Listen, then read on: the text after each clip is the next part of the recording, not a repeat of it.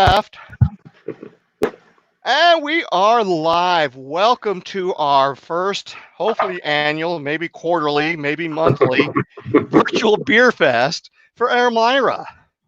And look at that, streaming live to over 20,000 people in Elmira. Wow. Well, if they choose to watch, it's definitely there. And look at that, we've got our first, our second. Life is going very good out there. So we have a lot of things planned and a lot of people coming in. Our first guest will be coming in about 15 minutes or so. Something to look forward to. His name is Adam Maurer. And if you don't know who he is, Adam runs the tap room, and his brother Ben is the brewmeister, and his dad and mom are co-owners of the Iron Flamingo. Nothing. Oh, I love their beer. Nothing like a great family business. It is. You know, and I have a little inside information with them. Okay. They do really good. One of the things is dad is Mark. He is also a doctor at the Guthrie system. No, I'm sorry. Arnott system. He has moved over to the Arnott system. Don't get them mixed up. Do not get them mixed up. Anyway, he ended up starting the brewery as a way to keep his son busy and keep them close. It was not an empty nester syndrome. So he was like, I'll fix them. I'll buy them a brewery, sort of. That's the short version.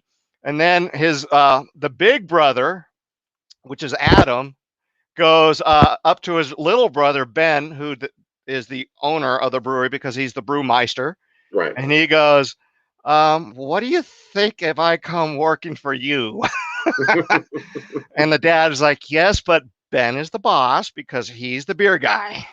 And okay, well, as far as I know, everything I've talked to, they actually hired me to help them with their social media channels, and they've flown the coop. I've groomed them up. They're doing very, very well. And they're having a lot of fun. A lot of the beers out there. And in fact, one of my favorite beers from them happens to be the Looking Glass. And it is at the very bottom. You could see, sort of a Hefeweizen. That is my favorite style of beer. What is yours? I am a big fan of the ambers. I like the amber lagers. I'm not sure why. Michelob Ultra Amber was one of my. Well, the actual Michelob Amber was there. I'm a second generation beer guy. My dad's worked for Anheuser-Busch for 30. Really? I don't want to give away his information, but my dad's worked for Anheuser-Busch for almost, since I was 9 years old, and I'm 45. So do that math. Wow. So, you know, I've been in on a lot of different things, but I've always liked the amber lager is the best. But I like a good IPA. I've got a couple different ones over here that I'll be drinking, but we'll talk about those later. Well, most excellent. In case as you're coming in, you can see at the bottom, if you are watching us live, you can say hello in the comments. And then if you have some nice nifty comments, then we'll do something like this, and I'll share you with our broadcast world so we can have a lot of fun with that. You can see we've got likes and loves. So I'm going to come over here to our banners, and we're going to turn that one off. And we actually can say run it as a ticker. So look at that. Look at that. Technology at its best. Nothing like live streaming. It is. It's absolutely wonderful technology. And, you know, we started this whole system. The idea came from me chit-chatting with a Rotarian brewmeister, homebrew meister. He's a homebrew guy that decided to do his own virtual brew fest in Ukraine. And he raised a lot of money for the breweries in that area. And it was a lot of fun for him, very successful. And I was intrigued, did some research, and then lo and behold, Colorado Brewers Association did the same thing, and they raised almost over $10,000 for their thing, and they put it together in about 3 weeks. And I says, well, if they can do it, I can do it. And so I put this forward to the Elmira Rotary Club, who is the sponsor and host of this. And all the Rotarians. Yeah. And I says, we did a great thing. Hey, look at this, Horseheads Brewery. We've got them. What time are they coming in tonight? Oh, we've got Trevor. He's coming in tonight at 7 o'clock. So Trevor, something to how look you doing? forward. He may or may not have a surprise announcement. No Hmm. putting you on the spot there, Trevor. Trevor, I got the Brickyard Red Ale coming up later. Brickyard Red. Let's see. What's mine? Oh, I have the New England style pale ale, and we'll actually India pale ale, and we actually have a few stories about that later. Oh, look, you can see through the horse. The wonders of technology over here. And I'm going to bring somebody in really quick. So if you look at this, this is our Zoom room. So over here, well, we have a black screen, but this is a lot of the people going on live in the Zoom room. It's typically not a black screen. I think they're trying to share. So I'm going to undo that for a minute until they figure it out. Oh, look, Joe's bringing it back. Huh. Must be me. I think I messed that up. So I'm going to have to bring that back in a little bit. Probably my technology limitations. Joe, I could see them in the other screen over there laughing at me and my technology challenges. It happens. It happens. It's okay. It It's live does. stream. Let's see. So I'm going to remove this stream. Okay, you talk for a second. I'm going to undo. Well, I want to thank Tom for asking me to jump on board with this. I love my beer. I know this has been a crazy time for everybody, and you miss out on these kind of things. But I think this is great for everybody to do that. So, hello to everybody who's popped in. We got 15 viewers. Like, we got a lot of things going on. If you don't like a good beer, shame on you, because who doesn't like beer? Who doesn't like good beer? But we got a lot of great local breweries. We got a lot of great microbreweries. Got a lot of different things going on. So this is exciting for all of us in a time that may not be as exciting as we wish it could be. I am curious to know though how everybody is feeling about this outside. It is May 9th, and I saw a blizzard out there today. I'm looking out my window now. It looks like it stopped, but I don't get that. I don't get that. But we're excited to be here tonight. Like I said, on behalf of I appreciate the Rotaries asking me to join in and pop in and breaking up, a day of, I don't know. I don't know what you do on a day like today when you are when we are, yeah, here we are. There we are. And now we have the Zoom room sneaking in on us. Look at that.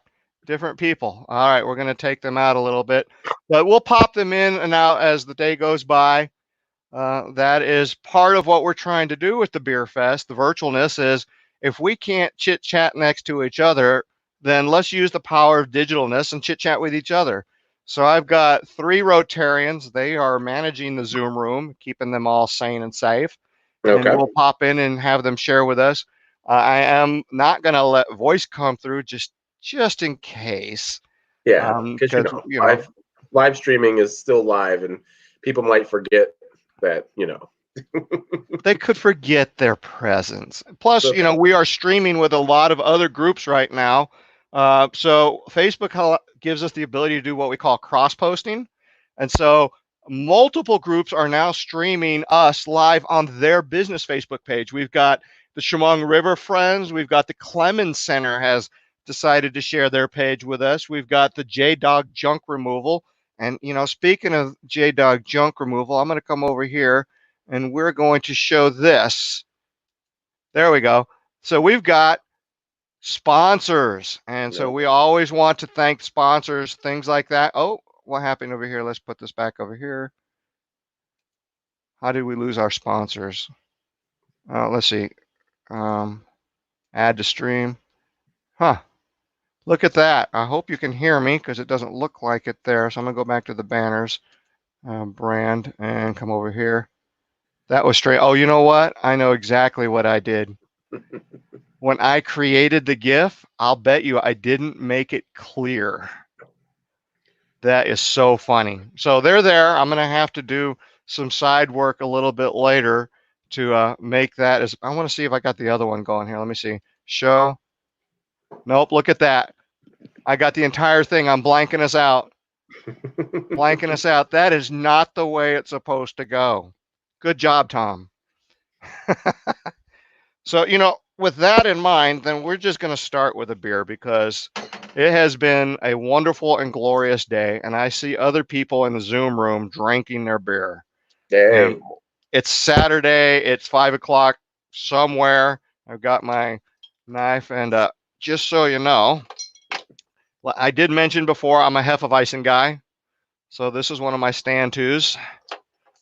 well, I got the IPA right now. It's the Southern Tier, so that's I kind of got a nice broad palate after drinking Budweiser and Bud Light for the majority of my life. Hello to David and Brenda from Elmira Heights, Derek Hamilton, Vicky, Cynthia. Hello to all of you joining us today. Oh, look at that.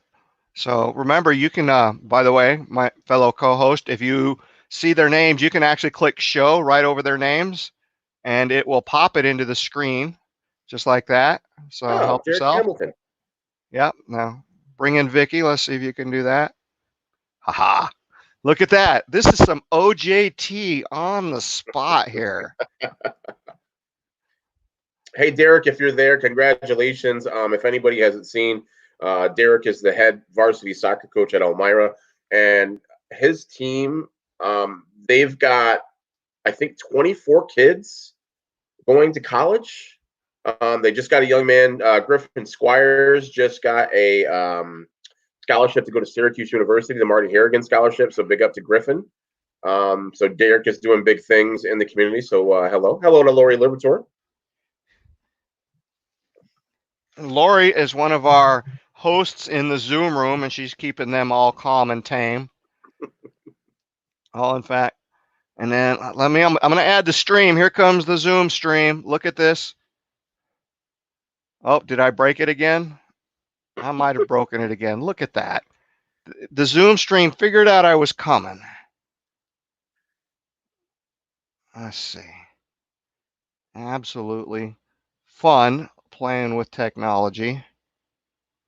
No problem. Oh, there's Derek. Derek, no thanks needed, but Michigan still stinks. So, yep, they're having fun over there in the Zoom room. She's sharing some different things. We'll be sharing those too. Woohoo! Look at that.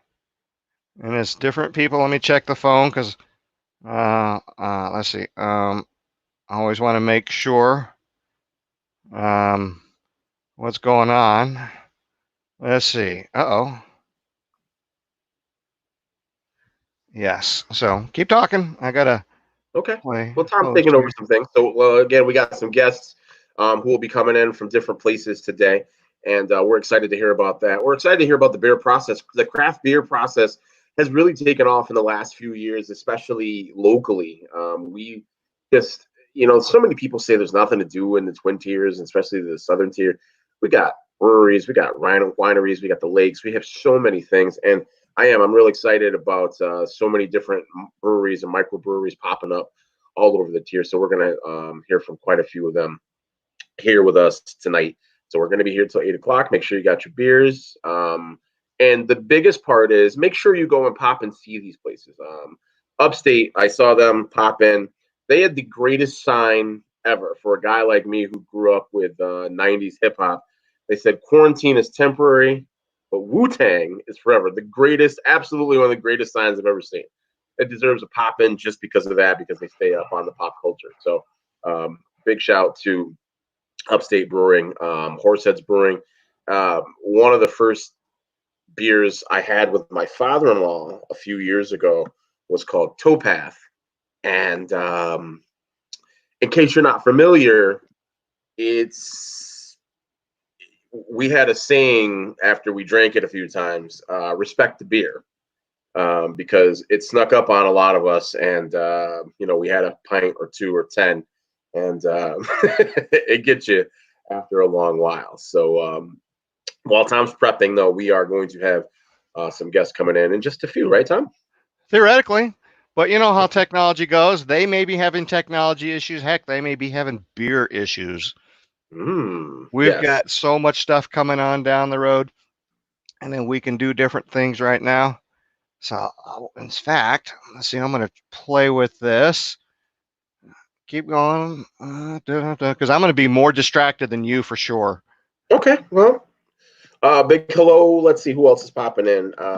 Cynthia, we said hello to her. Thank you, Cynthia, for popping in to the beer fest. And again, I really want to thank everybody for popping in. Again, this has not been the most um, fun thing for everybody. The quarantine and the having to put so many different things on hold and so many different things canceled and so many different things postponed and just this air of everything questionable of what's going on and what's not going on. So um, you know, so this is nice to be able to have this. Hey, it's Randy Reed. Randy, how are you this afternoon? Randy Reed is a good friend of all of ours, actually running for assembly. So, Randy, what's up? Hope you are enjoying this Saturday, even though it's cold. Even though it's cold on May the 9th, 2020. I was grilling yesterday and the sun was out and 5 minutes later snow came out. Grilling. Yes, grilling. I mean, I grill through every weather element, but in May, you're expecting it to be somewhat okay out, Let's And the see. snow came and it was not fun. Let's see if I, this does it. I didn't grill any bear or anything like that, though,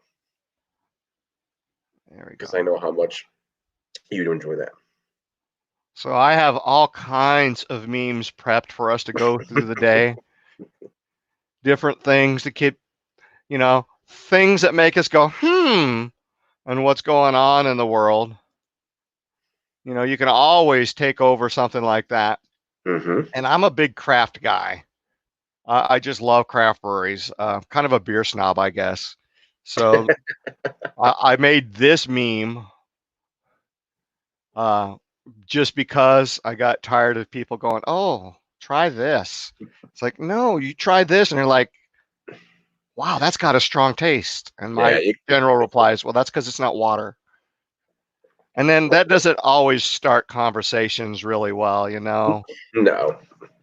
My buddy picks on me for the same thing. We go and we meet out for drinks, and he drinks what he drinks. He drinks his Coors Light, and I get my IPA, and he always says, "Oh, you got to be fancy with your IPA." Yes, I do. There's nothing wrong with fancy. Nothing. Fancy is a good thing, especially when it's got as good a taste as it does. So But have you got your own custom mouth?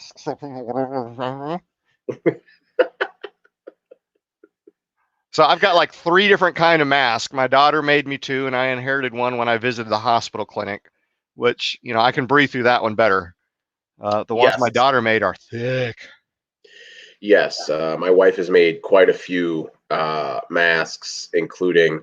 I'm a big Philadelphia Eagles fan, so I have a Philadelphia Eagles mask. I have a Syracuse Orange mask. I have Super Mario. I have them all. I just, you know, Is that part of gotta your have new collection now? Oh my goodness, everybody's going to start collecting. So what did you collect in the year 20? What year are we in? 2010? 2020? 2020. 2020? Look at that. 2 decades in. And Has then anybody figured out what day this is though? Because that's the same thing that's what keeps happening to me is I have no idea what day anything is. I have to be uh reminded. I really have to look at my calendar now and say, "Oh, today is Thursday. Today is Friday. Today is this day." yeah, I was anchoring everything around, okay, 3 days until the beer fest, 2 days until the beer fest. So all I know is today is beer fest day. Okay, well that's good. And That's so a great idea. The mask with the straw leaning down from it. yeah, I think what they did is they actually sealed that into the mask, so it's not a hole in the mask. And technically they are still breathing through the straw. It's just filtered through beer. Nothing wrong with that at all. Well, beer is nothing but filtered water, right? That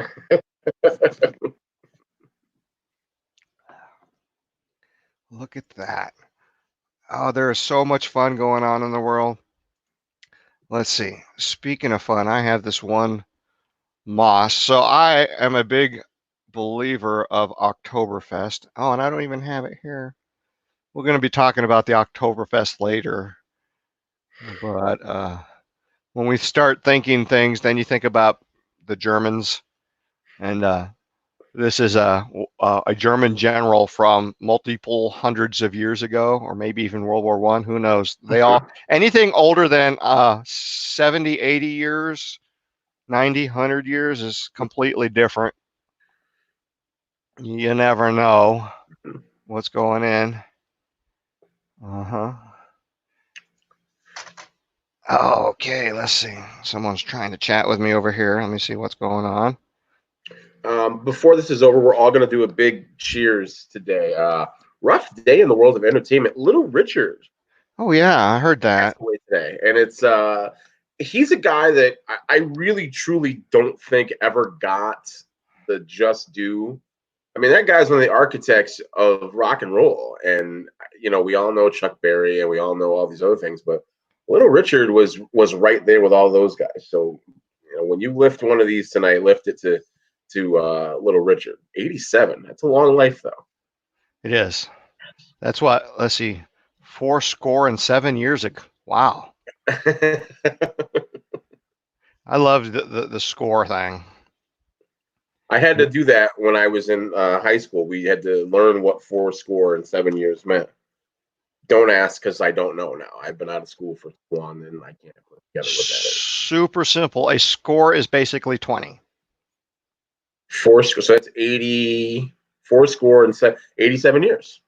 Just like Little Richard. See, Well, you can learn in beer time. Look at that. People are starting to come in. Our next guest will be dialing in very soon. All right. I'm just going to confirm that. One of the things that is, let's see. Is that her? Oh, big shout out to a couple friends of mine watching on Facebook. Hello to Casey Mel, class of 93, one of my old high school friends. Really good, really great friend. She's doing some great things in the world of film. Eric Gunderson, what's up? The Buck, he's a big Ohio State fan. He said, "Go Bucks." And Jeff Duncan's an old friend of mine. And if you pick on my age again, we'll fight. The only thing I like about a buck is putting them in my freezer. I don't know if those are fighting words or not. Could be, depending who you're talking to. So one of the things that we got going on out there, and I don't want you guys out in the world to just leave comments. I'm going to be sharing different memes through the day as we go through this. And if you find some memes that you find humorous, please share them on the Facebook page. Now I won't be able to share them online, but once I started this beer fest thing, it became a collection. So I'm just starting to collect beer related memes and they have to be funny. Now, some of them, if they're off color, I wouldn't share on a show like this, but I sure would appreciate them, For your own in a private life. Yeah, I'm not allowed to laugh at all the good stuff. So please, please, and I'm all about puns. Puns is one of my favorite things. If you've seen my personal thing out there, you'll see my daughters, my friends, they groan every time I post because I'll put a pun over there. So, when you start doing memes, sometimes there's a pretty good wit that comes into the memes. There is. There absolutely is. All right, hold on. Oh, look at this. I didn't see that. All right. Oh my goodness. We had somebody backstage and I didn't even know. So here comes Maggie. We're going to bring in Maggie. And we're going to get rid of our meme here. Hi, Tom. Hi. Welcome. Thank you. Maggie, how are you? I'm excellent, sir. And yourself? Good, good, good. Terrific. What a great gathering, Tom. You did a terrific job. Well, thank you. So we're here to talk silent auction, right? I heard that's what you wanted to talk about. Maggie has graced us, or a group of 6, with a gift if you are willing to purchase it. So I guess it's not quite a gift. Well, it's a charitable donation. Come on now. Gift from her, but if you want to partake, then you have to invest. Exactly. So tell us about it. We are sponsoring and offering deck dinner for 6 in our home. This is something we do for organizations we believe in, and certainly Rotary and our local feeding programs are top on that list. So we live in Waverly in a section known as Glory Hill because we're about 1,600 feet up, have a very nice view of the valley and the hills of Pennsylvania, which I'll show you here in just a minute. So we're inviting you and 5 of your friends to come by for a full multi-course dinner. We will cook, we will serve, we will clean, and you will be king and queen of the house for the night. We do this frequently. It's a great deal of fun and a wonderful way to support our organizations. So let me show you. Now, it looks a lot better when it's not snowing. If I can get the camera to flip here, I'll show you. So this is our view. Oh, wow. Again, when everything is green and lush and it's not snowing, it's a very pleasant place to be. We have a multi-deck section at the house. So we've got a hot tub, we've got an outdoor bar, we've got a seating area, we got a fire pit. My husband is the cook, and he is incredibly excellent with what he makes. So you have input into the menu, and we'll pick something that works for you. It can be simple, like summer barbecue chicken. It can be steak and seafood. It can be a seafood boil. We're open to just about anything. Tofu? For 6 people, and you have it in 2020. So that's what we put on the silent auction table tonight. All right. So can you roast up tofu? I've heard that's really good. No, it's not. I would attempt to roast up tofu for you.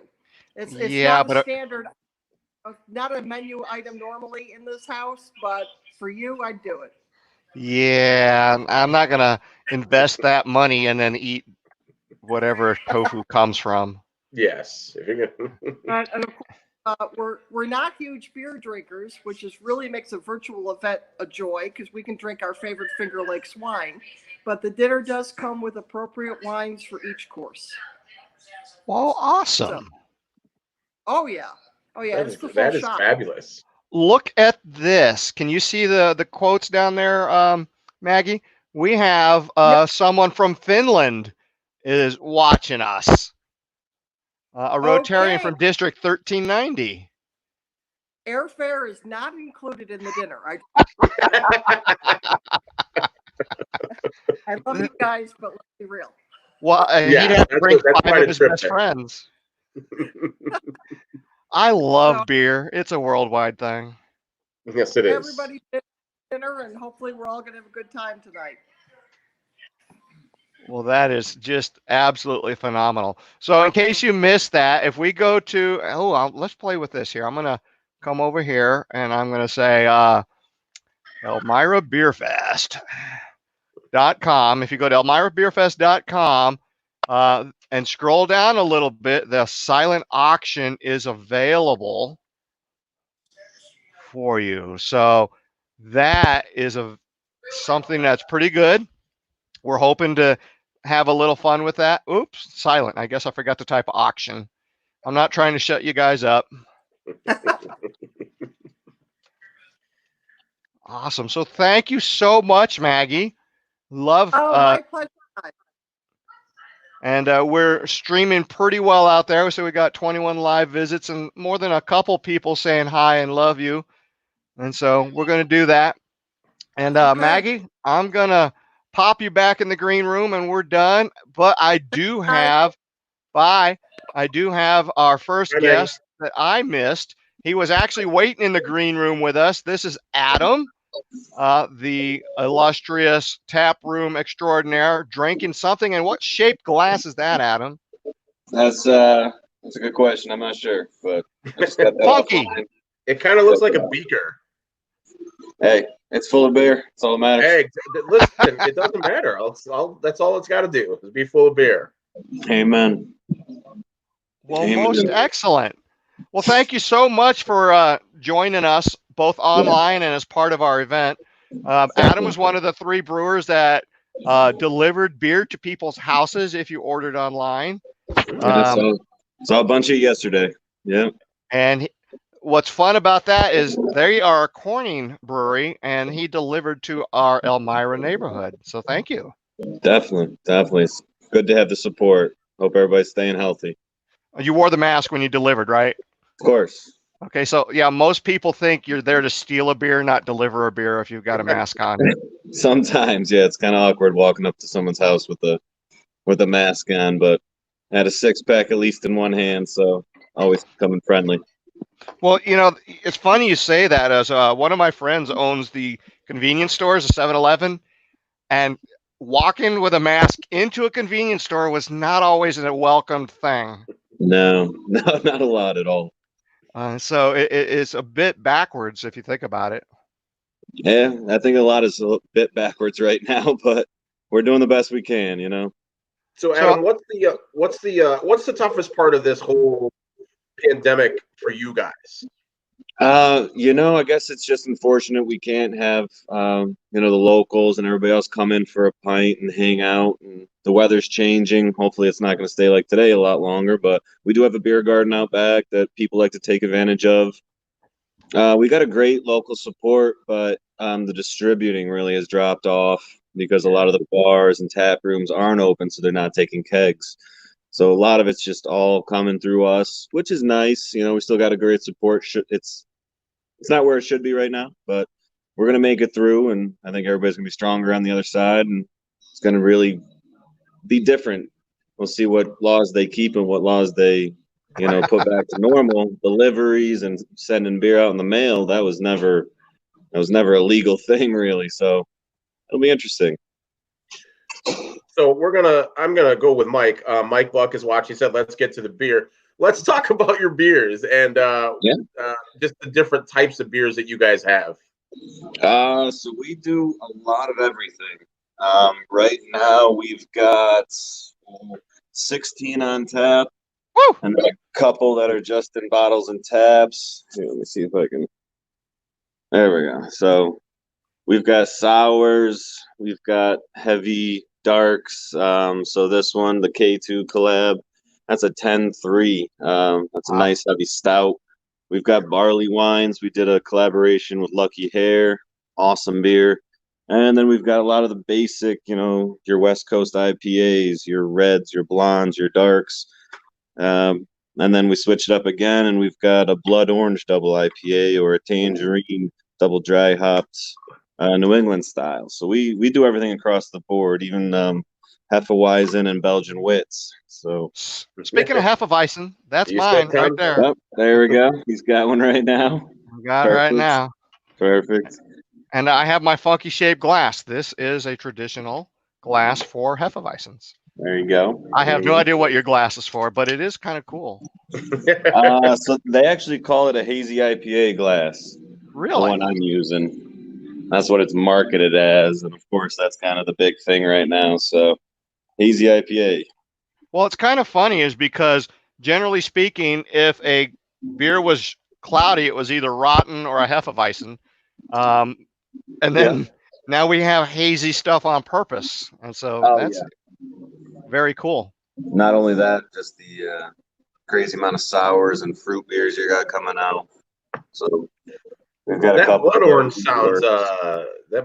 sounds different but delicious. Yes, it's a big seller. The double IPA blood orange. It's nice because it's not that overwhelming blood orange, but it's definitely got a nice kick on it. I think that one's pushing about 8.8. Nice. So you guys have a test system where you test all kinds of beers for. How big is that test system?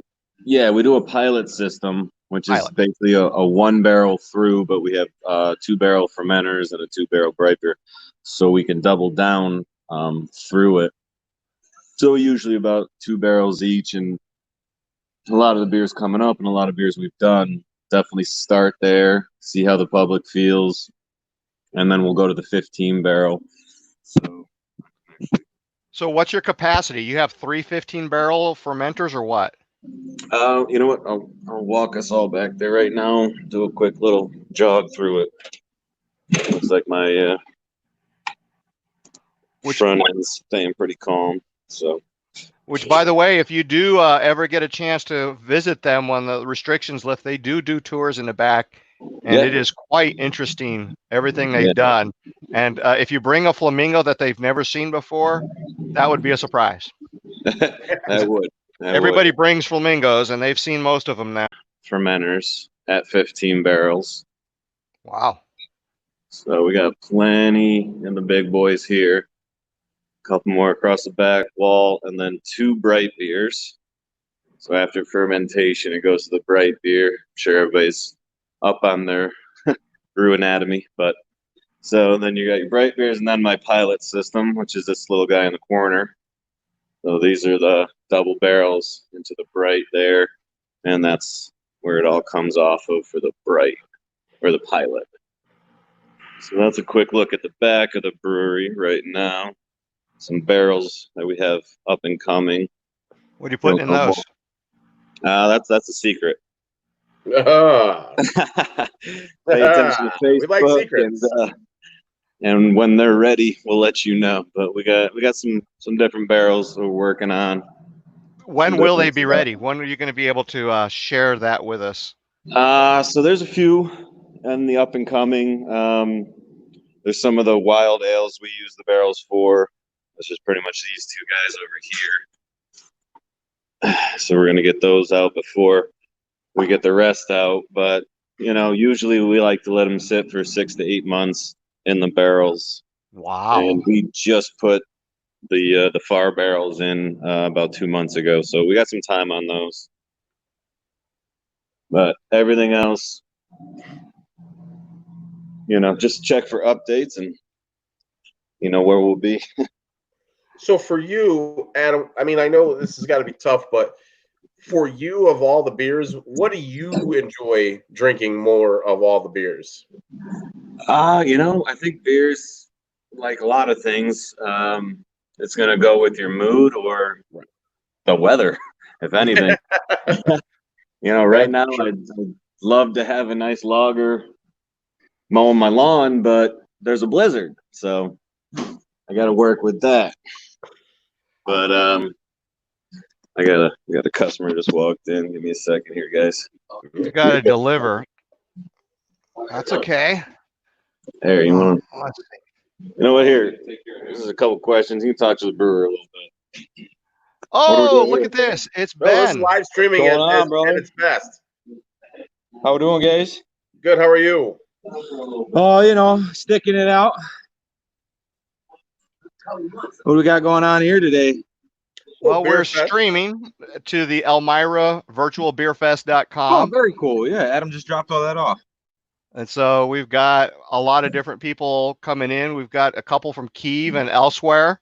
It's doing very fun to see how they're doing. And Adam was taking us on a tour. Tell us about it. So what's your favorite beer? Oh, man, that's tough. I'm a big IPA guy. I love my hoppy beers still. The New England styles are really nice. They're getting a little overwhelming right now, so I'm actually looking into coming back more towards the East Coast and West Coast styles that we're going to be messing with here coming this summer. But we're always going to keep those hazies and all those around because they sell so well. Same thing with the fruit beers. I never thought in my life that I'd ever be making as many fruit beers as I am now. So it all depends on which way the curve goes in the brewing industry. We just got to follow it. But if it was up to me, we'd be making big hop bombs all day long. Okay. Why do you think the fruit beers are so popular? I think they're easier to drink. You can cover up a lot of things in the brewing process with a massive fruit addition, I can see that. Yeah. Yeah, Adam talked about the blood orange, and that really made my mind start wondering about what that might taste like. I'm definitely gonna have to pop up and try that one. Yeah, it's pretty awesome. It's a big, bold double IPA, just like our house double IPA. Brewed with a ton of mosaic and citra in there, so it's got a really, really dank background on it. Tons of fruit and tropical flavor, and then the blood orange just sets it off. I mean, it's just huge blood orange flavor. Tom, you think I got time to run up there and get one of those? You got about an hour. Yeah, we'll be here till about 5:30. They have the time. You do not. I do not. That is most excellent. So, Ben, I'm a big fan of your Hefeweizen. In fact, I'm drinking the Looking Glass right now. That was much better than your first Hefeweizen, at least in my book. Everybody's got an opinion what they like. What did you do different? What's that? Basically, every year that we continue some of the beers that we've done from past times, I'm always constantly tweaking and constantly bringing in more of the knowledge that I've learned from the years and years of doing this. So every year something new in the brewing industry is bound to come up, new type of enzyme or a new type of process to help refine the process to make things better. So I'm always trying to bring the new things that I've learned and new things that I've researched into not only helping us with cost efficiency here, but making obviously the product better. Sweet. So what is the most surprising thing that, I mean, you've been doing this for what, 7 years now? The Iron Flamingo? Yeah. 6 years? We've been open just over 5. It took us about 2 years to renovate. So yeah, just about 7 years in the brewery itself. So what's the biggest surprise taking this from where you were at to being a brewer extraordinaire? I mean, there's a lot, but the biggest would probably be just like the cost in general. You think you got your head wrapped around these things when you're going and planning a brewery until you actually dive into it, and it's all the little things on the back end that actually add up kind of more than the actual equipment costs. It's just they're constantly creeping up on you. So managing the little things, the details, like Yeah. One of the things that when I was talking to your brother was coasters, and how expensive those were. Just buying coasters. Yeah, just to have them come in and walk away. I mean, it was a big surprise. But it also in that realm, it again with researching things, it also forces you to look more broad and more out there to try and find better and cheaper products. Right. But we also try to keep everything as local as possible too. So there's a fine line there. Well, and that was my next thing: is how much of your stuff is local? Most of our artwork that we get done and our T-shirts and everything that we have made, we get done at a local place. A good amount of our malts come from 1886. We also do East Coast malt and stuff like that from here for all of our New York State beers. We do massive hop orders every year through New York Hop Guild for all of our New York hops, plus all of the hops that they contract from different regions. So as much as I can get from New York, we'll try to, and then everything else that I can't find or can't source from here, we'll reach out to our broader spectrums. Okay. Most excellent. Well, we're actually running out of time. We've got our next guest coming in. Is there any parting words you want to share with the brewing or beer drinking audience that we've got out here? Yeah, I mean, it's just we're even though we got all the social distancing and everything going on, we're still doing our food trucks. We got 2 brand new cans coming out on Monday, brand new double dry hop, and one of our most famous beers, the Great White Buffalo, is the hazelnut coffee kolsch that everybody's absolutely loves. So those should go pretty quickly. Right at 2:00 when we open up on Monday, they'll be for sale. But hopefully sooner than later, everything will be open back up. We'll have the beer garden going. Lots of fun things coming. We're actually in the process of opening a second tap room here on Mark Street as well. We'll get more information on that out as it gets closer to being done. So just lots of fun things in the pipeline to have people just keep an eye out and follow us on Facebook and Instagram and come and have fun. Wow, a second tap room coming, huh?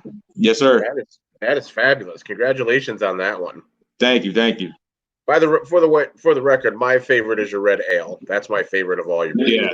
No, I mean, probably one of the easiest drinking beers you're going to find out there in the craft market. It's just a nice and easy drinker. It's probably one of our best. I think it is our top one of our top 3 sellers still at the brewery. Well, it's my favorite, so I appreciate that you make it because it's one of the ones I keep in my stash all the time. Most definitely. They do something called a strawberry blonde. Have you tried that? Yes, actually I have, and I like that too. Good. Lots of goodies and more on the way. Well, most excellent. Well, thank you so much, Ben, and say thanks to Adam. I know he's actually collecting money, so that's always important. You got it, guys. Have a good one. See ya. Thank you, Adam. Hey, have a good one, guys. Thanks again. Bye, guys. See ya. Have a good one. Wow, look at that. That was quite interesting. So, Well, you know another tap what? room for We them is. have, say again? I'm just saying, another tap room is a big deal, and that's awesome.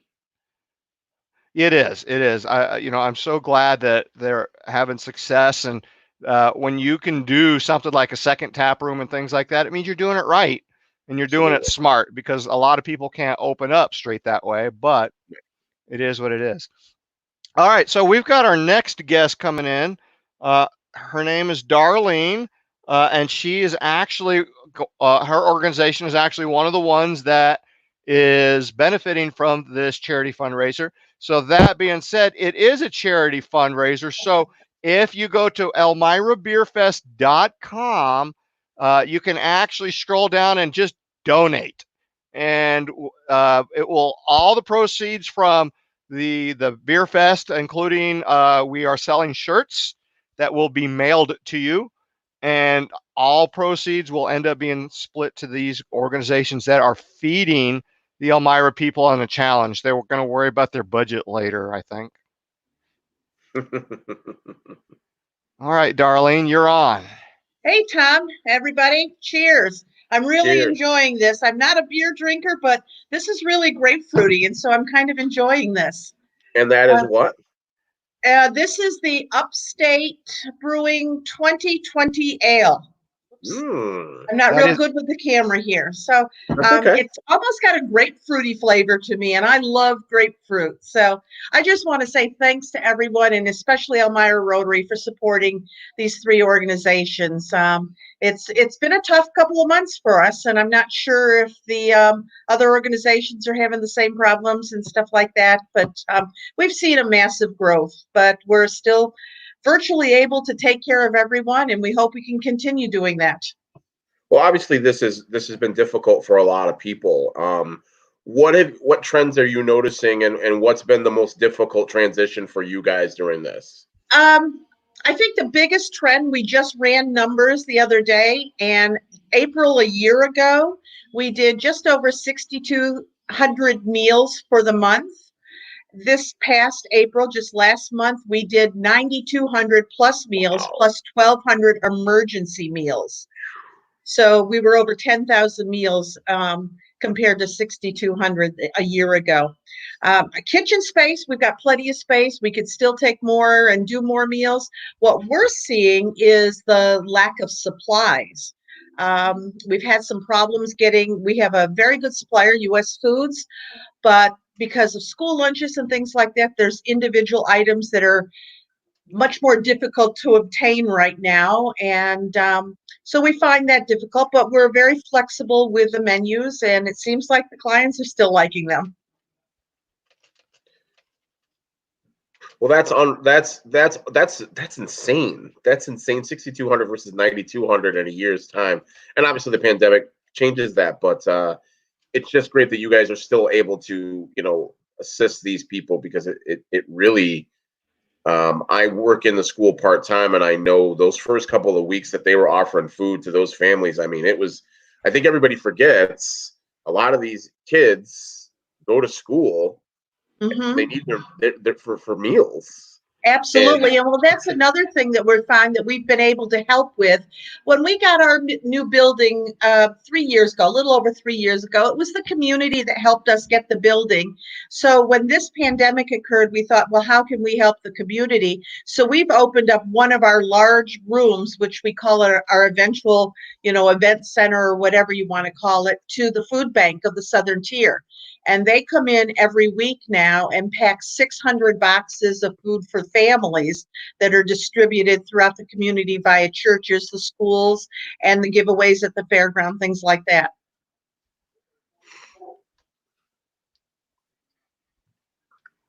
that's really very cool. So, how long have you been with this organization? I started in March of 1996. So Wow. I'm heading into a 25-year tenure. Wow, that's Yes. unbelievable. Yeah, it's one of those jobs that I can say, even during these trials and errors that we're having, I love my job. We know we go in every day, do well with what we're doing. We're making a difference in people's lives. I work with volunteers, and those volunteers don't have to be there if they don't want to. So it makes it nice. They're constantly asking what more can they do. Obviously, during the pandemic, we've lost quite a few because most of our seniors are 70 and above, or our volunteers, I should say, are 70 and above. So some of them had to stay home because of their compromised immune systems. But we've had lots of people step up to the point that we actually have a wait list now to put volunteers on to help us. Well, that was going to actually be my question. Is I know that you guys do have a lot of seniors. Has it been? How difficult has that been with so many senior volunteers? Um, the first week or so, it was pretty difficult. We really had to scramble to cover the routes, cover the help that we need in the kitchen, because we have 19 routes that go out. Takes 2 volunteers on each route every day, Monday through Friday. And then we use anywhere between 7 and 10 volunteers in the kitchen to help us prepare all these meals. So the first week or so, it was difficult, but the county stepped up. Some of their furloughed workers came in and helped us, and some of them are still working with us. We have a lot of the school teachers helping and their families. So we're doing okay. And people are still calling us on a daily basis saying, what can we do to help? You know, it's one of those things that it amazes me how big your communities step up in times of crisis. You know, you see a lot of things and you get discouraged by, things that you see, but That's I'm the one thing always that I can say about this community. yeah, I'm always amazed at how this community steps up in times of need as a whole, not just the pandemic, but anytime there's any kind of tragedy or anything or just something tough. It's so can you speak to that as far as, you've been here since 1996? Do you find that you see that consistently? Absolutely. There were several times over the course of these many years that we've needed some help from the community, and all we have to do is say, we need some help, and they step up. It was the community that helped us get the building we are in now, and fortunately, if we're in that building, if we were still in our smaller building, we would have had a wait list several years ago, and it was always my contention during my tenure with them and the board's contention that no senior should ever have to wait for meals. Absolutely not. I agree with you 100%. It's one of the great, I think meals. It's one of the great organizations, period, but especially in our community. Well, and that's the other thing. People have got to realize it's not quite the same during this pandemic, but we're more than a meal. We check on people when we bring that meal to them. If we can't deliver that meal, we will call them. We will continue knocking on their door. We'll call their emergency contact. We look for them to make sure that they are okay. And we've had several cases of where we found people that, may not be feeling quite right, don't answer the door, have fallen, couldn't get to the door. And if it hadn't been for the Meals on Wheels program, they probably would not have made it through the day. Well, it's awesome. It's awesome. It's definitely awesome. Well, that's very cool. Um, Overall, what is your biggest fundraiser? I know it's not this. How do you support yourself? Our biggest fundraiser was canceled. It was Night at the Races, and it Oh, was no. supposed to be March 24th this year. Um, and that usually nets us about $30,000. Takes us through the summer months when donations are a little lean. We do 2 newsletters each year. We try not to be out in the public space constantly asking for money. We do it when we need it, and that's it. We were very fortunate when we heard when we decided to cancel Night at the Races, we sent out a letter to all of our donors, all of our sponsors that had come through already, and every one of them said, keep the sponsorship money and use it as you need it through this. And then the letters that we sent out, we had quite a few donations come through also. That is really good. Again, that's getting back to, the community support. The community stepped right up. Yes, I work at the YWCA in downtown, and I notice it almost every day. With what do you need? What's going on? Mhm. It's a fabulous. We are in a great community as far as that goes. We are. And again, it's just a matter of asking and they step up. The Absolutely. community is what helped us do our capital campaign to get into this building. That is awesome. So just so you know, currently this website has been up for less than a week. We actually made it live on Monday and started selling beer on Monday. And Wow. as of right now, we've had 60 transactions for $3,100 and change. And this includes beer sales and T-shirt sales. So beer sales, of course, stopped, but T-shirt sales still exist. Plus, you can do an outright donation, and all the proceeds, profits from the T-shirt sales, go to the organizations as well. So I, it's starting. My goal was to have over $5,000 in transactions, so we're well, almost this is there. it's just wonderful. And I can't say enough about Elmira Rotary and then stepping up. It just amazed me that you pulled it together so quickly. Um, and I got notice from Randy Reed, who is a member of yours. And of course, I'm a member of Chemung County Sunrise Rotary, so I just love Rotary to begin with. Oh, that's very cool. Mhm. Well, most So excellent. So you say you're not a big beer person, but you like that one. You like the grape. You like the 2020. I do like this beer. It's. I don't know if it's grapefruity or not, but to me, it tastes like grapefruit, and I'm a big grapefruit person. So I thought, of course, I said to my husband, I said, "Ooh," I said, "it's a 7.5 alcohol by volume, a lot stronger than I'm used to." So it's a good thing I'm stuck at home.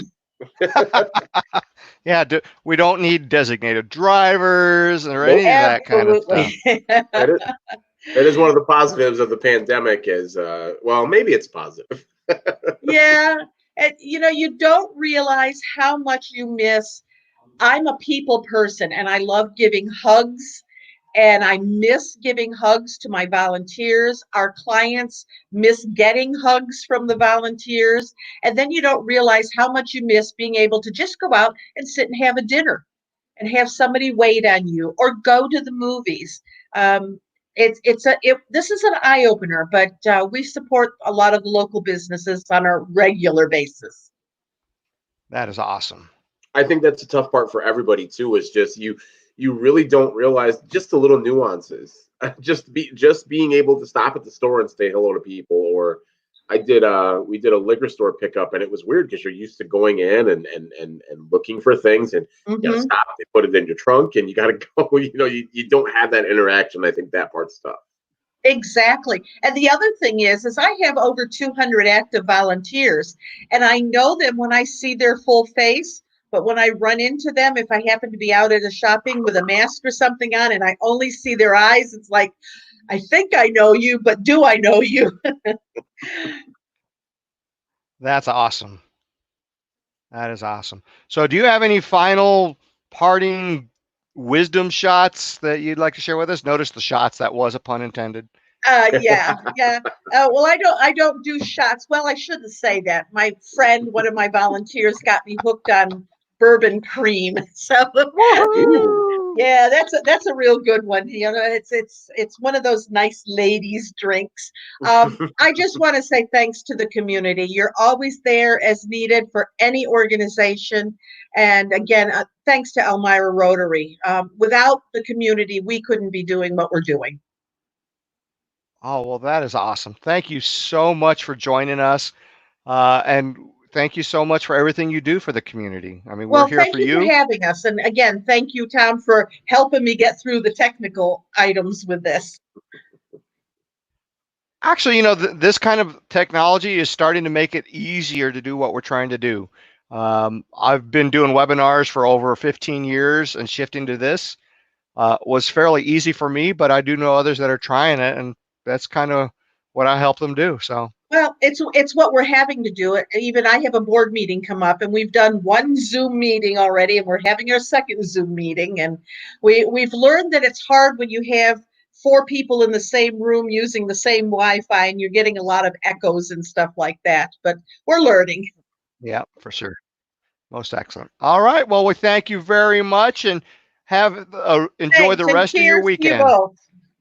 Cheers. Cheers to you as well, and thank you for volunteering and doing what you do and being a valuable asset to this community.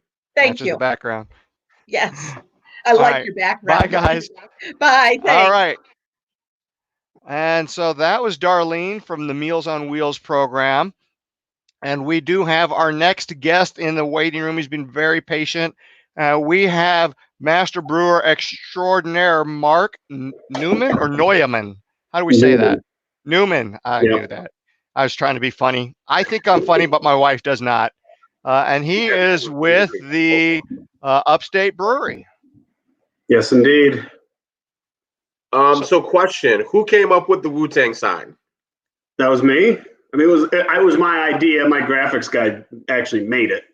So I saw that and I'm like, I go and visit, but I'm gonna go visit more often now. yeah, we made those for a while, but in fear of getting potentially sued or anything like that, we stopped it. But yeah, that was a favorite.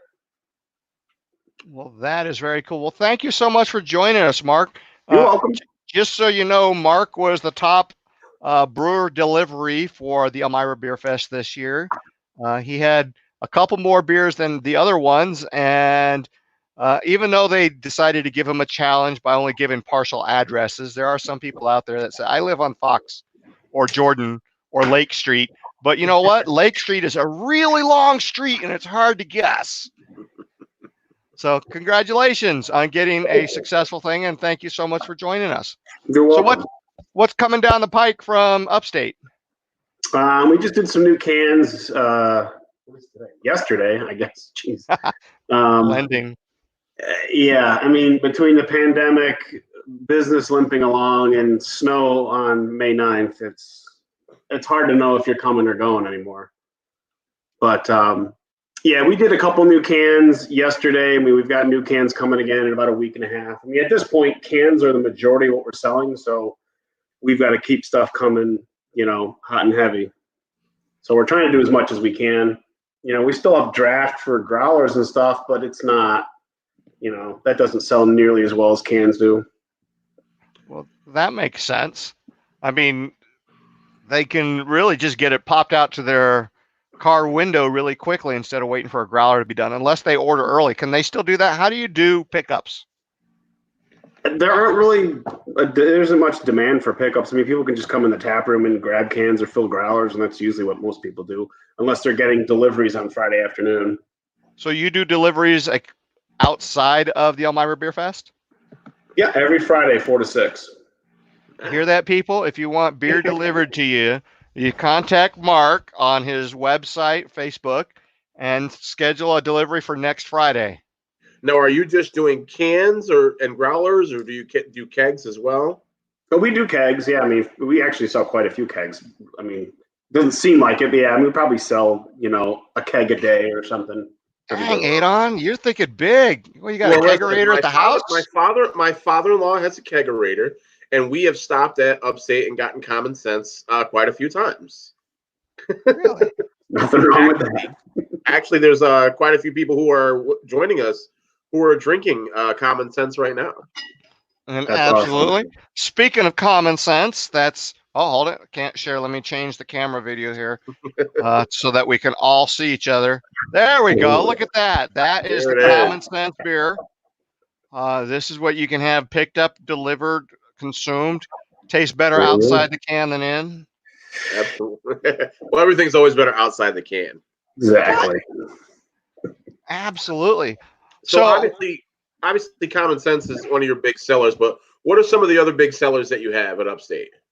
I mean, our 15 Plato series, which is a kind of a rotating series of, it's an IPA, a hazy IPA that we do. It's 2 different hops. We do it with 2 different hops every time. That's really probably, since we've started it, been our biggest selling beer other than Common Sense. But we just do a million different IPAs. I mean, as a category, IPA is number one. It's just, that's kind of what you're known for. We do so many different, ones that it's really not, there's not a particular one other than that one. That's a repeat. Well, that's pretty cool. So, how long has Upstate been around? I founded the company in 2011, and we opened the doors in the spring of 2012. So Okay, this is our 9th year. ninth year, most excellent. So, what's been the biggest surprise becoming a brewery now? I mean, the biggest thing probably for me was the amount of new breweries that opened since we opened. I mean, when I started it, there was, I don't even know, 30, 40 breweries in the state, and now there's like 500. So So, has that affected your sales, or has that helped your sales? neither necessarily. It's just changed how we do business. When we started out, the way the state's laws were, we couldn't sell pints in the brewery at the time. So Really? probably 80 or 85% of our business was distribution based. But then as more breweries popped up in more areas, we kind of contracted and brought, at the same sort of time that all happened, we were then allowed to start selling pints in the tap room. So the business just kind of shifted naturally, between being allowed to and just, you know, we used to be the local brewery in Rochester until there was 20 breweries in Rochester, and then it wasn't. You know what I mean? That it just kind of the whole thing just kind of made a shift, really, end of 2014, beginning of 2015, and then we just started bringing more and more business back into the tap room. So Speaking of, there's the tap room. If you there we go. haven't seen it, that's what it looks like. So, please visit the tap room when you're allowed to, when we're allowed to. Yeah. So I know this is how cool is it when you see your products in different places? Now, if I'm not mistaken, you guys, whatever, is it City Field? Yeah, not anymore. We were there for a couple of years. They've changed things up. They have a brewery there. McKellar has a brewery in like basically in the outfield, but kind of on the outside. So now they sell a lot of those beers. They still sell some craft beers, but it's not nearly as much as it used to because they have that brewery right there that they're kind of partnered with. But for you, that had to be kind of cool, right? It was cool. Yeah, absolutely. Why wouldn't it be? Yeah, of course. Almost like, so when you're not drinking Upstate, what do you like? I don't know. IPAs. Any IPAs is my thing. That doesn't surprise me. No. If Is it there was up to me, that's all we'd make. But is there a specific style of IPA you like? West the Coast, New East England Coast, stuff, the hazy? hazy ones with lots of hops, basically. Yeah. Nothing So too is that bitter. I don't like the West Coast stuff as much. I don't like malty. I'd less malt, more hops. Less malt, so more hops? that seems to be you get into this, obviously you make your IPAs and that's how you do it. Is it difficult to get away from doing the IPAs and having to do the fruits and the other things of that sort? No, not really. I mean, we always try to, we have 10 draft lines and we always try to keep probably no more than at least, 5 of them, and usually under 5 of those lines as IPAs. And then the other 5, common sense is always on, but then we try to mix it up, whether it's coffee beers or fruited beers or sours or, we've been doing a lot of lagers and they've been selling really well. So, we just try to keep it as, different as we can. I mean, as time goes on, I think we've actually made it more diverse than it used to be, where it used to be very heavily IPA. Right. But again, we gotta make what people want and what sells, and for the most part, that's IPAs. So Right. it's at the end of the day, it is a business, and we are trying to keep the doors open at this point. It seems the fruit beers are taking off as well. What's been like for Upstate as far as that goes? I mean, we just released a fruited sour. What was it, Wednesday? I guess, or no, it was last week. I guess 10 days ago. Whatever. Yeah, it was a fruited We're sour. all off the days right now. I know it's hard to get a grasp on life, but yeah, we released that last week, and that's sold. That's been flying. I mean, the cans are gone already, and the draft is flying now. So it's been good. I mean, I don't know. It's not my thing, but it doesn't really matter. For you personally, how hard has the pandemic and the quarantine and all those things been for you personally? Personally, it hasn't been that big of a deal. I mean, the brewery's still open. I still have to do, label registrations. I have to do taxes. I have to do payroll. I have to do grain orders and hop orders and yeast orders and schedule everything out and employees and this, that, and 50 other things. You know what I mean? I applied for a bunch of grants. I've probably been almost busier now in the last 2 months than I have, the previous 2 months. So, I mean, I don't know, my wife's home working every day, which is different. It's been, I guess, 8 weeks of that now. And I don't know, I'm home probably a little more because we're not open as much, I guess. I mean, I don't know. I mean, it's just, trying to kind of juggle everything at the brewery and get more canning dates and, make beers. We're actually making more beers, less volume, but more, more actual batches of beers so that we can beer more often and keep releasing things as quickly as we can. So we've been, trying to, push the accelerator on that stuff and just trying to juggle everything, getting, labels made and, label approval with the state and all that stuff. There's more boring crap that goes into it than most people think, but it's got to be done. So, right. And if we want to do more beers, we got to do more of that. So, kind of goes hand in hand. So we got a question from somebody out in Facebook land. Eric wants to know, what high octane bourbon barrel age do you have now? We have 750 milliliter bottles of our barrel aged mole. That was in Finger Lakes distilling barrels for about 14 months. I think it clocks in at like 11.3, something like that. That is not my jam. We would never do that if it was all my taste. But people like that stuff. That's fine. We got to try to make, be as diverse as we can. So. Right. I mean, you've got your core, but then you've got the flyers. I mean, we really only have maybe 2 or 3 core beers. I mean, maybe 4 at this point, but I think last year we did 48 different beers. Wow.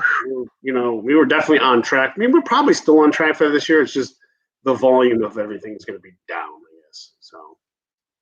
Well, that's pretty good. Do you do Scottish ales? Somebody posted Scottish ales. I didn't think that was something you guys did. It's not. No, we've done Irish blondes and Irish reds and things like that, but not like Scotch ales or anything. No. Well, I mean, there are so many different varieties of beers. I mean, way a lot of beers. We try to experiment as much as we can. I mean, not everything's a hit, but I don't know, if you don't try, I'd rather go down disappointed that we tried something and it failed or didn't sell well than the fact that we don't try anything. So, and our customer base and the craft beer community in general, I mean, is seemingly driven by new. What's next? Right. What's next? So, even if it's not IPAs, we do try to mix things up a good bit. And I tell people I'm a Hefeweizen guy. Is that something you've ever considered doing? Because I don't think I've seen one come out of you from that. I'm not saying that we wouldn't consider it, but not your style. That's fine. I just don't. You're trying to balance different, but also with what's going to actually sell. Because if it doesn't sell and move quick, I mean, because a beer like that, our distributors have absolutely zero interest in. So and that is very disappointing. It's true. It's very hard to find a good Hefeweizen. Right. So unless you're buying something imported from Germany. We have to rely on selling 100% of it in the tap room, which, again, for an IPA, piece of cake. But for something like that, I don't know. Maybe it takes 2 months to sell. And that's a lot longer. You know what I mean? That's too long for us to be able to burn through it and actually, make money on it. And so, quantity-wise, are you a 15-barrel system? What do you do? We got a new brew house almost 2 years ago. It was a custom built. I designed it and had a company in Nebraska built it. It's essentially a 10-barrel, but it's so, I don't know, it's hard to explain, but like with all the adjuncts we use to make New England style IPAs and some of the stouts and stuff, even though it's, say 7 or 8 or whatever many barrels, you're using so much adjuncts that it adds an extra like 30% to the grain bill on a lot of these. So it's over. It's a 10, but we've built it to get basically 8.5 barrels out. Okay. So we have 15-barrel fermenters. So we're trying, which hold about 18 barrels. So we're trying to get in that 15, 16 barrel range. Again, assuming your whirlpool hops go in, and you know what I mean. If it 8.5, let's say in the kettle, you're going to get 7.75 to 8, in the fermenter. So when you say it takes 2 months for something specialty, that is for an 8-barrel system. How fast do you normally sell, or what's your goal for an 8-barrel to go through the entire cycle of brew, drink, start over? Well, 2 months would be to just sell it on some beers. You know what I mean? If it's slow, if it's a slow seller, the actual production time, common sense is probably the shortest at, about 10 or 12 days between brew day and you drinking it. IPAs are more along the lines of 3 weeks. That's about the range, 10 days to 20-ish, give or take. Did you start as a home brewer? I homebrewed maybe 3 times before moving back here to the brewery. Wow! Woo! So yeah. Tom alluded to earlier the growth of the and you spoke on that too, the growth of local breweries. Do you feel at any point in time that you kind of got to keep up with the Joneses, or do you just stay true to what you do? No, we try to stay true to what you do. I'm not really worried about anybody else. If you start getting too concerned with what everybody else around you is doing, you're going to lose your way, and that's not what we've ever done. Name me one other brewery that makes a Kentucky Common Ale as their flagship. You know what I mean? It is what it is. I mean, obviously, hazy IPAs are the thing in the beer industry. So I mean, we probably weren't the first, and we're certainly not the last. But you know what I mean? You have to kind of jump on trends like that. But I don't know. We just kind of do what we want. I don't know. We sort of always have, and we're willing to try anything once and give things a shot. And if they work, great. And if they don't, well, okay, we'll figure it out from there. That's pretty cool. Brian wants to know about the local harvest as far as your hops go. Big shout out to Brian for listening on Facebook. What's and I'm a novice at this thing as far as understanding hops and where they come from and all those things, but is that a local type of thing, or do you have to go and get them? We get some stuff locally. Probably 80% of what we use comes from the Pacific Northwest, Oregon, Washington. Washington being the #1 hop producing state in the country. We get some stuff locally, but we don't have the climate or the terrier for it here for most stuff. I mean, a lot of the good hops that we like and use are bred specifically to tolerate warm, dry climates, which is where they're grown. Guess what? We don't have warm or dry here. So no, we don't. Those hops are protected anyways with patents and trademarks and all kinds of crap. And we don't have the climate for it. So there is stuff we use locally. I mean, we've used wet hops, which are fresh hops right off the vines. We use those. I think we've used those almost every single year we've been in business. And then we get other hops, pelletized, and we use them throughout the year.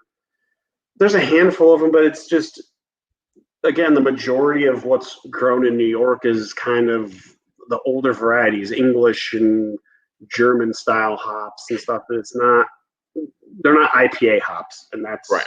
Mostly what you're using hops for is IPAs, and you want those certain characteristics. You want citrus and tropical fruit, and, punch flavors and things like that. You don't want things that kind of taste like dirt and grass. That's not what people are after.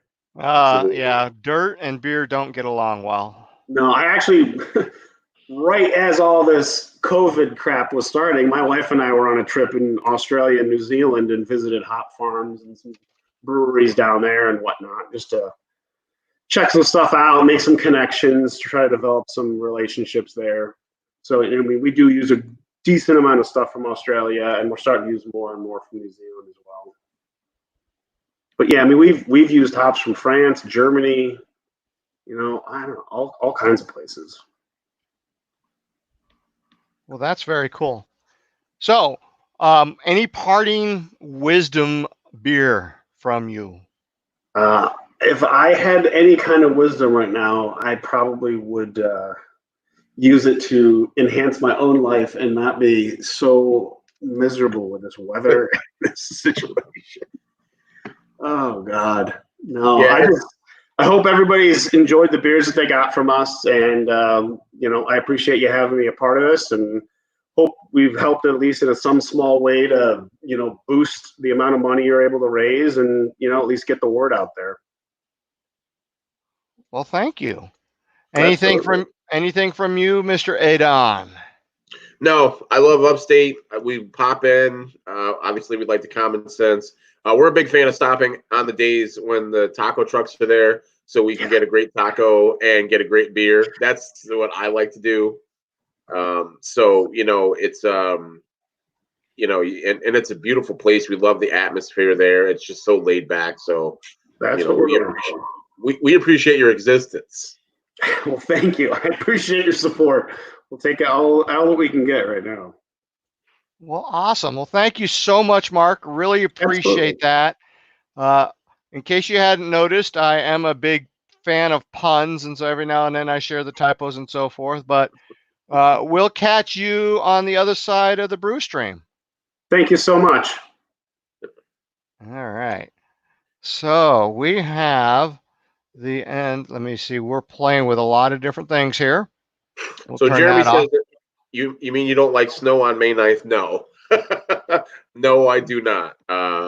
Snow is just water that hasn't been turned into beer yet. So some friends of ours, Josh and Vicky Evans, they got married on May 18th, and it was freezing cold. And every year I'm hoping on May 18th it's not that cold. It was not this cold, but it's May 9th. I need sun. I need at least 60 to 65 degrees.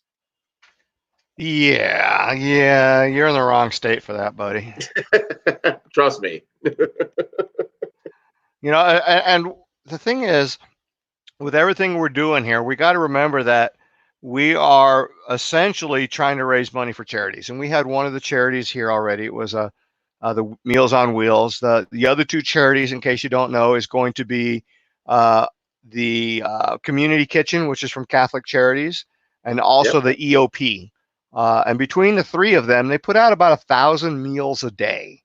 So that's the whole purpose of what we're trying to do with the Elmira Beer Fest, is to raise money for these organizations so that they can keep feeding Elmira, because every one of these organizations says, all right, let's feed people now, worry about the budget later. Yep. We had Darlene from Meals on Wheels on earlier, and she basically stated their major fundraiser was canceled, and it usually generated $30,000. So now, So many organizations have that. We're in a state where a lot of these organizations do their fundraisers between March and July. So it's tough to not be able to do those. it's very strange. And some people are stepping up that have paid up, and they'll say, here's the money, keep it anyway, we're a major sponsor. But that's only like 1/3 of this. Yep. For most charities. Yep. And it's just absolutely amazing. My goal was to raise 5,000 for us in this particular organization. And let me hit the refresh screen right here. Earlier we were at 31.75. We actually added another $108. So two more people have popped in and thrown some money at the organization and at the fundraiser. So thank you. We've Yeah, got we definitely T-shirts for appreciate sale. it.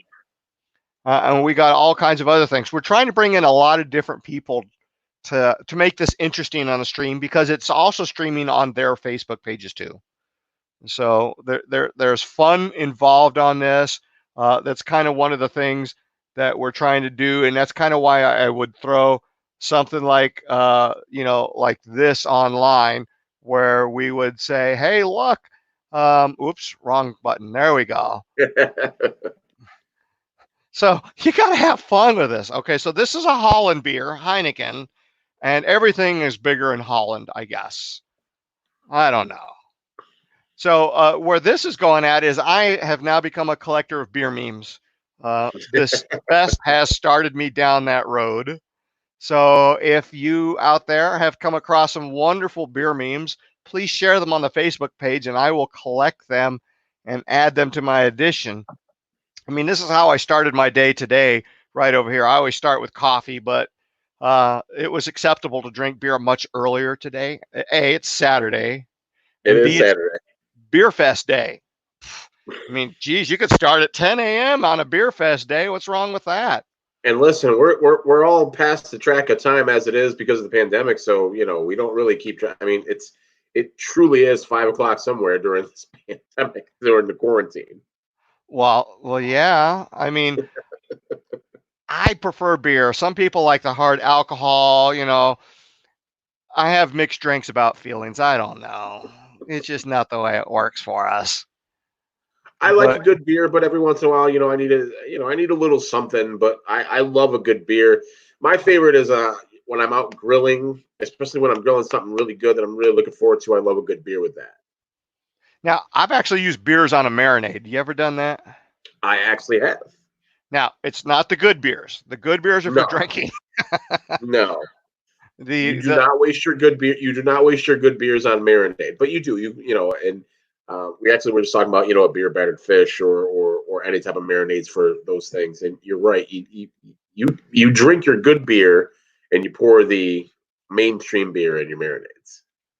well, that's just the way it has to go. It gives it a flavor, but the real flavor is when you drink it straight up. It's just absolutely the way to go. And there's different servings. Like some people will serve a beer in what, a 6-ounce glass, an 8-ounce glass. Most servings are considered 12 ounces. Yep. Is that like Yep. even the red Solo cup, those lines that you see on the red Solo cups, those are the different ounces. Did you know that? So I learned that today. yeah, Just now. the first line is 1 ounce. That's your shot. The second line is what? I think 6 ounces. That's a glass of wine. And then the third line is 12 ounces. That's a glass of beer. So I try as hard as I can to drink at least a pint every time I drink a beer. Oh, So very that's good. why I stay home a lot. When you're not drinking beer, do you like a whiskey or what? I like a good whiskey. I'm starting to get a little older. My dad told me that when I got older, I would enjoy like a good scotch and a cigar, and I always thought that was nuts until I did it. And then once I did it, it was like, wow, it's very relaxing. It's very much, after a hard week of work, which or anything, you sit back, you sit on your porch. My neighbor, every Sunday, he sits on his porch, he smokes something in his grill, and he smokes fine cigars, and he has a glass of whiskey. Just a small glass, right? Yeah, I don't know how small it is. See, now I prefer whiskey. I'm not much of a Scotch guy, and I do love the occasional cigar. Yeah, I do as well. So these glasses, I think, are 1 liter glasses. Holy cramoly. That's Europe, I think. It has to be because we just don't do that over here. But that's also real beer. So absolutely. Just hey, goes big hello to Ben Cardamone joining us. He's a big craft beer fan. Coach Cardamone, how are you? Oh, look at that. Look at the time. We have our next guest in the queue. This guy, his name is Steve Lack, and Steve is a master, I think, home brewer now, Steve. What state are you residing in, sir? I am 30 miles east of San Francisco in a town called Pleasant Hill. Really? Yep.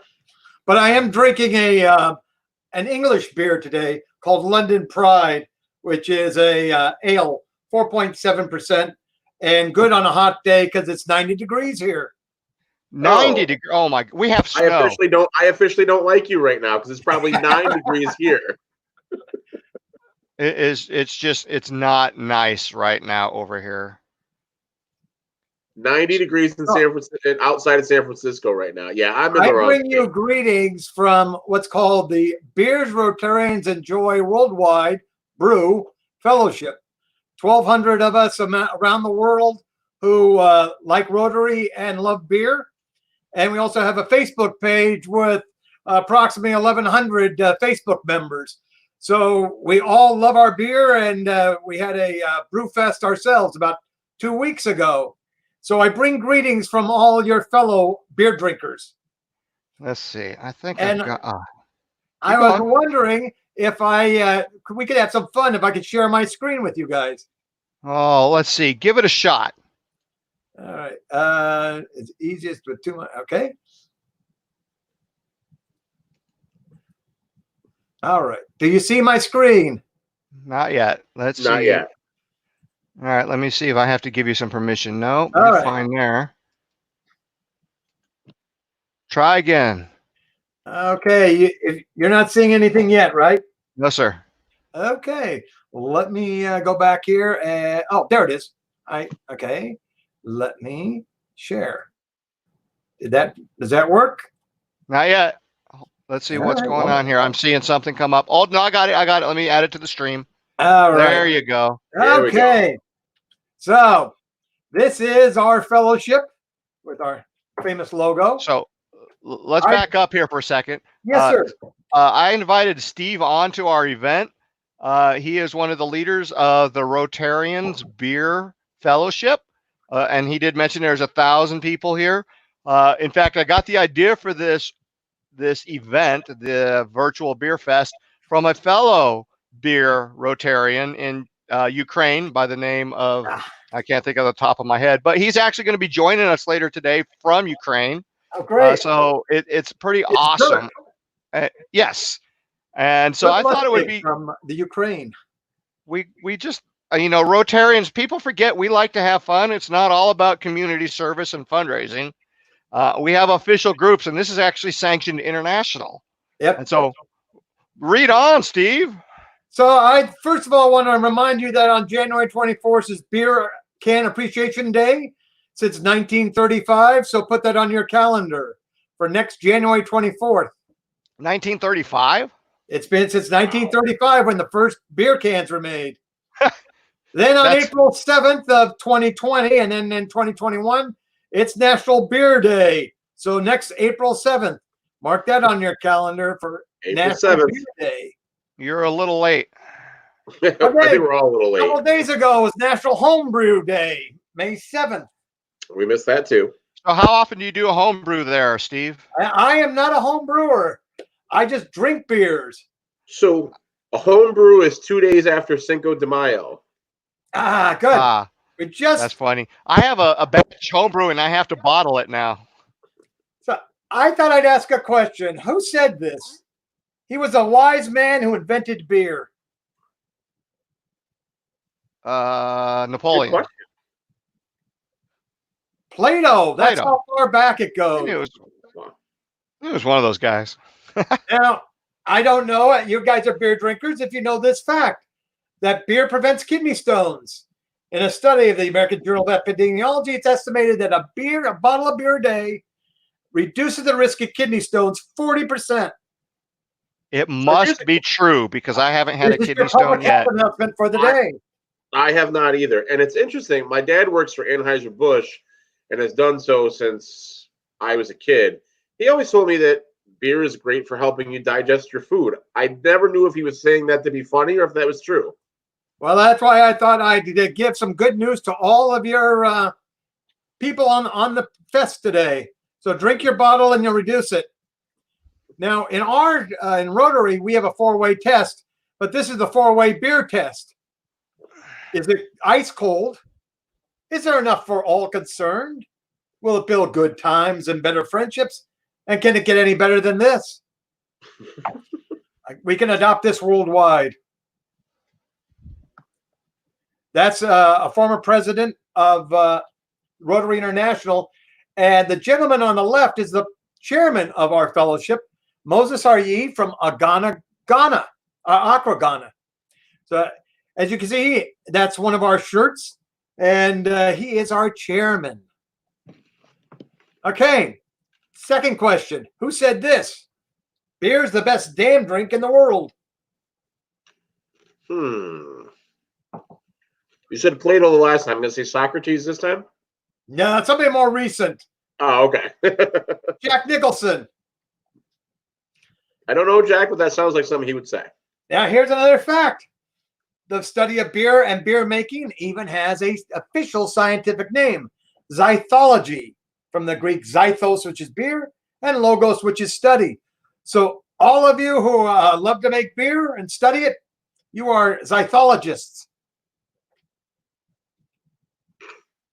Now, in the main ingredient we know is water. This is in Africa, in a country called Burkina Faso. We brought them a new water well, and this is that moment that changes their lives.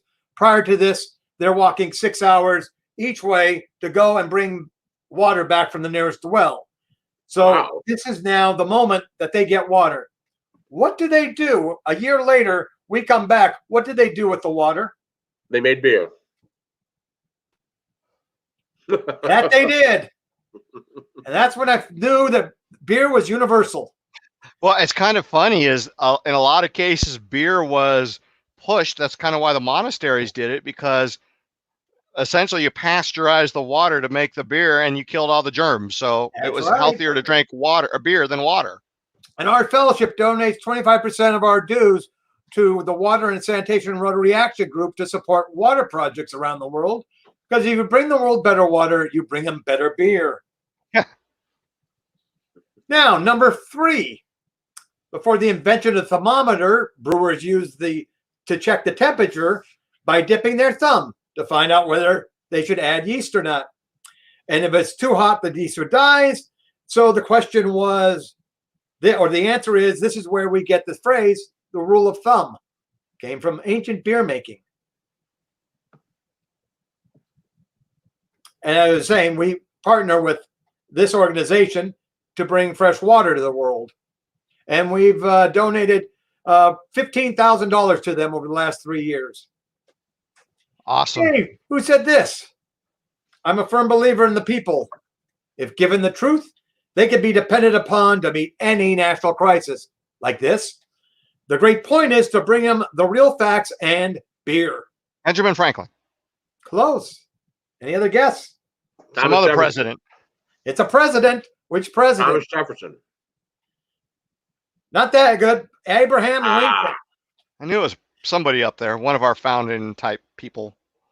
Sinosilicophobia is a fear that we don't want to have. It's the fear of an empty beer glass. And it's a terrifying phobia indeed. Almost. And we should take that as our cause to eliminate sinosilicophobia from the world.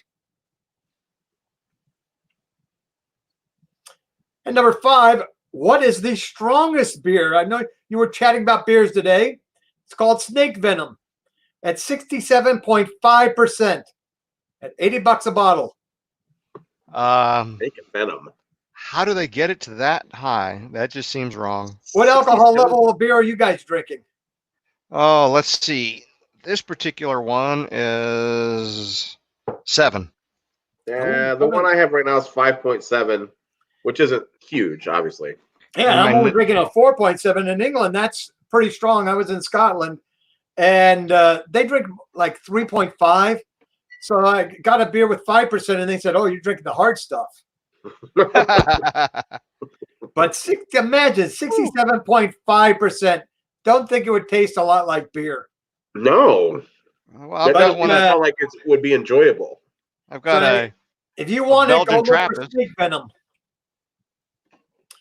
The world's most expensive beer is Belgium's Lave Bon Secure, which costs $1,000 for a liter of beer. And by the way, actually, I don't think it doesn't exist anymore. That used to be the most expensive, but the beer dome no longer exists in London. One of the other things that Rotarians do as fundraisers is Beer Fest. And I've got a list when we do our quarterly newsletter. I always make a list of all the ones that I know around the world. And we're probably up to 100, 120 Beer Fests. Here are some of the logos of some beer fests. And Rotary is also known for ending polio. We want to end it. There's 2 countries left, Afghanistan and Pakistan. And a lot of clubs do pints for polio. That is where a brewery hosts a fundraiser for a night. Everybody comes over, drinks beer, and the brewery or the tap house donates a portion of the proceeds to the fight against polio. Oh. And that's pints for polio. Now, how about this? Did you know that the average human walks 900 miles per year, drinks 22 gallons per year, which means the average human gets 41 miles per gallon of beer? Huh. I walk less and drink more, so I guess I'm not as efficient. So, yeah, that's not bad. 41 miles per gallon of beer. Finally, we have our own fundraising beer. It's Oh, a pilot project in Ontario, Canada. It's called Local Lager. And when each can is sold, 30 cents goes to the clubs and 10 cents goes to water projects. It's sold, like I said, only in the Ontario province through the beer store, which is their beer distributor. And they have raised thousands of dollars for both Rotary clubs and fresh water. It is approved by Rotary as a pilot project. That's why we can put the logo on the can and produce it.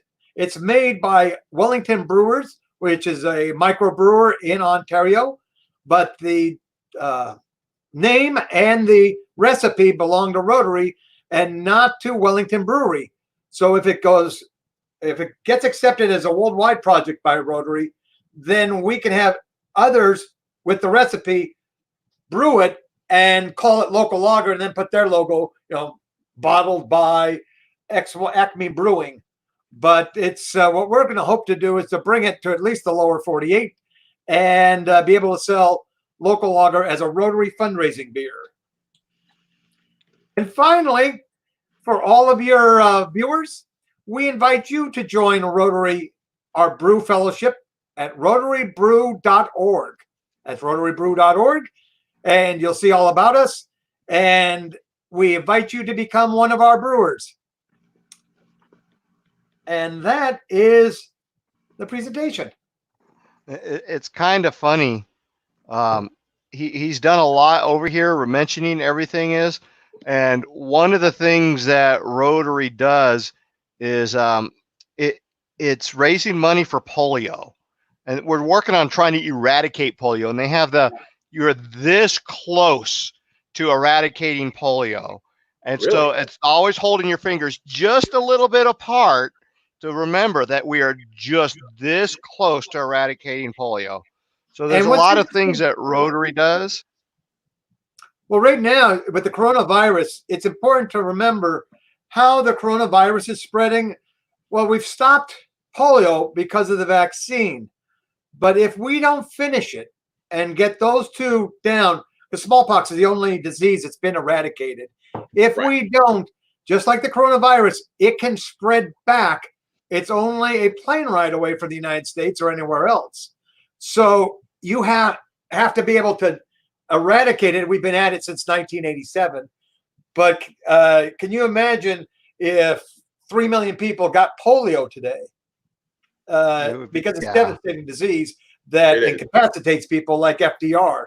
If you recall, he was crippled by polio.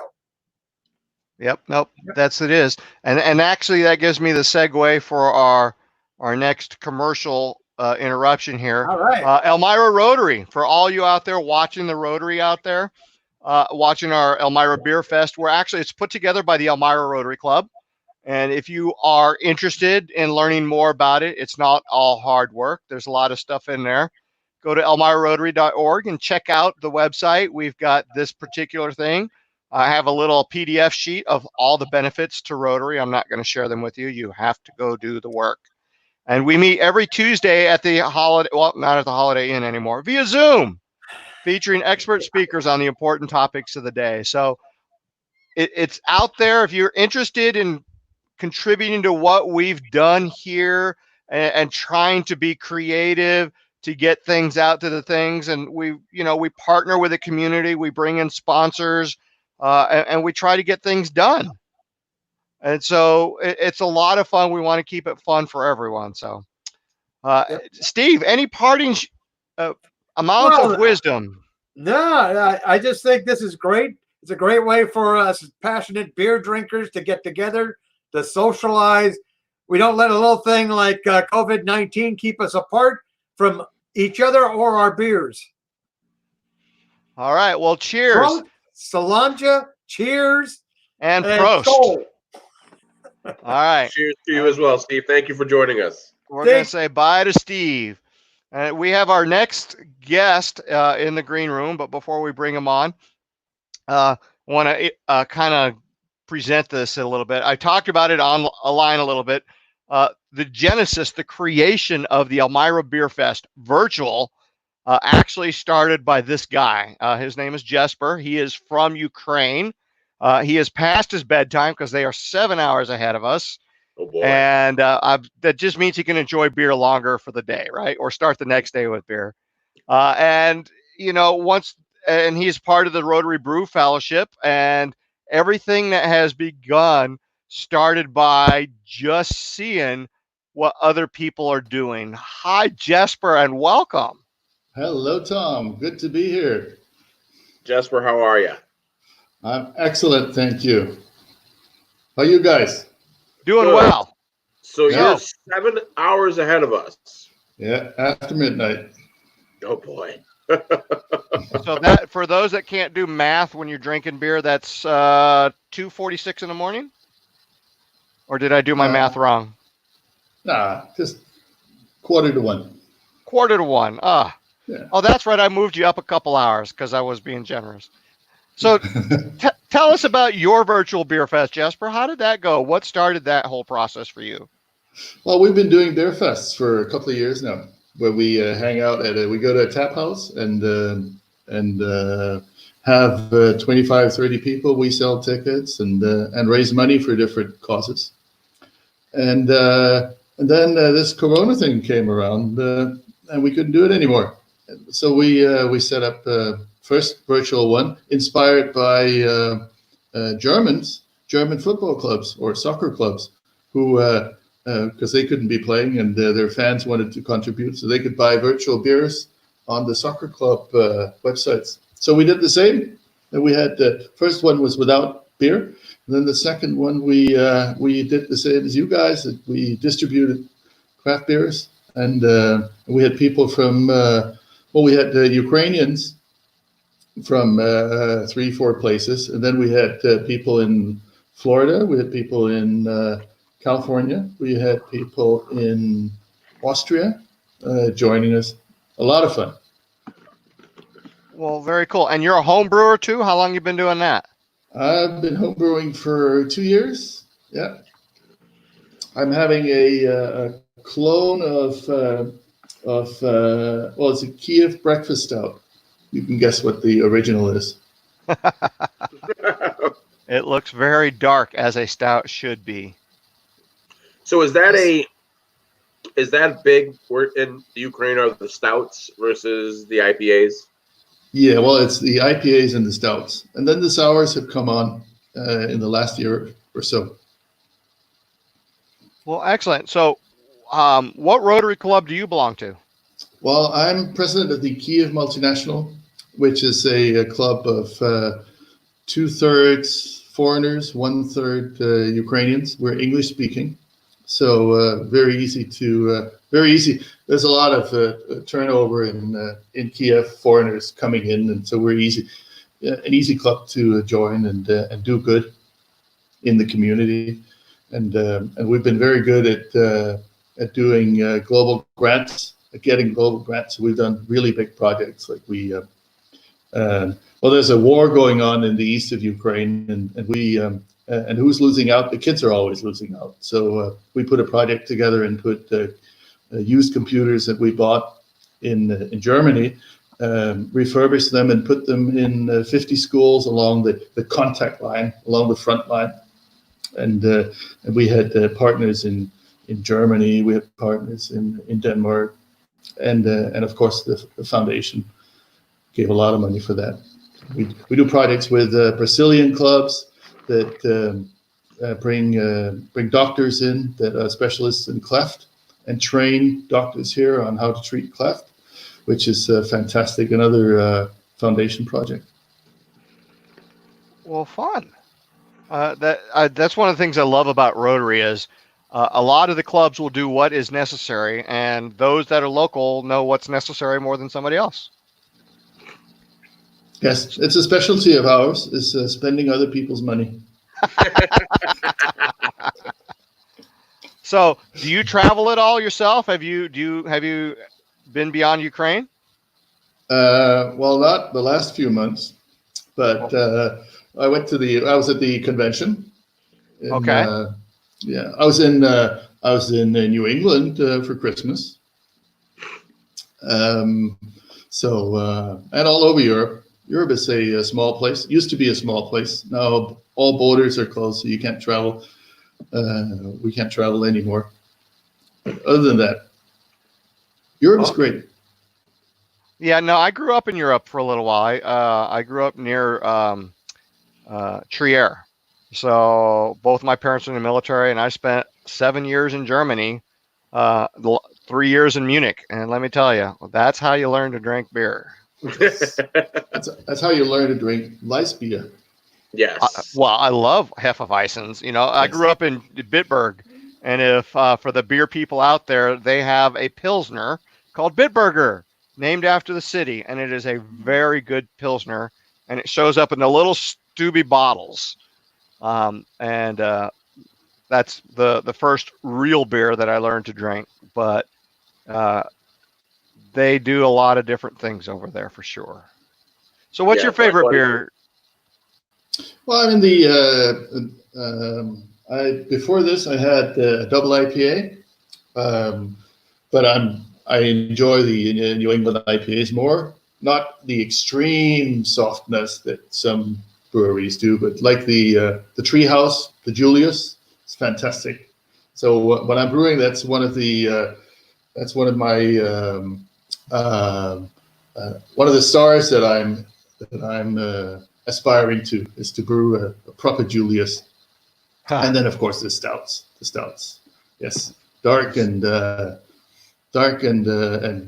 flavorful, and strong, lots of alcohol.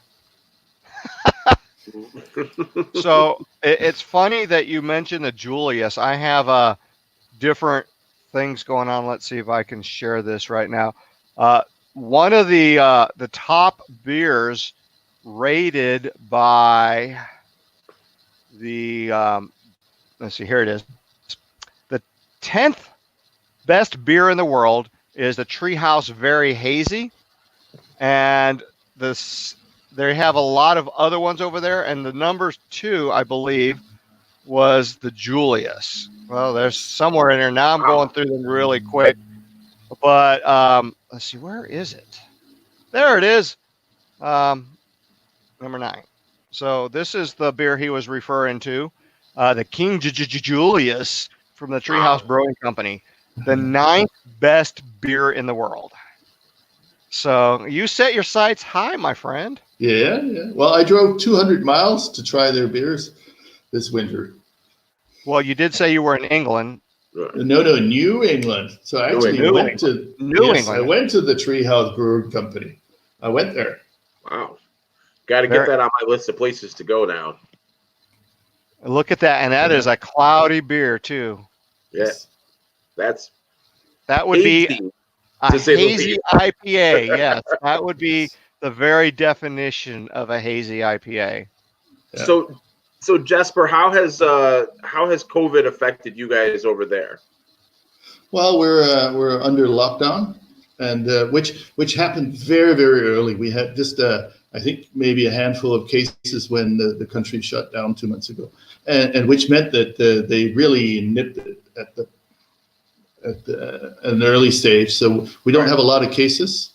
We don't and we don't have a lot of growth, but it's going like, so you don't know really, but the people want to work, people want to earn their money. So we're opening up also. Personally, I have an IT company. All my guys that do software development, they sit at home. Works well. I go to the office every day. I don't think they miss me. I miss them. I talked to the coffee machine. Then the day it answered back, I thought it was time to go home. Yeah. Well, I mean, you can argue, talk with yourself, but when you start arguing with yourself, you got the problems. Yes. Yeah. So things are well. In IT, it's easy, but everything else is bad. Wife is at a school, and the school's all shut down. Right. So how many brewers are near you? Oh, in here, there are lots of microbreweries now. So maybe 20. Wow. Yeah. We have Probably. what, Yeah. maybe 4? What do you think, Adon? Like 4 in our area, a couple in Elmira, 1 in Corning, and then you start drifting out a little bit farther, and there's a couple others that are thinking of starting up. Yeah. It's just starting to get big here versus where you guys are. You have a lot of people who it's really exploded, but it's still not where I think it's gonna be soon.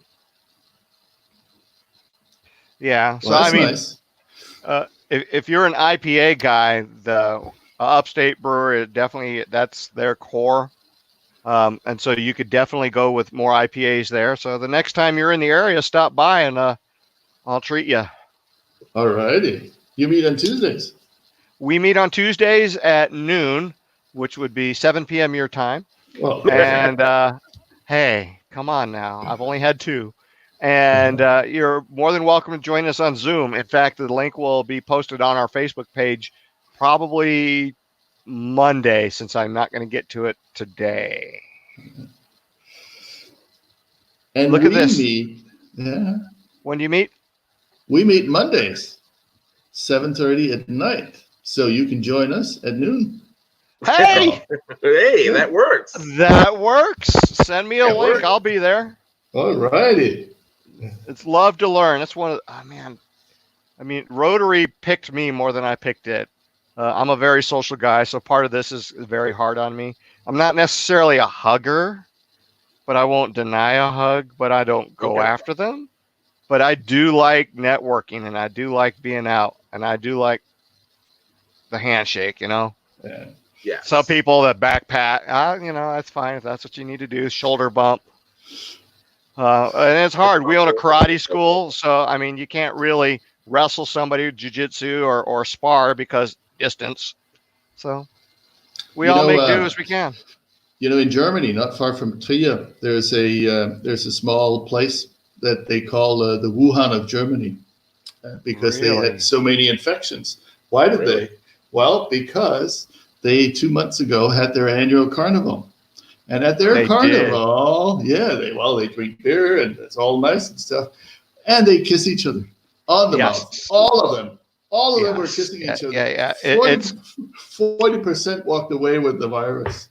Yeah, no, I don't miss that. That's for sure. All right. Any final words, Jasper, that you'd like to share with our brew crew? Well, I was listening into Darlene before, and I saw her over on the Zoom channel, and the way she described how your community is coming together.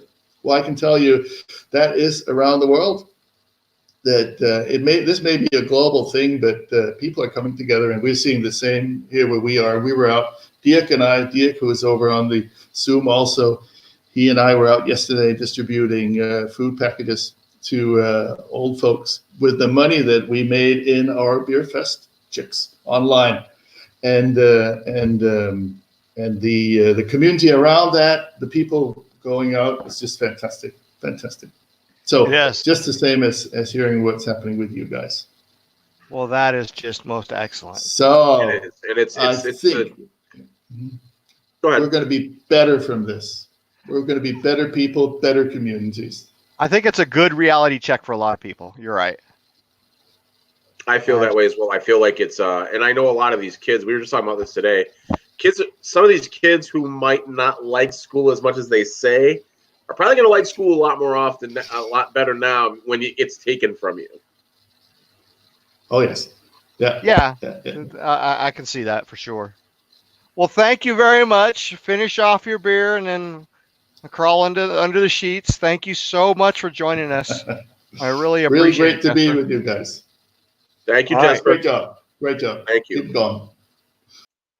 And so that was Jesper from Ukraine. He is the one that planted the seed in my brain for all of this. And look what we've got. So it's doing really well. I'm loving seeing different people's perspectives on all of this. Absolutely. So we want to give a We want to Oh, give a shout to Judy. Judy says she's having a Corona beer. She's sad that COVID is named after her favorite beer. And it is. It's sad because Corona's a nice, different beer to have on a good day, especially a hot day. And from what I keep reading, they've suffered a lot due to the virus being named after it because, we have silly people, who put the two things together. But Corona's a great beer. So, Judy, enjoy that because Corona's a great beer. excellent. Let's see. So he actually started something else on us. And so I'm going to share this right now. This are the top 10 beers as rated by Beer Advocate. And see if you notice a trend or not, okay? Okay. So the first one is, of course, hazy. And initially, I would think, oh, that looks like a lovely Hefeweizen, but I would be wrong. This is an IPA, 8.6%. And we're going to go through these pretty quick. So our next one is the Julius, the King Julius. So that's important to know because the next one beyond that, notice there's 3 J's in a Julius. The number 8 is its brother and cousin, King Julius, with only 1 J. So it's amazing that these two share right next to each other on the top beers by a company like ratebeer.com. That's all they want to do. So this is kind of fun. This is a Russian style beer, American Imperial IPA from the Russian River Brewing Company called Pliny the Younger. They also have a Pliny the Elder. So the younger beat out the elder quite well. So that's your number 7 beer.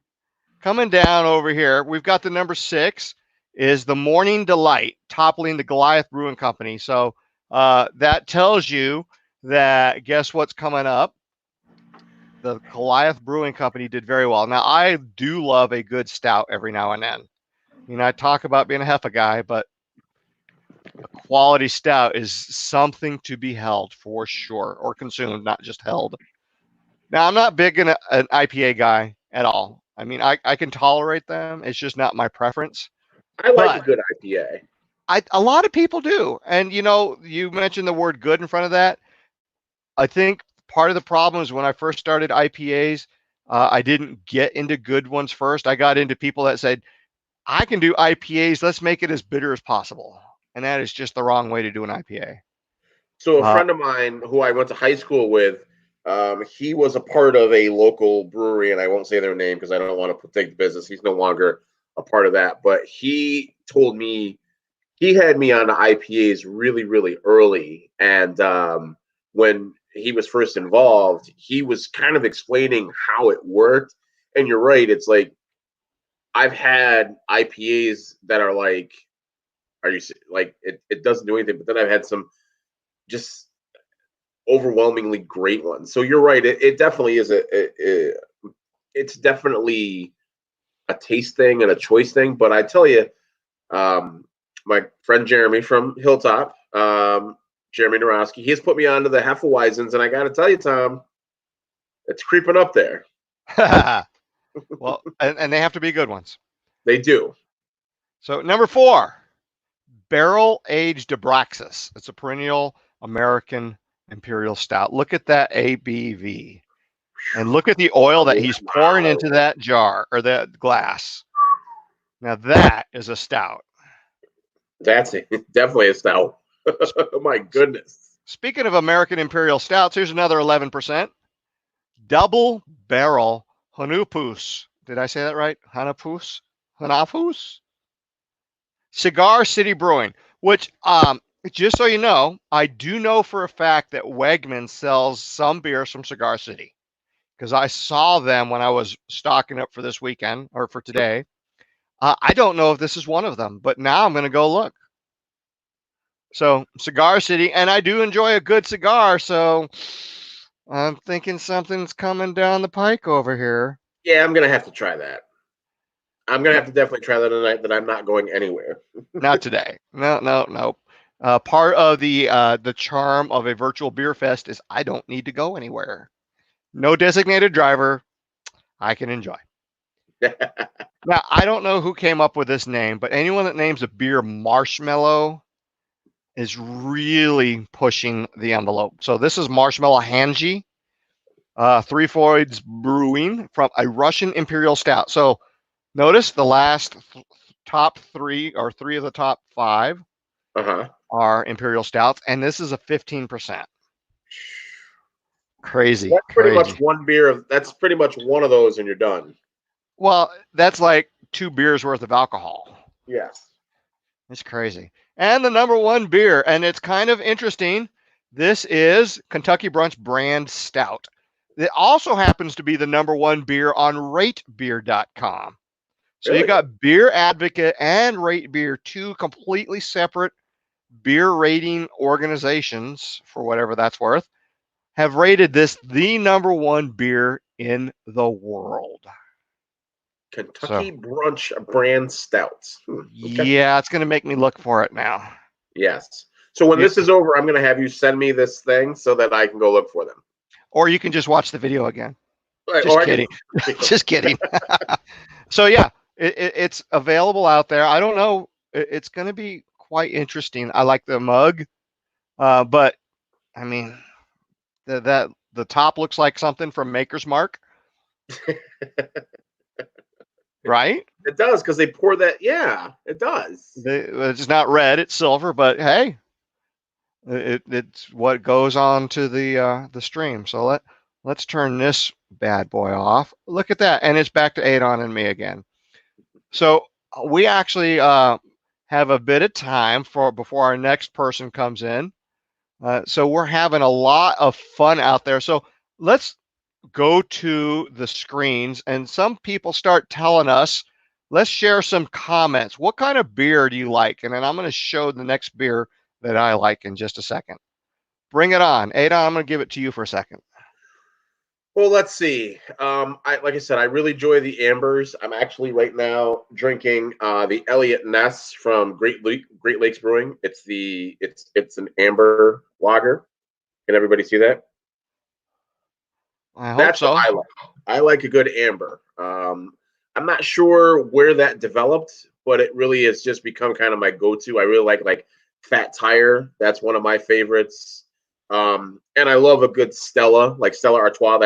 That's actually my go-to beer when I'm having a meal, when I'm out someplace that doesn't maybe have the craft beers that I like. I always go to Stella. Stella's one of my favorites. Gotta rep, the Anheuser-Busch label to an extent. So got to get a part of the family business. You grow up, I'm different. I have friends of mine who still drink the Bud Lights and the things of that sort, and I don't knock those people, but you grow up drinking that, and after a while, it just becomes it's almost like a cliche that you're drinking Bud Light or Miller Lite or Coors Light or something like that. So it's nice to be able to break away, but I love a good amber lager is what I like.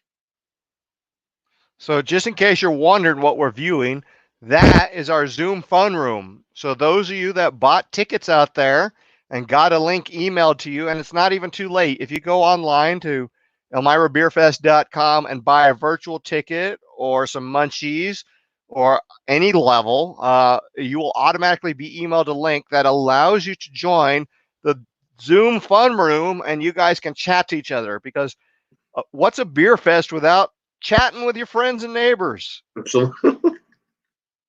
So please consider doing that. I'm going to continue. Let me see where we're at online as far as our donations go here.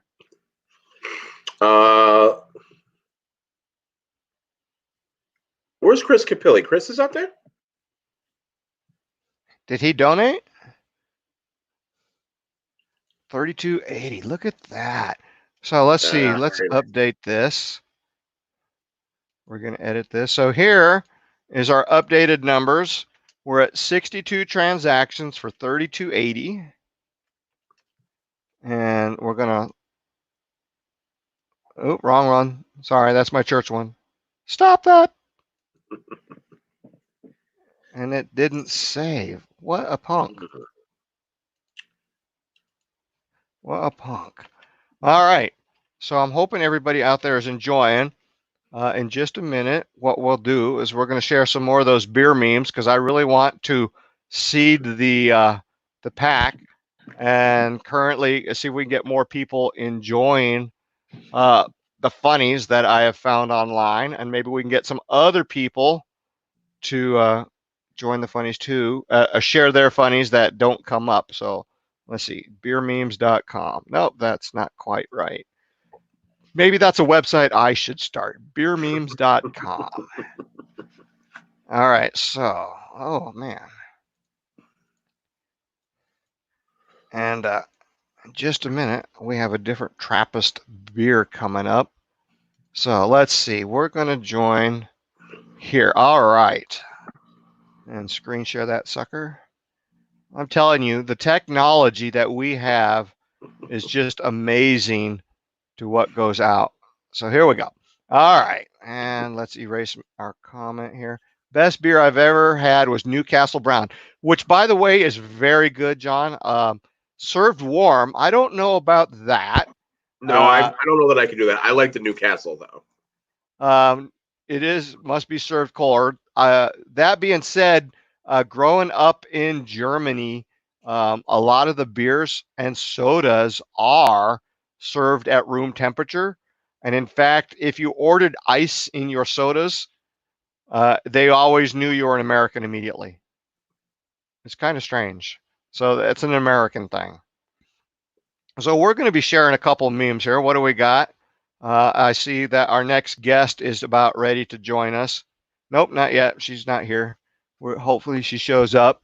But if not, we have plenty of stuff to keep us going. I saw that one a little earlier. Got to have a little fun here. So, John, how was the Newcastle Brown warm? That means you have to type that in, John, for us to know. And I do have a serious beer drinking problem because that was the first thing I saw. But, you know, it's only a drinking problem if it's a problem. This is one I created for the Iron Flamingo, actually. Every now and then I think I have this vision in my head, and to put it online, that's always kind of fun. And of course, we've had April showers, and we would have Mayflowers, but we've got snow. What is up with that? Mother Nature has probably not had a good beer. That's probably what it is. She's probably drinking something that's just not a great beer. That's going to be, we got to offer her something good. Hopefully she's watching. She'll get an idea. She'll have a good beer that she'll enjoy, and we'll get back to what we should normally be doing on May 9th, which is, you know, springish weather, not January weather. Speaking of Mother Nature, love the segue. It's Mother's Day tomorrow. Yes, it is. How many people forgot that? Do not forget Mother's Day. So there's a few things that you can do. One, you can go to the craft breweries nearby and buy a craft growler for your mom because you are the reason she drinks. Keep that in mind. Or you can actually donate to the Elmira Beer Fest in your mother's name or in her memory for a good cause. And then we go back to one of my favorites. It's a good movie. Come on. I like the movie. Now, this is the worldwide of beer. I'm going to massively input this. We've been talking about all kinds of beers, and I don't know how well you guys can see this, but in the top left, you got an Amber Ale. In the far right bottom, you've got Marzen. Top right, you got an oatmeal stout. Notice it's still considered an ale. Down at the bottom left, a Bohemian Pilsner, which is from the Pilsner family. So just look at the first circle out. You got ales and lagers, and that's where most of your beers split into. And then all of a sudden, the family tree explodes. Absolutely fun. And I'm a punny guy. I think I'm funnier than my wife says I am. So, you know, when something like this comes across my page, you absolutely just have to share it. And if you haven't got it yet, you just got to stare a little bit longer. And if you still haven't got it yet, that just means you don't play golf, because that is a different kind of golf club. The other three golf clubs are irons, and that one is called a driver. And if I have to explain it to you, it probably isn't funny. And then, of course, I got my 15-year-old daughter with this the other day. And all they can do is look down, shake their head, and walk away. And if you're doing it right, they groan on the way as they walk out. That is just, I mean, when you can make your kids groan out of punness, you've got it going. Another pun. So beer puns, two things in the world, a meme and a pun turned together, a beer pun. You've got me. And of course, I do like math. Both my kids do not, neither does my wife. Neither does your co-host. Ah, well, what about this? This is another one I created, and I've done this before.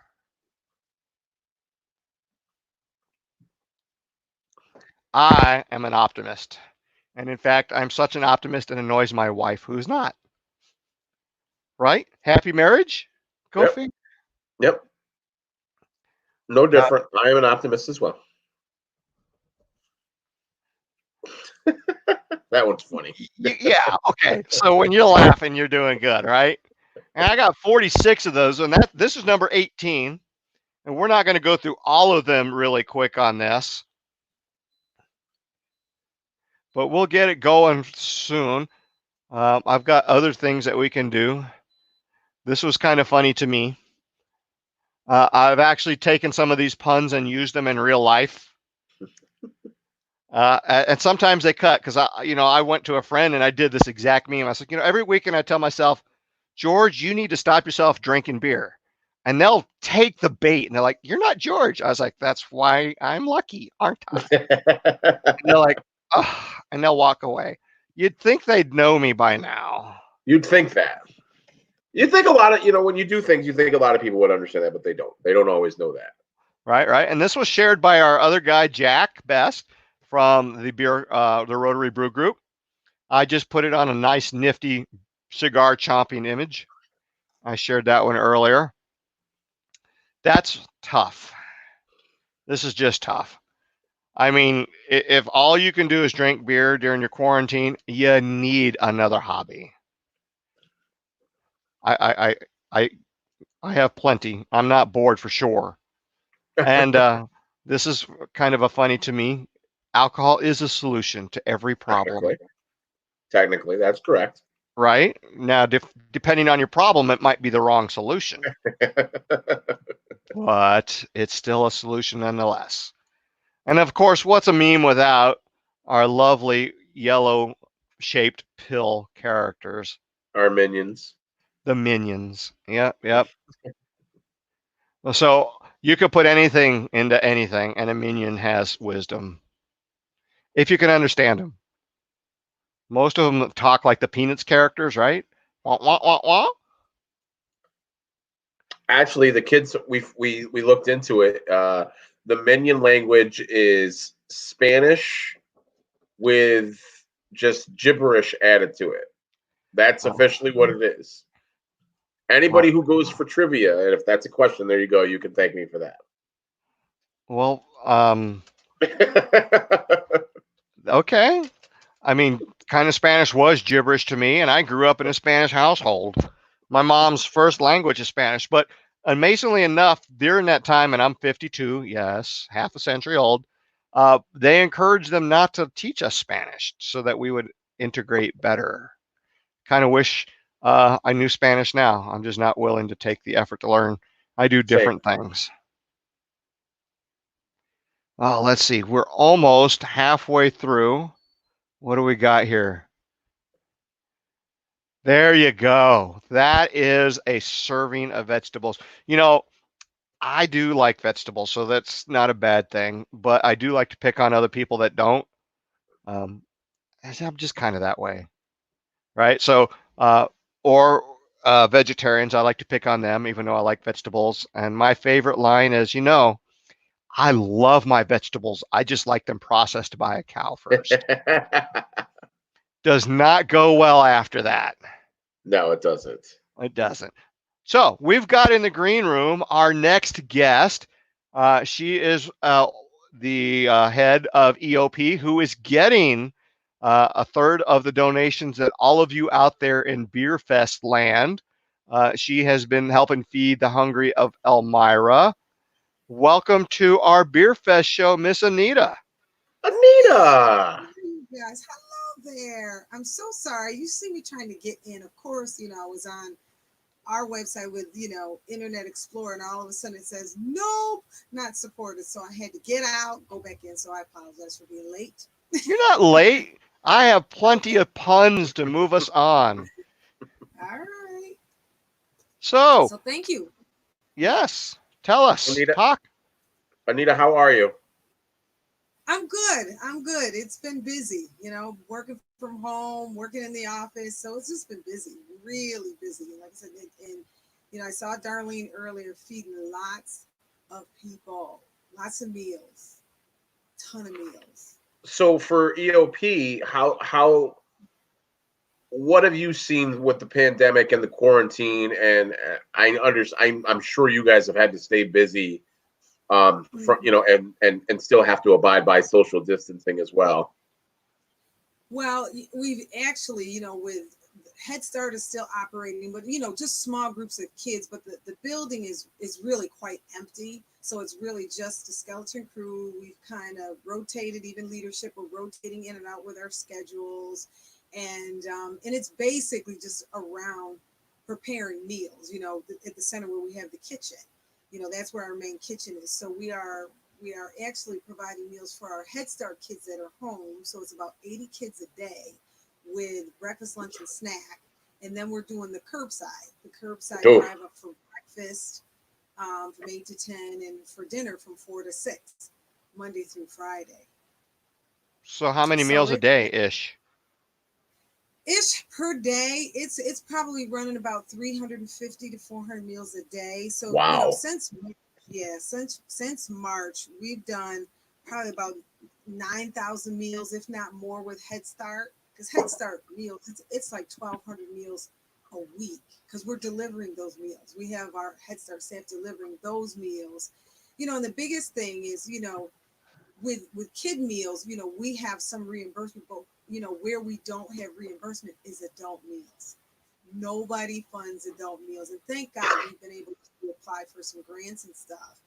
That, like from the Community Foundation, we've gotten some grant for adult meals, and some of our other, other funders. So we just continue with adult meals because it just continues, and food is expensive.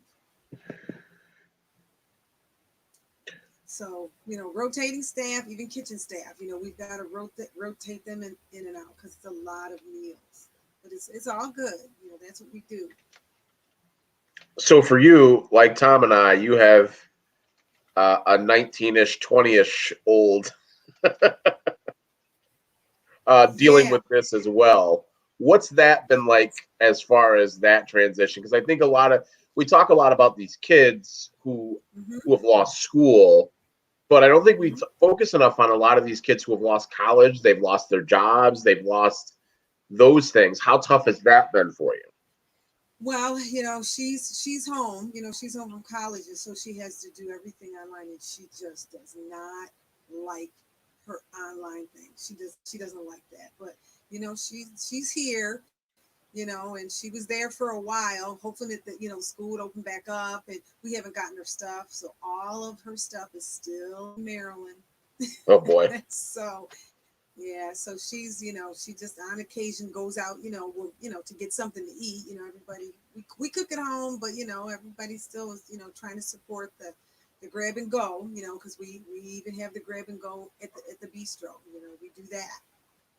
And so we try to support, the grab and go or the takeout, with others, and we encourage others to come on by, because I think, with community, we're all trying to still stay connected and supporting each other, even with the, the social distancing. So, we are here to support as well as people support us. And so we really appreciate, all of the opportunity, all of even some of the donation that we've gotten unsolicited, and even, this is great. And so we thank you for even having us here.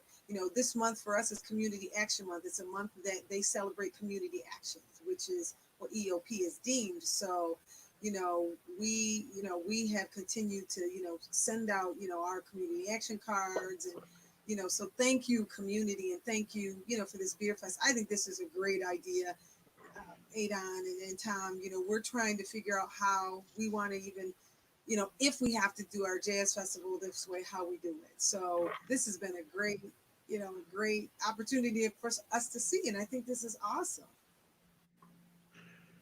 Well, thank you. You're welcome. So are you a beer drinker? Me? And you know what? Unfortunately, I am not a beer drinker. But my husband is. My husband is a beer drinker, but I'm not. So I'm a wine drinker, but that's okay. I'm always, willing to try, so hopefully once we get out of this, I can, go and try, some beers with, a lot of the craft beers and those kinds of things. So it's always fun to try something new. Most. Can continue, Adon, please. I'm checking something here. So Anita, I think so. Darlene from Meals on Wheels was here earlier, and she talked about how the community really has stepped up to the plate as far as she lost a lot of volunteers because her volunteers are a lot of seniors. Has EOP seen that as well? Yeah, we've seen some of it because even with the fear of people coming in and we've had a couple cases but we've taken lots of precautions to continuously clean our building, do some environmental air cleaning and that kind of thing, just to because that's who we are. But we've seen it with our staff, and we've got some troopers that have just continued to come in, and and that's why we rotate our schedules too, so that if people are in and together all the time, that's a little risky, you know what I mean? So if we can rotate, then it keeps us fresh, and it keeps our headsets fresh, and it just keeps people going. But we've seen it, and it's been difficult, to kind of keep people upbeat. And we've done some things with we have a psychologist that works with us, and we've done some Zoom with our staff, and kind of let them talk through it, and it's been really, really good. And we're actually inviting others, and even some of our programs are doing a lot of virtual stuff. So on top of feeding, we're doing a lot of virtual programming. Literacy Volunteers is doing something virtual. Our family support division, people with disabilities, they're doing virtual stuff. So we're really trying to stay connected to our kids after school. We're trying to stay connected. Our music program, we're trying to do it, by computer on virtually.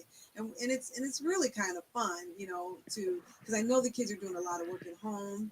And so our after school activities, we're hoping that they're fun for them. Not that schoolwork's not fun, but Right. after school is kind of where they get to kind of you've done it, Yeah. let their hair down. So Yep. we've tried to continue to do that, with the kids. So you talked a little bit about the Jazz Fest. I know that's a big fundraiser for you guys, which I'm happy to be a part of every year.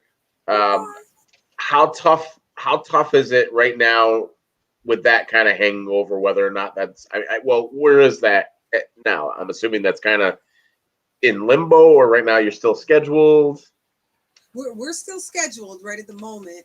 We actually have a meeting next week to talk to our committee, and and talk it through and see what we can do. But our artists, we've got the artists are all lined up. We've signed everything. So we're just in limbo. So hopefully we'll know more next week on how and what we want to do. And I don't know if we've kicked around pay-per-view, but we don't know.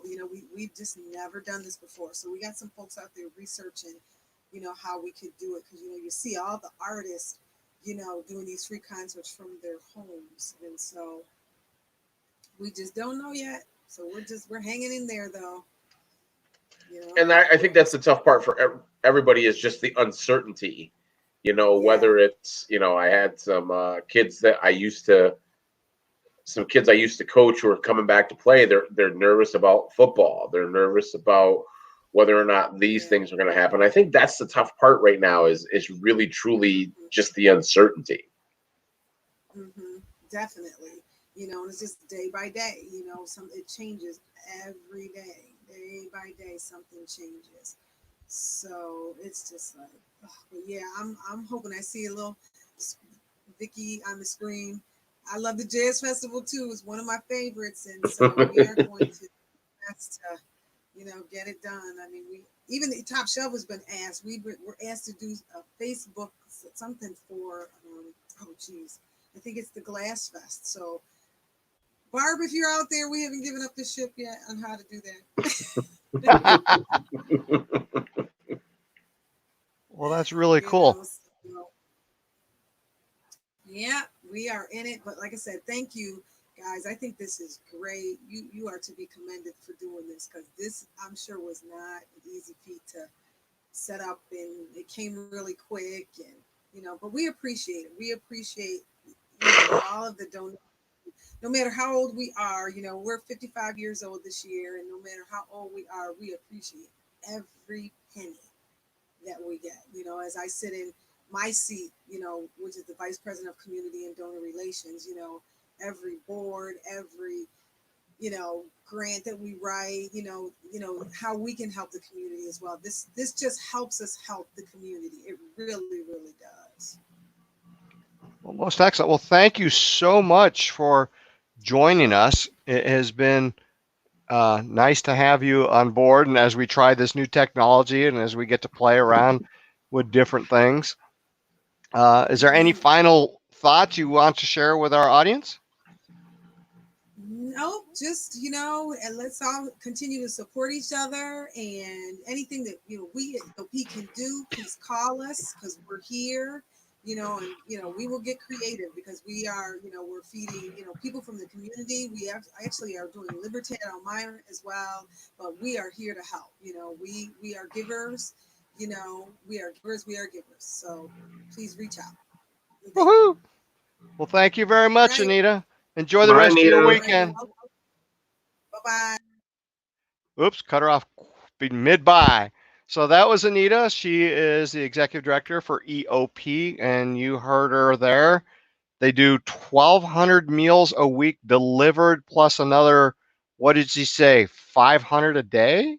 Yeah, they serve so many, and they're a hub in the summertime for the summer meals program. The summer meals, they either get their meals from the school district or they get their meals from EOP. So they're in the business of making sure people around here get fed, and they do a wonderful job with it. So I know Anita and Andrea and the staff are really, really, I truly believe they're ecstatic about being able for this event to help them out. Anything we can do. So I just, while Adon was holding for me, we actually was checking on our online auction. We do have a silent auction right now. I was adding another item. I was online yesterday with some other specialists as far as what we're doing like here, and he wanted to add some stuff to the online auction. So it's a life coach. He's donating 5 1-hour life coaching sessions. You can either buy all 5 or just one. He values them at $200. I started them at, I don't know, 25 or 50. So have fun. And then look at the other 3 items. And if you really want to throw something in there, you can see how quick it is. We're just going to play. Every dollar that we raise goes to these guys, so it's a good thing.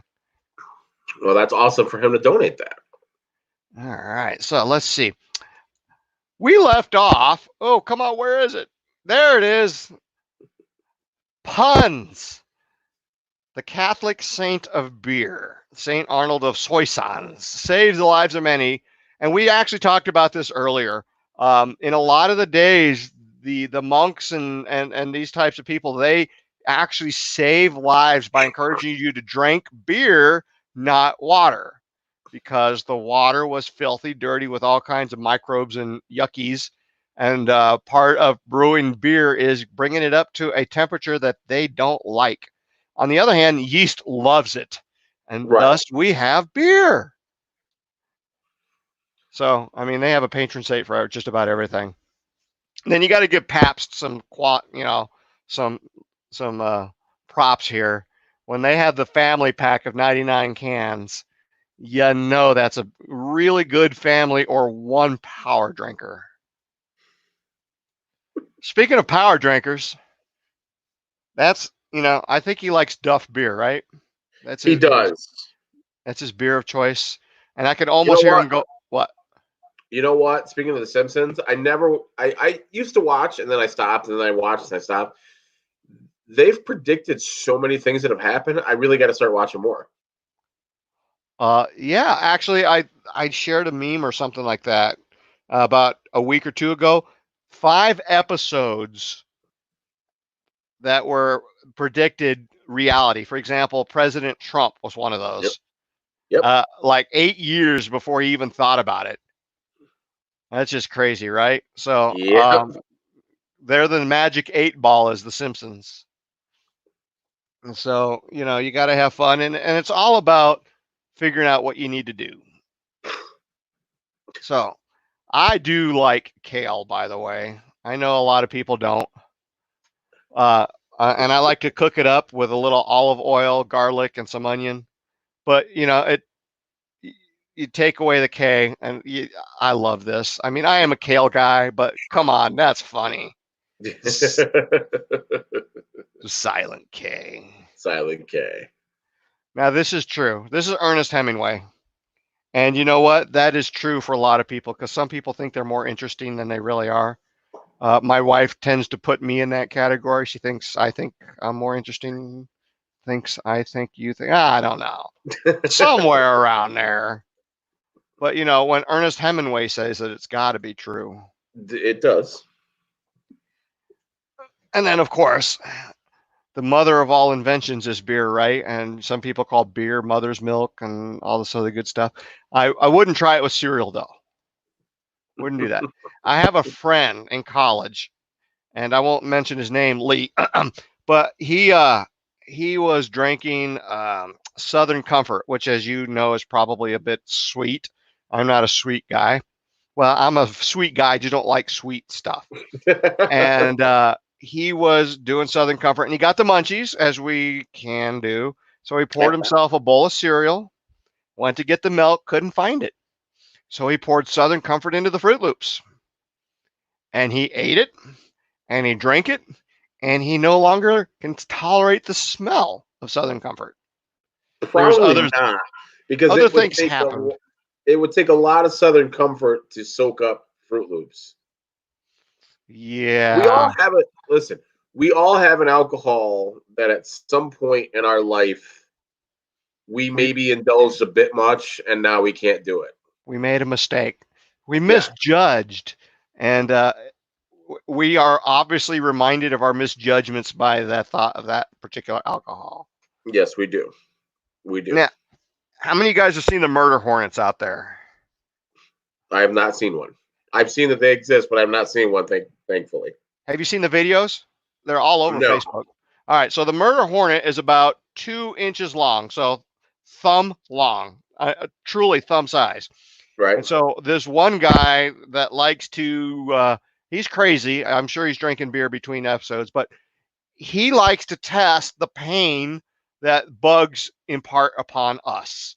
So he'll take various critters and he'll put them on his arm and he'll go, oh, and he'll cry and scream. And it's like, and the pain index of my name, that's about a 6. So he heard that the murder hornet was one of the top ones. And so he did that. And he put it in there. And he's got these giant tweezers. And I'm telling you, it's a 2-inch long hornet, thumb size. And he stings himself and he goes, immediate pain. And he's down and his whole arm swells to 2 sizes. And can you say idiot? Idiot.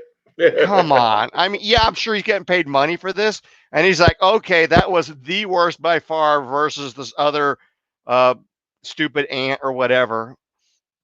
But the reason I bring that up is because there's another one out there of a praying mantis catching a murder hornet and eating its head. And of course, the murder hornet's trying to kill the praying mantis, and the praying mantis is just snacking down. Right. It was Well, good video. that's what we did some research on it. So they the murder hornets, they decapitate bees and then they take over the rest of the bee's nest. Yeah, I read something like that. Took out a hive of 20,000. Mm-hmm. It's crazy. It Poor is. beekeepers. We need those guys. Bees are very important.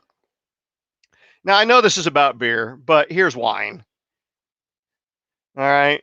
And it said the word but, so I couldn't go by it. Sorry. Juvenile guy. Can't help it. So technically, a butt load is 126 gallons of wine. Huh.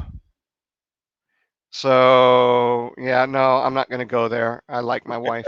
All right, moving on. She might even be watching this. Who knows? Speaking of making good first impressions, I've actually done that. And not with my wife. It was a guy, actually.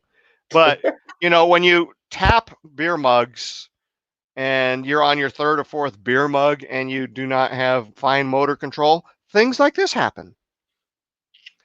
And most important, somebody actually caught it on camera. It does.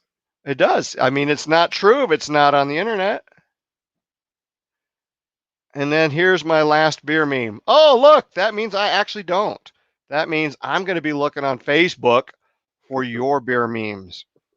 But speaking of that, let's bring this guy in. So this is our Zoom crew.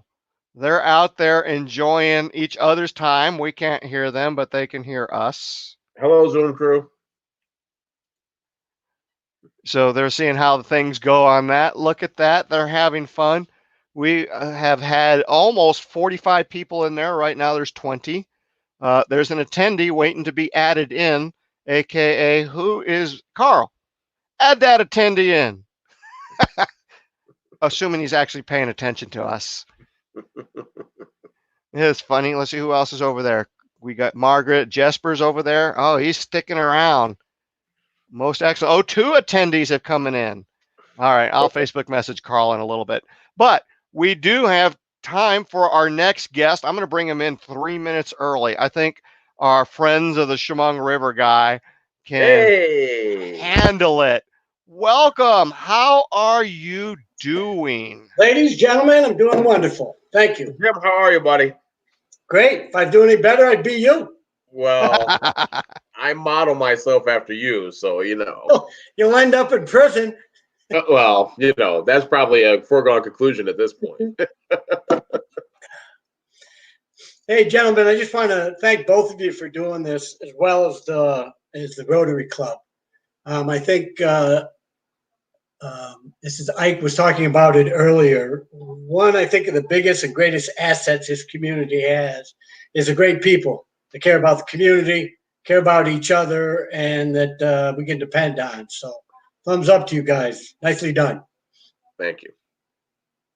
So, Jim, I got a question. You didn't order this weather, did you? Pardon me? You didn't order this weather, did you? No, folks, I'm not complaining. It's been a mild winter. Snow is just getting ready to refuel the river. I like the fact that we have weather that changes every couple of hours. I'm happy with it. Of course, I've been drinking a lot of these today. Yes, as we all. What are you drinking right now? I just opened up a Brooklyn Rose DeVille from the Brooklyn Brewery. Okay. I had one of those earlier. Wonderful.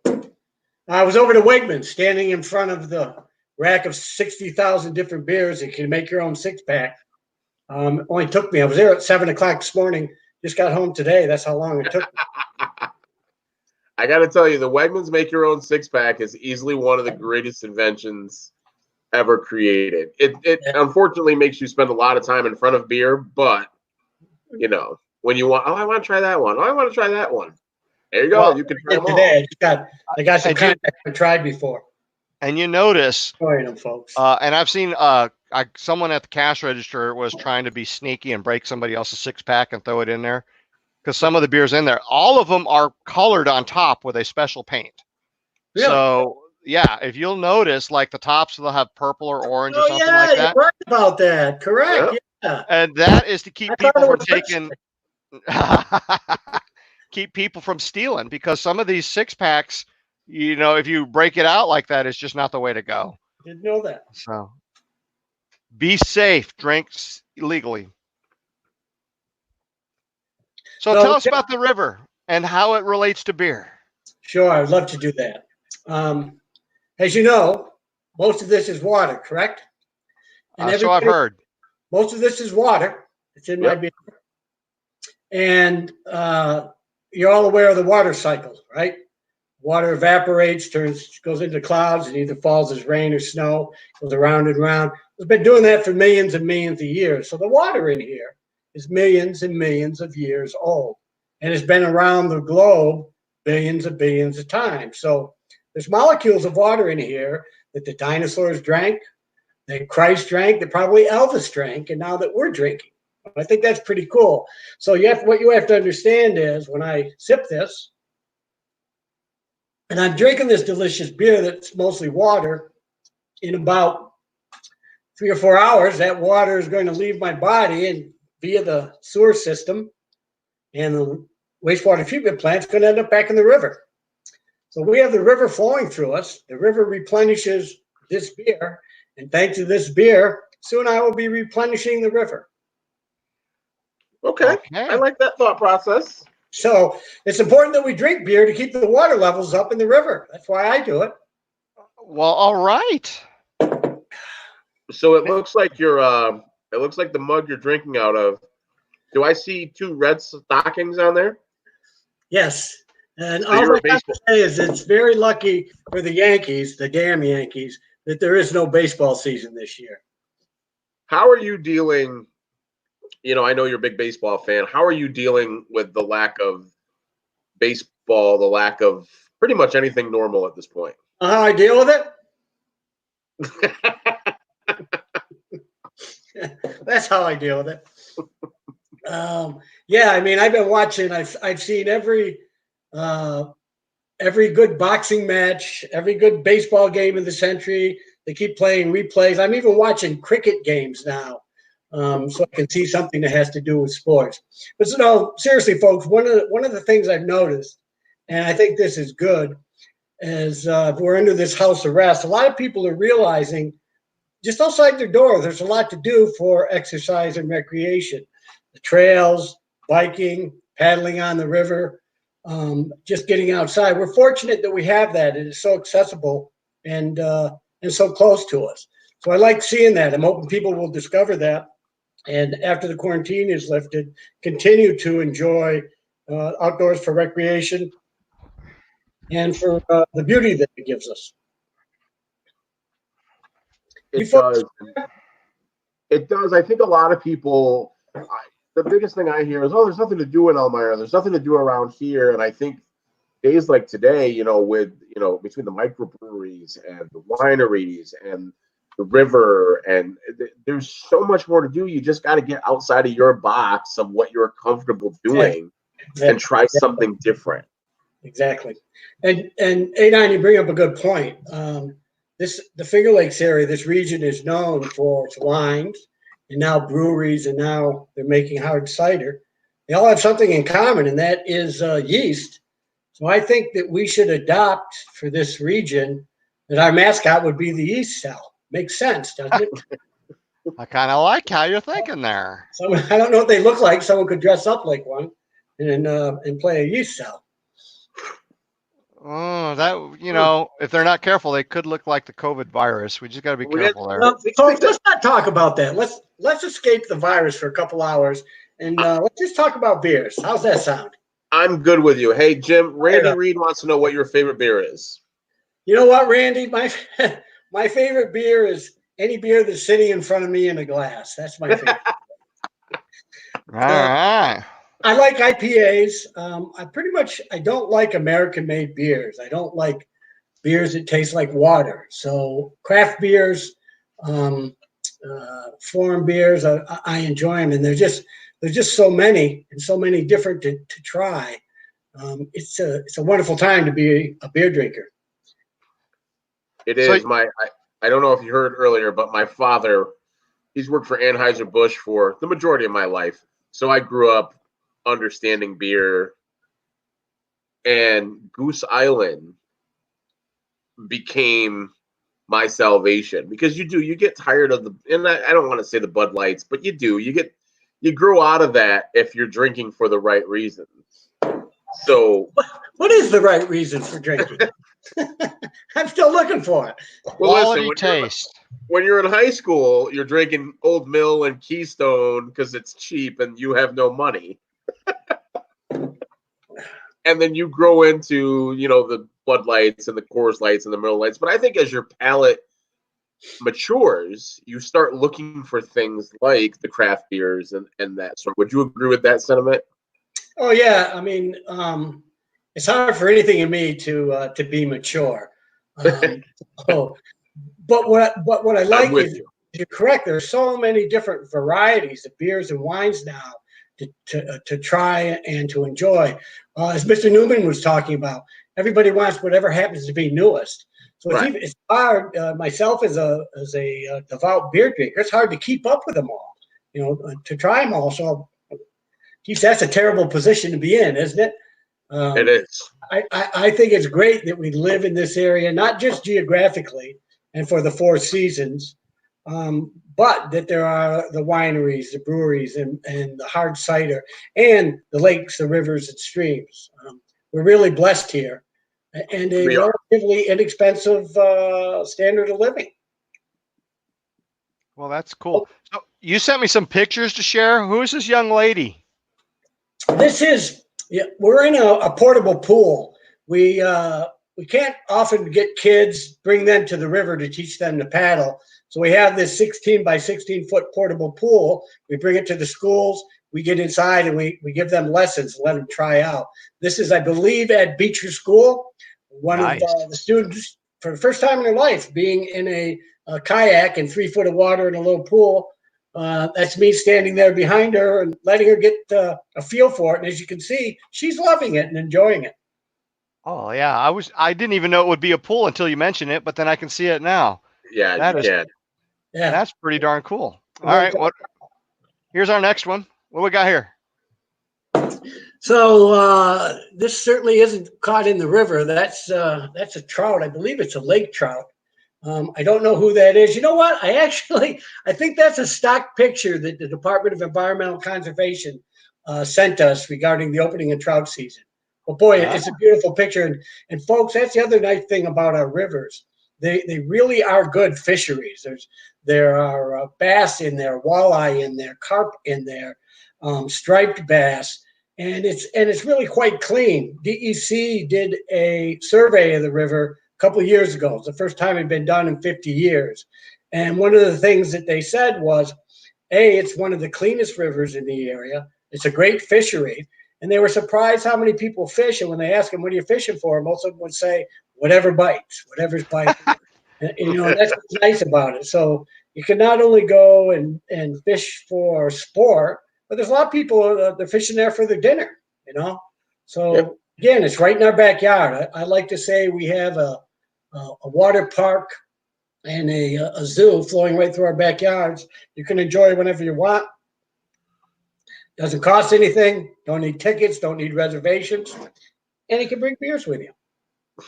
So your passion for the Chemung River is refreshing. Have you always? You're welcome. Have you always had an appreciation for the river and that kind of life? Yeah, I think it comes from my parents. They sort of instilled that in it, just in the environment. I mean, I grew up along the river. I committed most of my misdemeanors and felonies along the river. But here's what changed my mind is I was seeing a lot of trash and litter along the river, and I couldn't get the municipalities or anybody to clean it up. But this was years ago. I was paddling down the river, a great sunset, and I took a picture of it. This was back when you had to wait for your pictures to come back from the photo mat. So I get the pictures back, and I'm looking through them, and I find this one beautiful picture of the sunset. Down in the corner is a gas grill that someone had thrown out that was in the river. And that was like the last straw.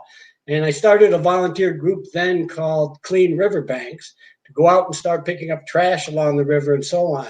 From there, it developed into Chemung River Friends, the nonprofit, to promote the river, to take care of it, to teach people how to use it safely and with respect, and make them aware of what a wonderful resource we have and the role they play in protecting it and also in polluting it and hurting it.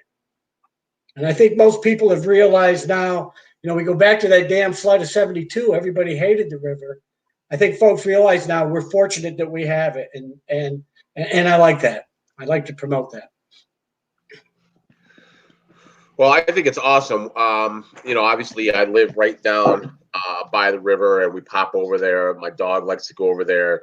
I know the Grove Street launch, they have the festival there every year. And again, we miss these things right now, and we take those things for granted. And I think somebody said it, a couple of guests ago said, I think this quarantine pandemic is offering a huge reset for people to really start to truly enjoy what we have. We have a lot. We have a lot to offer in this area, and I think a lot of people just don't get it. And hey, Don, you're exactly right. I think often because we live here, we don't see the forest because of the trees. When people who move here from out of the area, come here from out of the area, one of the things they always say is, "My God, you have this beautiful river. How gorgeous the hills, the valleys are here." And they're right. And the nice thing about it, even now, you can go use that. You can go out and enjoy nature and get that exercise, maintain your social distancing, and it's right in our backyard. So let's take advantage of it. And what I especially like is I think if you visit the river, take a hike on one of the trails, see nature, see the beautiful scenic views, you'll leave with a different respect for nature and a little bit better understanding of yourself and where you are and the role we play in everything, I guess it is, our world. Yep. That picture there of an osprey. They live on our river. They're fish hawks. They are amazing birds. They dive into the water and catch fish. What's great about them is that they're at the top of the food chain. Yep, The fact really. that here means the river is relatively clean and all the levels of food below them are healthy as well. Yep. So we're fortunate, very fortunate to have those birds. You can go down to our partners, the Finger Lake House, get on their back porch and look out on Clinton Island, and there's an osprey nest there, and you can watch the ospreys live. Or if you don't feel like doing that and you want to drink beers, go to our website, and we have an osprey cam there. You can watch them right now. And what's your website?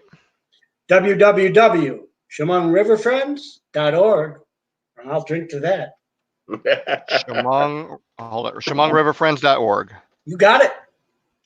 All right, here's the next picture. Nope, let's try that again. Yeah, I mean, that says it all. I mean, look at the smile on her face. She's on the water. She's having a good time. Folks, I've never taken people paddling, especially if they've gone for the first time. And when they get done, have them get off the river and say, "Oh, I didn't like that." It's always the opposite. It's always, "Wow, that was great. I wish I had been doing it earlier." It's fresh air exercise. It's free. You're not burning any fossil fuels.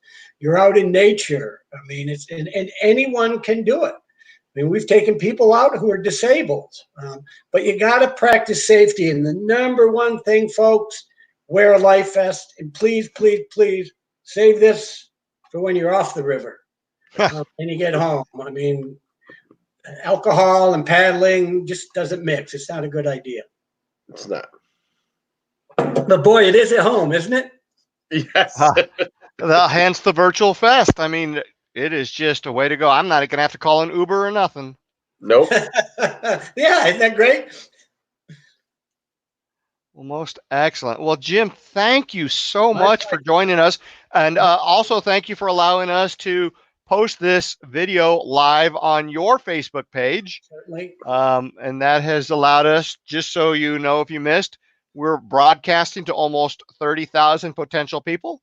And it's going to show up on various people. So just because we're done doesn't mean we're done. People can come back and watch it later if they're willing to watch us for 4 hours. Yep. And Tom, if I may, I think one of the things we're discovering with this house arrest is how we can connect via the internet. and how much fun it is and how convenient it is. So I would love to see this continue, to see you do more events like this, to raise money for all the nonprofits in this area. Great idea. And again, it goes back to, we have wonderful people here. That's what I'm most proud of. That's why I stay here and I live here. And to all of you, a toast. Keep up the good work. Well, Jim, thank you you. are seriously one of my favorite people. I'm honored to say I know you. Your passion for what you do is unbelievable. So I thank you, but you got to raise your bar a little bit. I appreciate that. We'll raise it right here. Cheers to you, Jim. To See you, you. Jim. All right, that was most wonderful. That was Jim from the Chemung River Friends.org. So let me remove that. And we have our next guy in the room here. He is a brewer extraordinaire also. He joins us from the third of the triumvirate of breweries. We have none other than Trevor from Horseheads Brewery. And just so you know, the logo is like this. Here is the India Pale Ale, New England style. That's going to be, oh, look, partaking of his own product. And what is that? What are you drinking? That's not the pumpkin, is it? No, so it's my favorite beer that we make, and that's the Black Horse IPA. I loved that beer since we took over and before. It's one of the beers I drank from here the most, actually. Followed then by pumpkin, because everybody loves pumpkin. I might be the only person that doesn't love pumpkin, but I do like the Horsehead stuff. I love the Brickyard, which will be coming to me within the next 15 to 20 seconds. What? You ordered out? No, I had it. It was sitting here. I was waiting. I put it back down in the fridge, and now they're going to bring it up to me here in a few minutes. Oh, so you have a different delivery crew? Yes. I have an in-home delivery crew. Or you could stock up with an ice chest by your feet. And I was running behind. I didn't have that. I have 2 words for Horseheads. Well, actually, it's 1 word, I think. Towpath. Towpath, yeah.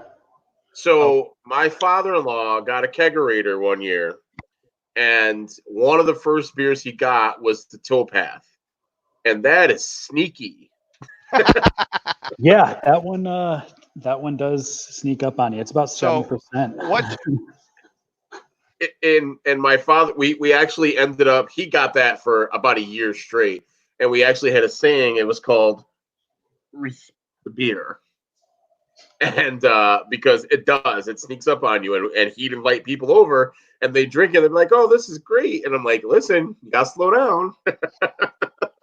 You got to slow down drinking those. It's unbelievable. You guys have the horse. I mean, you guys are, if I'm not mistaken, you guys are one of the first local breweries here in the Twin Tiers. Yeah, the brewery originally opened in 2007, so it's been here a while. And I mean, as before I knew anything about beer, I don't think I came here until I was at least 22 or 23. So that was almost a good 7 years it was open before I ever knew it existed. Oh, look at that. Tom and I are sitting in the same spot. What keeps the staying power of certain breweries around here? Because there have been some that start, and then there's some that end, and there's some that start and some that ends. But Horseheads, you're one of the ones that stay around. What keeps that going? I think it was just a nice slow, steady growth. They didn't grow originally too quickly. They had a really great base of locals, which we still see our locals almost every day, our regulars. It's rough that they have to get a 4-pack and go home. I'd much rather have them sit up here at the bar and hang out and chat like we always do, but we're getting there. So how tough, that was actually going to be my next question. How tough is it for you guys to go from having your tap rooms open and being able to have people in to only being able to do curbside and deliveries or anything of that sort? It's challenging. We've started luckily we were able to start canning a lot more of our beers. So we can still at least get those out to some of the stores. The keg sales to bars and restaurants have definitely took a big hit because obviously people aren't going in to drink, but we're doing a lot of growler sales. We stocked up on a ton of glassware, which is good because we're flying through growlers at a rate that I didn't think we'd ever fly through. But it's tough. We're still doing well. But it could always obviously be better if, we were allowed to hang out with our friends, our families, our customers, and everyone that comes in. They all know us. We know all of our locals. It's so it's kind of hard not seeing them all the time. All right, I'm officially stocked. I have my Brickyard Red Ale, so I'm good to go now. So, all right. what's new? What's new at Horseheads? What do you got coming out? Anything new, exciting that we can look forward to coming soon? Yeah. So if I can actually figure out how to turn this camera around, we'll see what happens if I disappear or not. Who knows? Oh, look at that! I figured it out. There we go. So yeah, so just kind of like a little insight to our little what's going on board. Currently, we've got about 14 on tap. See, we got some canning runs coming up. One of our beers, One Trick Pony, is a rotating beer that changes. The ingredients change every time. We also have a new beer we're doing on our pilot series called No Horseplay. As you can see, Damn It John is actually a fun one. Our assistant, we mess with him every once in a while. So we actually ourselves made a mistake on one of our grain bills, and he milled the wrong grain. So we just decided to name it after him. He appreciates it. It's great. And then some of our other beers coming out, some of our seasonals. It's just trying to plan everything, make sure we can get all the right ingredients in to be able to do stuff and keep it going. But yeah, we've definitely, this has kind of helped us a little bit because we're starting to do some renovation projects in here. We're actually getting a new glycol system installed, and see all the piping up there along the ceiling. The kind of a little bit of like a downslide in brewing has at least helped us be able to get this stuff installed without causing a slowdown in production. But yeah, we're getting around. We do have some whiskey and rum barrels sitting in here with some goods in it. Always makes it exciting. So, did you start out as a home brewer, or did you just kind of sort of fall into what you do now? Yeah, so I actually started out in high school working at wineries. And then as soon as I got out of college, I stuck with the wineries for a little bit. And then I worked at Roosterfish Brewing in Watkins for about 4 years, running their tasting room and being an assistant brewer down there. And then about a year ago, just a little bit over a year ago, I got hired on here by the new owners. And it's just been it was a slow start, going through all the licensing stuff to be able to get open. But once we got open, it was a lot of fun. So I think, let's see. I think originally. So what has been the biggest surprise? The biggest surprise. Man, I don't even know. Things change every day. It's that's the one thing I like. That about many it. or that few? I don't even. It's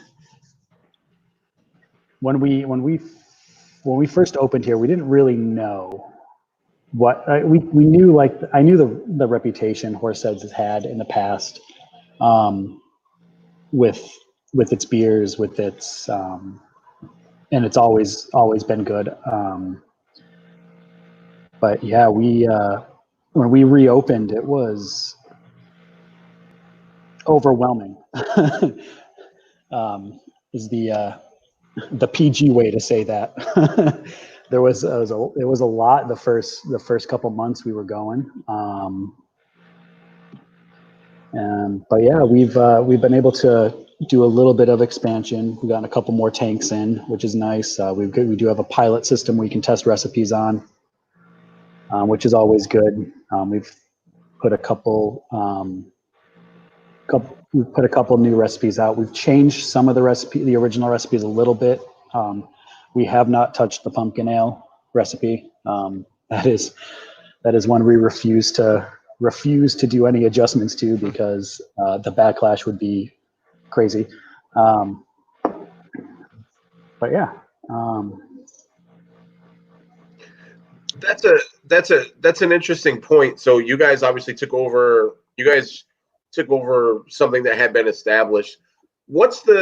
How tough is it to come in and say, okay, here's what they had and here's what we want to do? And how tough was it to figure those things out, to make that transition, to putting your own stamp on what you want, but still keeping some of the former, things? I'll say it's a fine line. Like I said, we've tweaked some of the recipes, most of the recipes a little bit, just kind of using some different ingredients where we can get them. A lot of the test batches and newer stuff that we have come out with have gone over pretty well. I could say. Let's see, like there's a couple beers that we're doing that, like I said, are rotating ingredients beers, like that One Trick Pony. That one changes batch by batch, different grain and a different hopper profile in each one. We'll be doing we're working on, that's the plan, a new rotating fruit series beer, to do just try to get some crazy different fruits in. Rhubarb. I'm not a crazy fan of rhubarb, but heck, I'll try it. I've had some rhubarb beers before. They're definitely different. Let's see. But yeah, we've got, hopefully, get some people in here soon. I know we're still probably looking at about a month or so away before we can open our doors. But yeah, we've got I can actually show you our little setup here. Our front door right here. We have got a little table set up. We pull that right in the front door, so just walk right up. You can pull your car right up and just hand you your beers and swipe your card or take cash or whatever and go from there.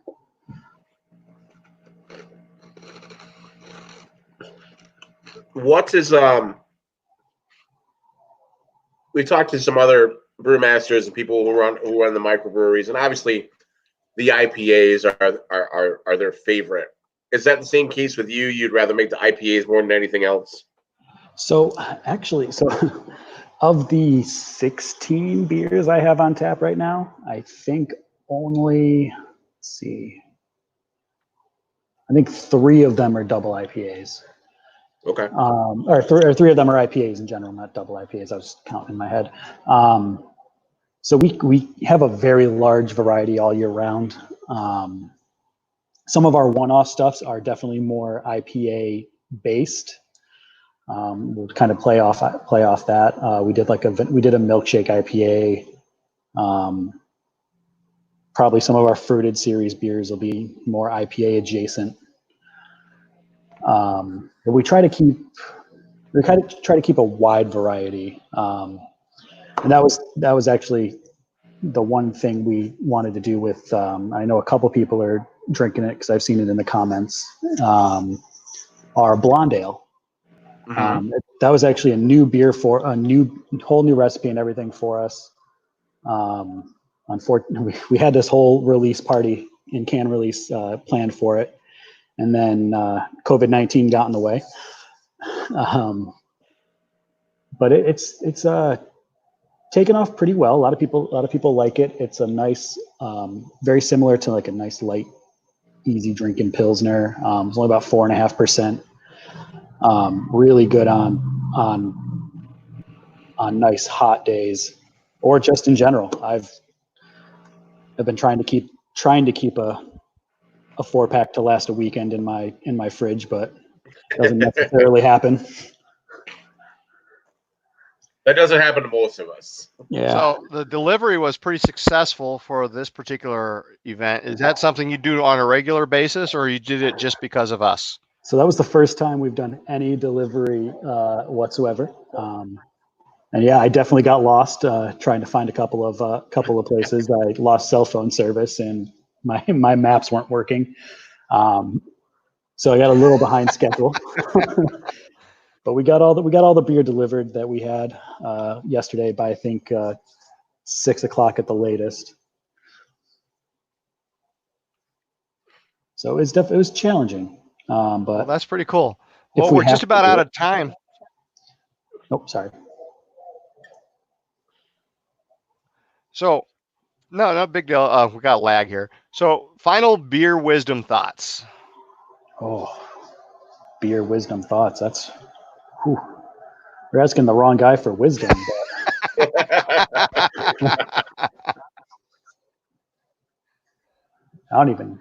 Beer wisdom thoughts. I don't even know. Beer thoughts in general.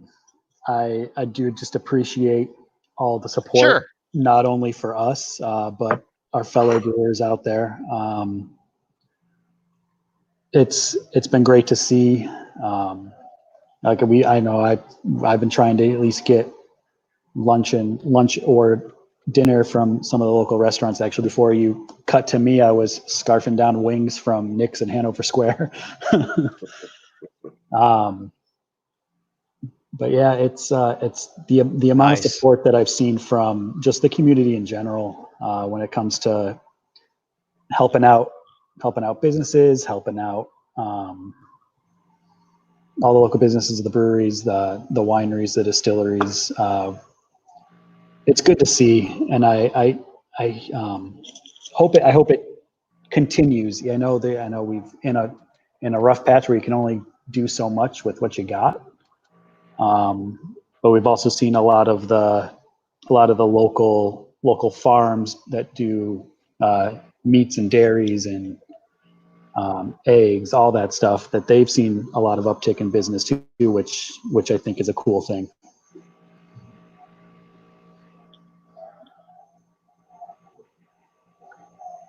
Well, very cool.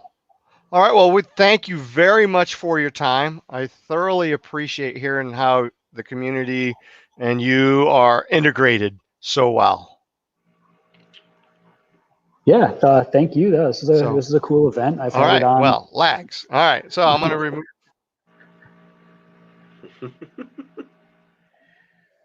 Thank you so much, man. It's like I said, Horseheads Brewery. It's really the standard bearer for a lot of the local breweries. So good luck with everything and keep pumping them out. Thank you, guys. And thanks. All right. So that was Trevor from Horseheads Brewery. We got our next guy in the waiting room, but first, a commercial. We are still doing a fundraiser. Remember, this is a fundraiser.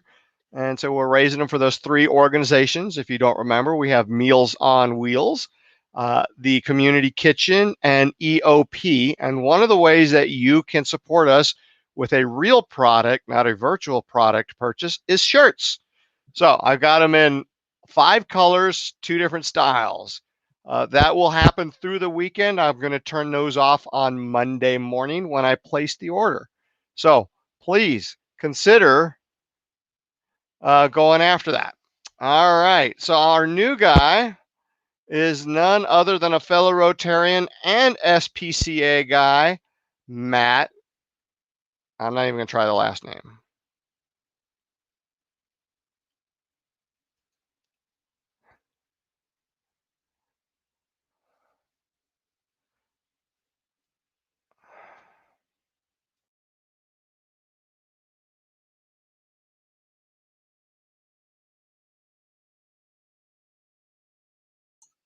Sorry, my mic was muted, guys. But yeah, Matt G works fine. That's probably easier because otherwise people mistake me for Matt Gagliardo, the attorney, and that's not me. So yeah, and it looks like either I'm frozen or you guys are frozen. I can't tell.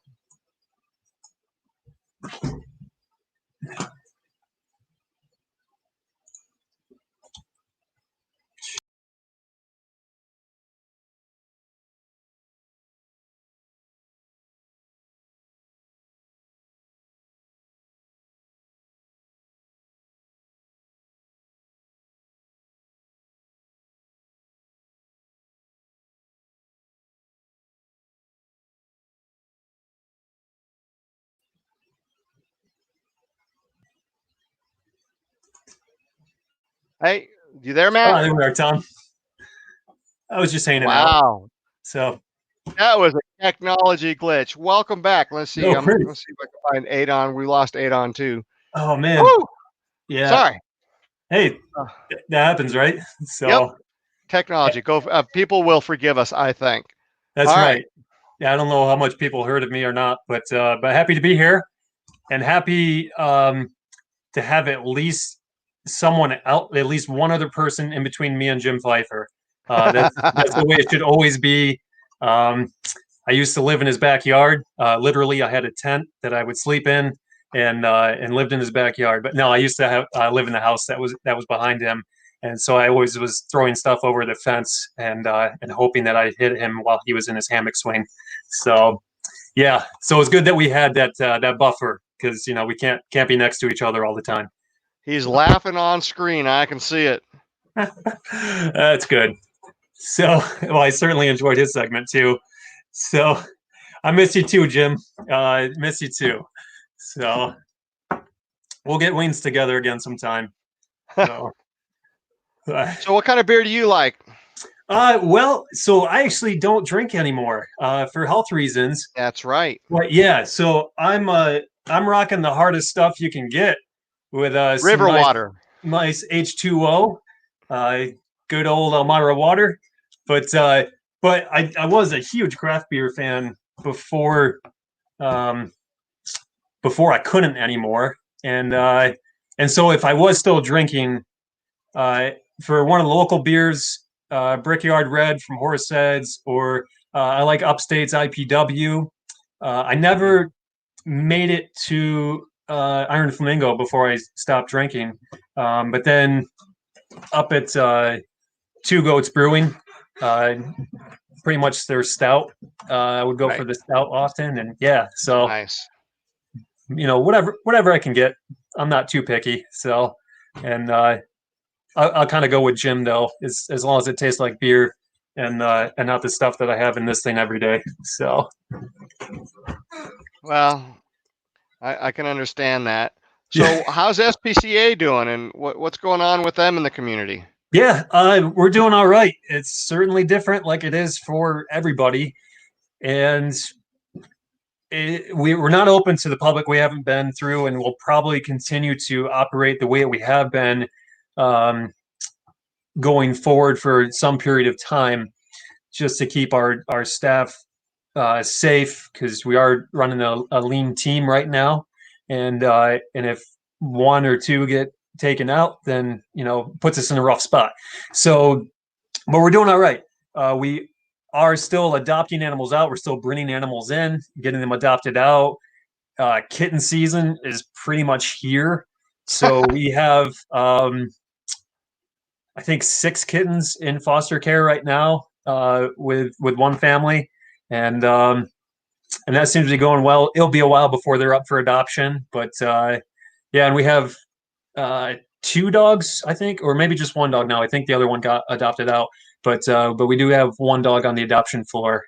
So things are moving, and that's going pretty well.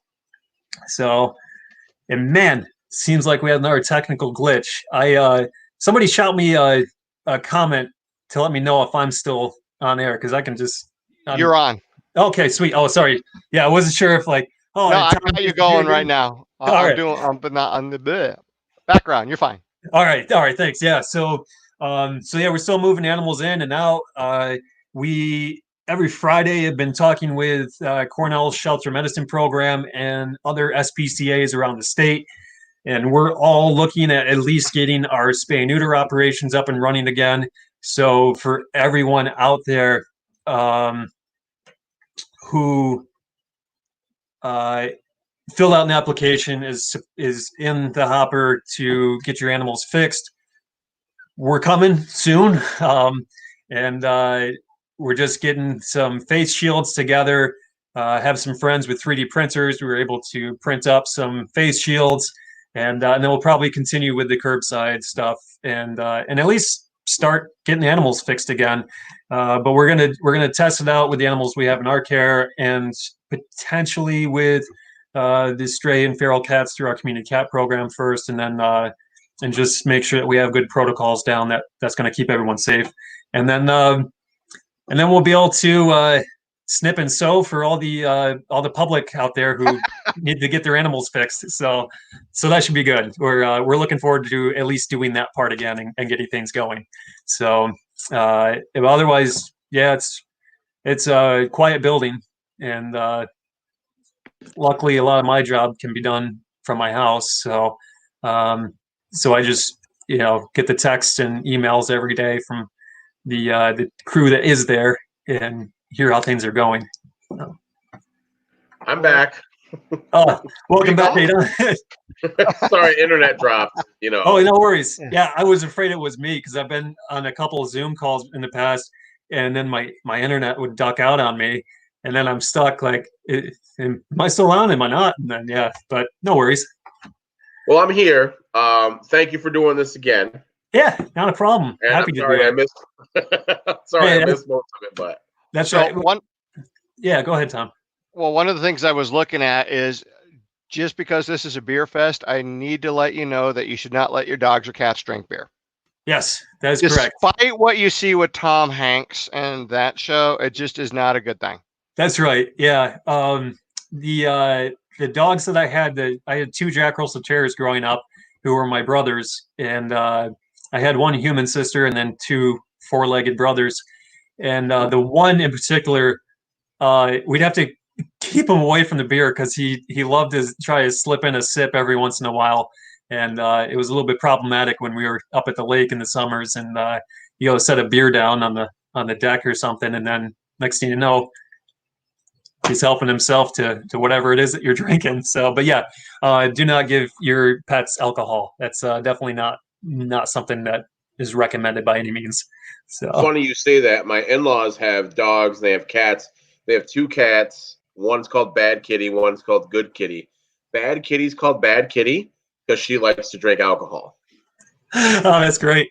Yeah. My father-in-law has a kegerator, and I'll go down, and as soon as I go near it in the basement to get a beer, Bad Kitty's right there hoping some of it will fall out so she can get to it.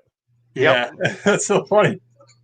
Well, one thing I should have said too, Tom, when he asked, what am I drinking? And when I kind of went off on that for a minute, to just kind of hopefully back up that I did like to drink beer. My 2 dogs that I have are named Barley and Porter, and that was very much intentional.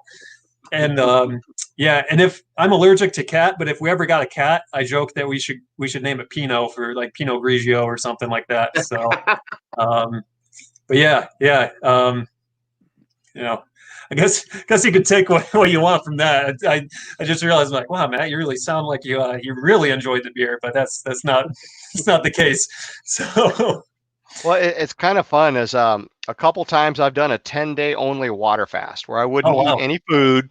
And all I did was drink water and only water, no other supplements, no vitamins, anything. And that was intentional for purifying as well as religious things. And, Sure. but I became a connoisseur of water because some waters taste better than others, for sure. And I never really thought about that. But when that's all you can taste, it really, you're like, Dasani is completely different than Wegmans. You know, it's just amazing. Yeah, yeah. I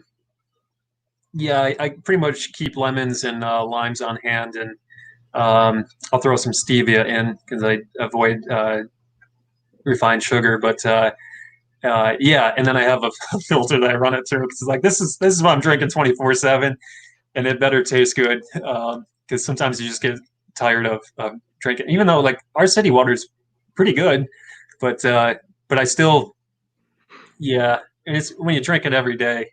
Yeah.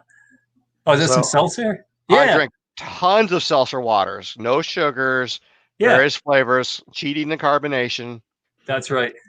Yep. It's funny. My 16-year-old daughter is on a water kick right now, and she's pretty much telling us, and it's hard right now because, as you know, in the pandemic, the refrigerators looms very large in a pandemic, and you're bored, and you want to go eat, and you want to go grab a beer or grab a drink or grab juice or grab soda. But my daughter is making us drink water. We went to the store the other day, and she made us deliberately not buy any soda because, and she's right, you know, you gotta get there. You really do. So that's where we're at. She's you know, she has her moments. Yeah, I've got the pandemic 15 on my body right now. Oh, me too. Me too.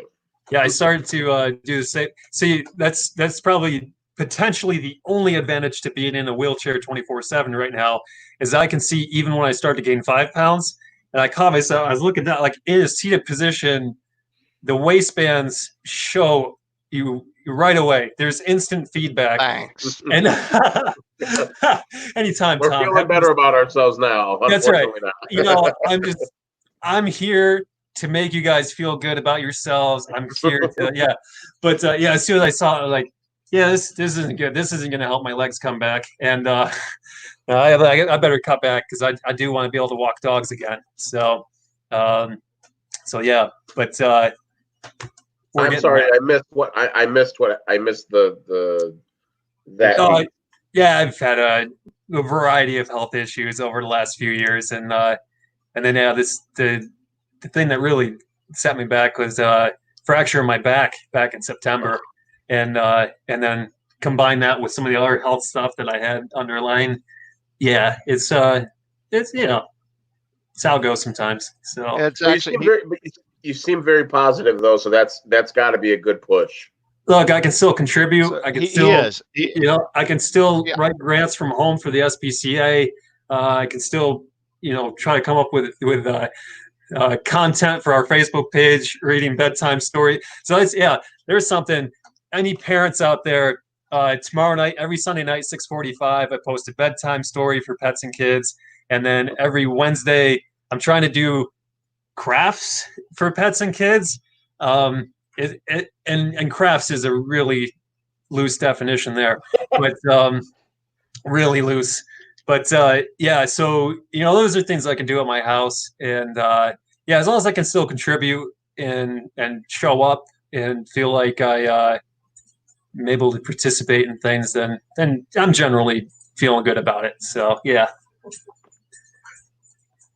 just, you know, cheer him on. He is an eternal optimist, and he does an extraordinarily good job.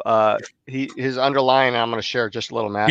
He fights Lyme disease. He's been diagnosed, and that's a very muscular thing, which is what contributed to this other, because the muscles gave out when you don't want them to give out. And you know, but he does really well, and his attitude is infectiously good.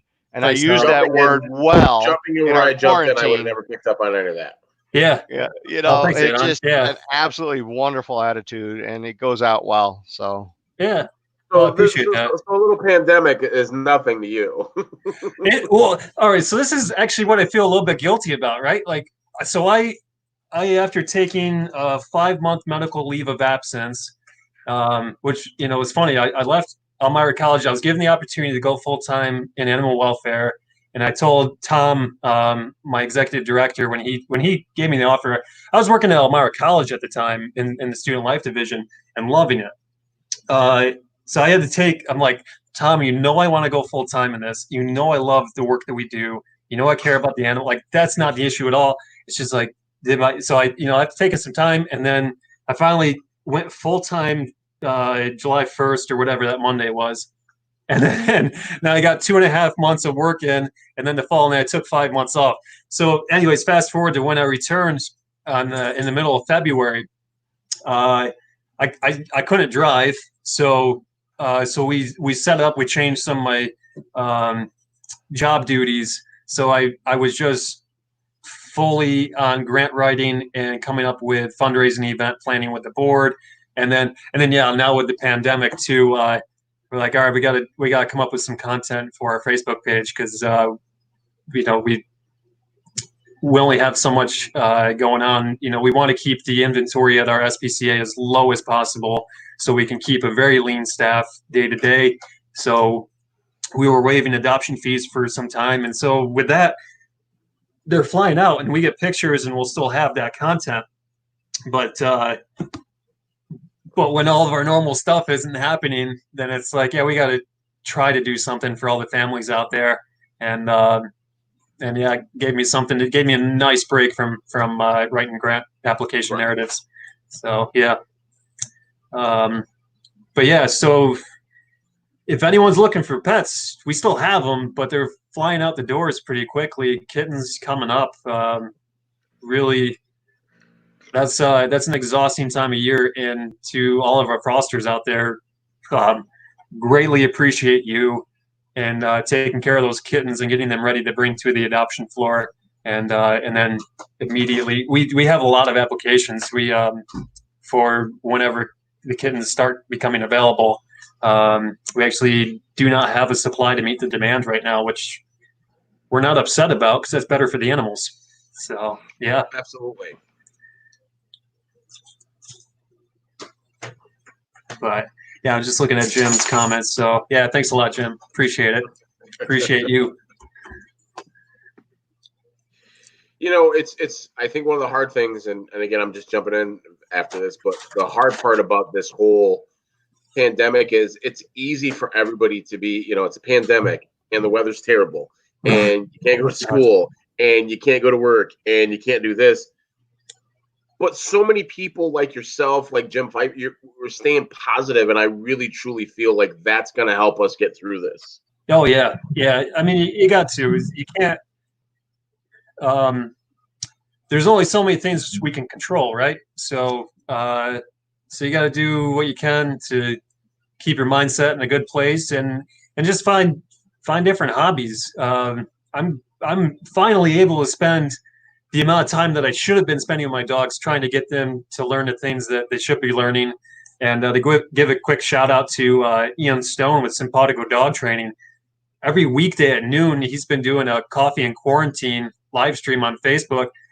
And I've intentionally stopped taking lunch, my lunch break at noon, just so I can watch it. And then I get good ideas, because even when you work in animal welfare, you can still watch other professionals, and especially someone like a trainer, behaviorist like Ian. You get new ideas. It's like, man, I should have been doing this with my dogs the whole way through. And so now I get the time. So in a way, that's kind of my new hobby, and trying to get, especially my one dog Porter, to stop yelling at every dog that walks by, because there are a lot of walkers on my street right now. So yeah, getting a good new hobby and just trying to shift the mindset to, eventually we'll get back to it. But in the meantime, I'm going to enjoy what is right here in front of me. So, or just getting outside and enjoying what's right here in front of me outside. And I think Jim talked about that a lot, and that was really good stuff. It's true. Excellent. All right. Any wisdom departing points? Stumped the last guy with that one. Yeah, I know. And I was watching the, and I didn't even pick up on the cue of like, yeah, I should probably be thinking about this. But so yeah, if you have pets, I mean, now is a really good time to go back to the basics with some of them. If if there's quirks and habits that that have been annoying you, go back to the basics with it. If it's a dog, especially, well, even cats, they love that stuff. They love learning. They're like little 3 and 4 year olds. Their mind absorbs everything if you give them the right reinforcement and you're consistent enough. And yeah, if you don't have a pet, maybe get a pet. That'll help you get through quarantine, and it'll help keep our shelters empty. Not just the SPCA, but all the ones in the area. So Hug a pet. Yep. Yeah, that's right. Hug a pet and enjoy it, and treat it well, and yeah, go back to the basics and just really, really get it down. Things that I should have been doing all along, but when you're not home much, you kind of use that as an excuse. So. Yeah.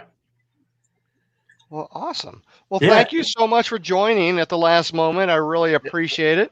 Yeah, absolutely. No, yeah, when I saw the email go out with the spots, I'm like, yeah, we should be there. So, especially, when it's my own Rotary Club putting it on, want to look too good. I'm like, nah, I'm not going to help Tom out here. So, yeah, happy to be a part of it. And I appreciate you guys doing this and for all the work that you did to put this together, and appreciate you guys having me on. So, yeah, I'll be sticking around to watch the rest of it. All right. Well, thank you. All right, Matt. Yeah. Thanks, buddy. Hey, have a good night, guys. All right. And we are on the home stretch. Can you believe there's only 20 minutes left in our broadcast? It's gone by quick though, but it's been fun. And I think the thing I'm most impressed with is the positivity I see and the community support. The community support for so many of these organizations and so many of these people. I mean, we come together, and I think this area, it gets a bad rap from time to time about how nothing to do and nothing to this, but it's all just fake news. Ha. True. All right. So I'm going to try something, and I don't know if this is going to work or not. So we're going to try and share two different things. I'm going to share an audio there. All right. And I'm also going to, is it going to let me do this here? It is not. Oh, darn it. All right. Well, we're going to have to move on because technical difficulties. I have our illustrious Mr. Entertainment in the can here, and I have a lot of different things here. So I'm going to see. Let's see, application window. So here's the problem I have. So this is our guy right here, and you can see him there. And I'm going to run through this really quick. He thinks he's a beer nut because he is. And well, his license plate says that. It does. It says beer nuts. And so I've got a lot of these things going through here. And I'm going to start playing his audio for a second. You could see I had a lot of fun putting this together. And then let's see what we can get out of this. So I'm going to remove this from the stream. And we're going to try him again. I didn't know we couldn't do two at once. That's okay. We can have fun with this. So we're going to share his beer story right now for a second.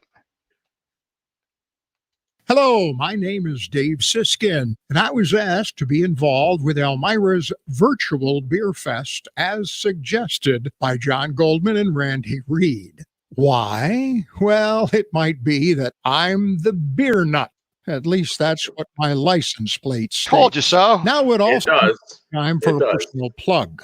I'm a local radio personality on WEHH 1600 AM and 93.9 FM and online at WEHHElmira.com, Monday through Friday, 6 a.m. to 10 a.m. Now, I got involved with beer long ago when my dad was a bartender at Golis's Grill on Lake Street in Elmira, circa 1957. The main beers were Iroquois, Schlitz, Schaefer's, Rheingold, Valentine, and more. When you purchased a shot and a beer chaser, you would get a free lunch, usually cold meats and boiled eggs.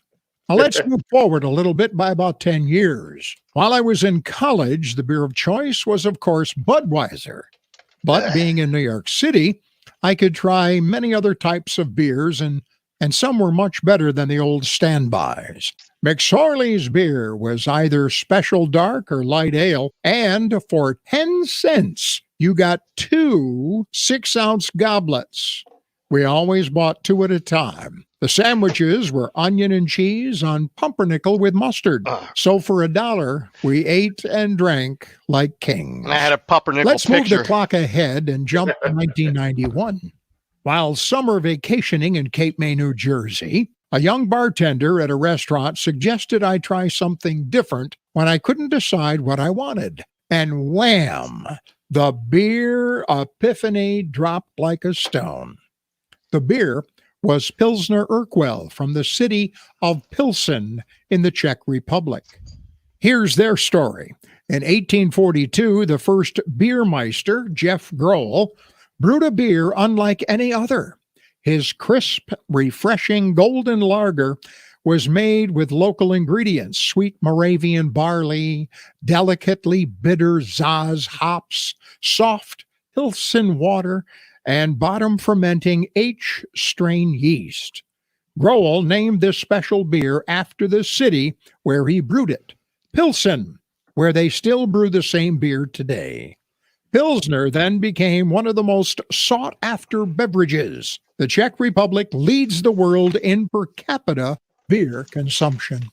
Beer history teaches us marvelous happenings with beer. Patrick McGovern, the scientific director of Biomolecular Archaeology Laboratory, has identified the world's oldest known barley beer from Iran's Zagros Mountains, dating to about 3400 BC. It was accepted practice in Babylonia 4,000 years ago that for a month after a wedding, the bride's father would supply his son-in-law with all the mead he could drink. Mead is, in fact, a honey beer. And because their calendar was lunar-based, this period was then called the honey month, or what we know today as the honeymoon. Phoenicians in about 2000 AD, I'm Always told, learn would take something new. bread and place it in an open container, dunk it with water, and allow a fermentation process to start when exposed to the sun. They then consumed the liquid. The ancients were liable to spike their drinks with all sorts of unpredictable things: olive oil, bog myrtle, cheese, meadowsweet, mugwort, carrot, not to mention hallucinogens like hemp and poppy. With Egyptian-style beer, McGovern found a curious combination of savory thyme and coriander, and it showed up in the residues of libations interred with the monarch in 3150 BC. Workers on the pyramids in ancient Egypt were said to have been paid in beer, which was called cash. Note the word cash, spelled K-A-S-H. Now, for the sake of time, let us go to the year 1516 AD. Probably the most important beer date of all. With more than 1,300 breweries producing some 5,500 different types of beer, Germany is serious about that amber nectar. There is even a word for it, Bernst, which means deadly serious, and translate literally as beer serious.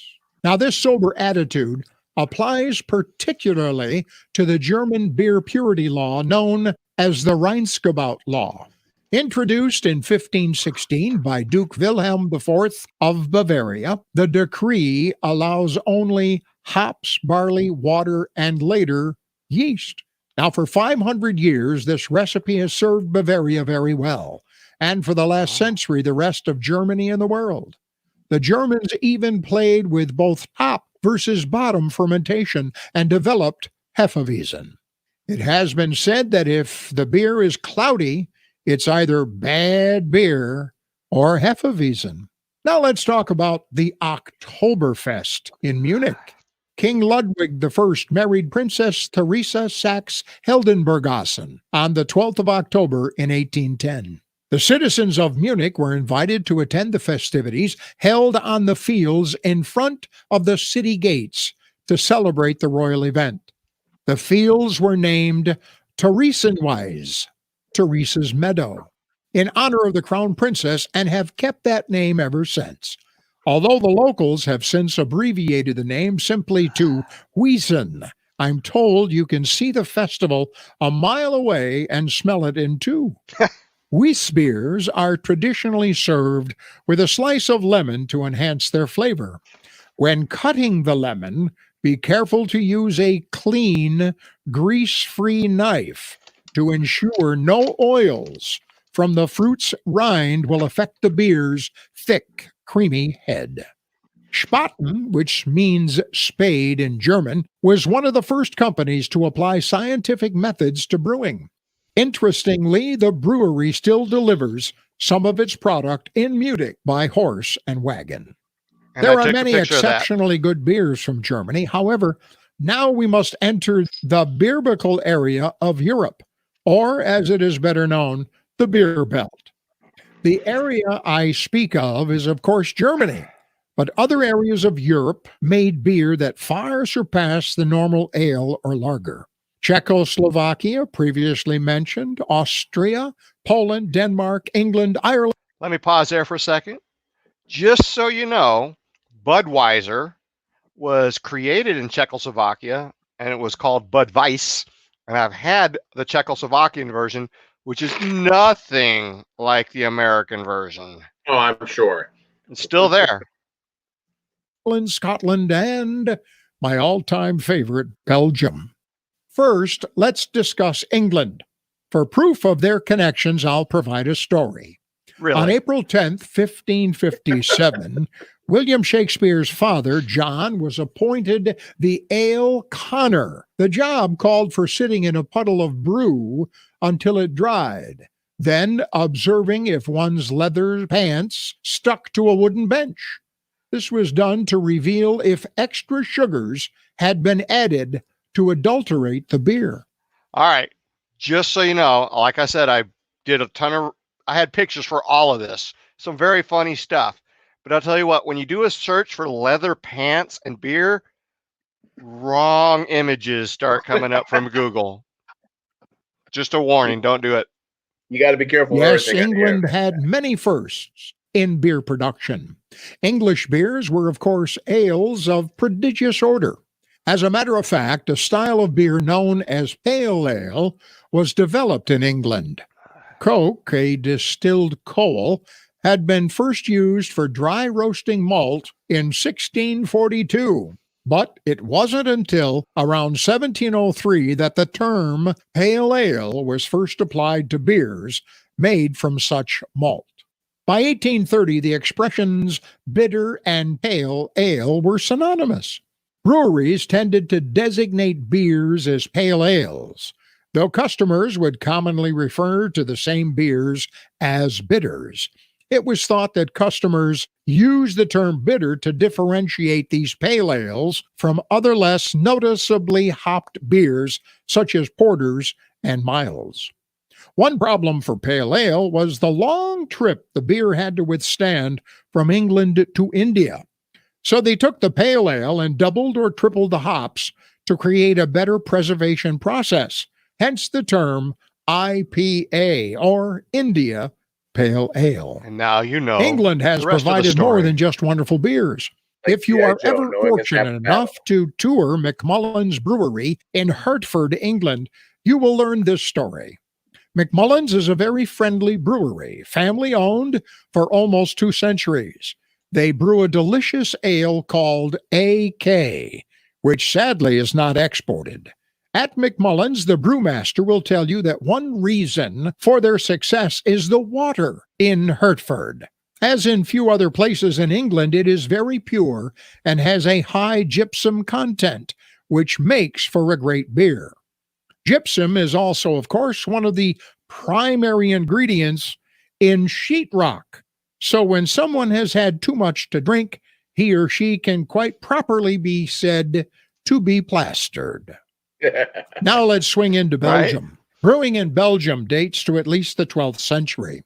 Under the Catholic Church permission, local French and Flemish abbeys brewed and distributed beer as a fundraising method. The relatively low alcohol beer of the time was preferred as a sanitary option to available drinking water. What are now traditional brewing methods evolved under abbey supervision. Only 12 monasteries currently meet these qualifications, 6 of which are in Belgium, 2 in the Netherlands, 1 in Austria, 1 in the United States, 1 in Italy, and 1 in England. Trappist beer is a controlled term of origin. It tells where the beer comes from. It is not the name of a beer style. Lambic is an incredibly special type of beer. Lambic beers include Gueuze, Kriek Lambic, and Framboise. Kriek is cherry, Framboise, raspberry. Yep. Lambic differs I from knew most that. other beers in that it is fermented through exposure to wild yeasts and bacteria that are native to the Zen Valley, as opposed to exposure to carefully cultivated strains of brewer's yeast. To make an excellent lambic, one must ferment at least twice and then add real fruit of choice, not syrup. Faro beer is a blended lambic with the addition of candied sugar, resulting in a lighter, quite sweet, and more palatable beer, widely available throughout the Seine Valley up until the early 20th century. Faro was often made from second and third runnings, which led to a beer with a lower alcohol content. It was commonly spiced with pepper, orange peel, and coriander. Chimay is a brewed French-speaking monk's beer that in 1860 was the first in that country to commercially brew beer. The monk's ale, which are vintage dated, have been called the Burgundies of Belgium. A saison, which means season in French, is a style of summer ale brewed in Belgium. Frequently bottle conditioned and fruity, it is often made with herbs and other spices. The Belgians disagreed with the Reinskabout law. One of the most important roles the Belgians had on the world was the creation of special glassware. Each brewery designed a different shaped glass for each beer. At first, it was to designate which brewery. Okay, for all you guys out there, after he's done speaking, I will share the glass chart I found. It is absolutely very interesting. 3 charts I'll share. But eventually to add the wonderful experience and flavor of beer. Just above England, we now venture to Scotland. It has Here's one several additions to shaped their beer. credit to the Well, beer world, sort of looks known broken. as Scotch ale. Scottish ales are rich and chewy with a classically strong, dark color and a sweet malty character. Generally low in hops, some variations brewed outside of England lean toward bitterness. This style is also known as wee heavy. Traquair Brewery lies in the wing of the Traquair House directly underneath the chapel. It dates to the early 1700s and was originally a domestic brewery serving only the house and the estate. It was disused in the early 1800s, but never dismantled. The Traquair House dates to 1107 and has been lived in by the Stewart family since 1491. Peter Maxwell Stewart rediscovered the brewery in the early 60s and began brewing again as an experiment in 1965 using all the original equipment and fermenting the ales in the original oak tuns. If you ever get a chance to sip heaven, this beer will do the job. I want to try that. I really Be do. sure to use a thistle glass. He makes me Next, want we go to forth take to him with me to Ireland, and Europe of course, to really Guinness. find the right beer. You know? Arthur Guinness, on December 31st, 1759, signed. He absolutely is. I mean, I love that I can actually shut him down for a split second because it's really hard to do it live. And I hope he's watching because that's in love and fun. But he is such a knowledge guy. He is. I work with Dave. He's on WEHH and I'm on WLVY, and I see Dave. And there's days, and we just cross paths in passing. But there's been so many times he'll say, "Hey, Adon, did you know?" Blah blah blah blah, and I'm like, "Wow!" And it's not like, you know how sometimes people give you that information you really don't want to know it. Right. but you honor them because they're It's courteous. No, every time he comes by me with something like that, it's something really, really interesting and knowledgeable. He's Mr. Entertainment for a reason. I would love to hang out with him and have some beers.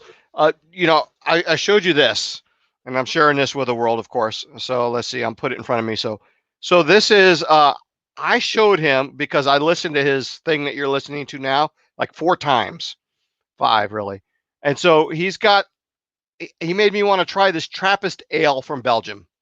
So I bought this at Wegmans, and I said, when I went to pick up this voiceover that he's doing right now on a USB, I showed this to him, and I said, I cannot wait to try this after listening to your thing. And he's like, oh, hold on. And he ran into his house, and he ran back, and he gave me this glass. And this glass, and he'll tell you a little later in his spiel here, we're almost done. There's only like 3 minutes left. This glass is designed for this beer. The glasses in the olden days were designed around the beer to give you the best smell and taste on it. And I'm not even sure how to think about this. It says it's a Trappist ale. It reminds me of a Pilsner, but it's not. And you can see that it's pretty light colored. If I hold it over here, you can't really, but it's light colored. Not many legs. I mean, it doesn't leave whiteness, but it is really a very good beer. And I bought 2 Belgian Abbey beers. Like he said, there's only 12 that make them. And so I'm enjoying this one. When I turned, a friend of mine,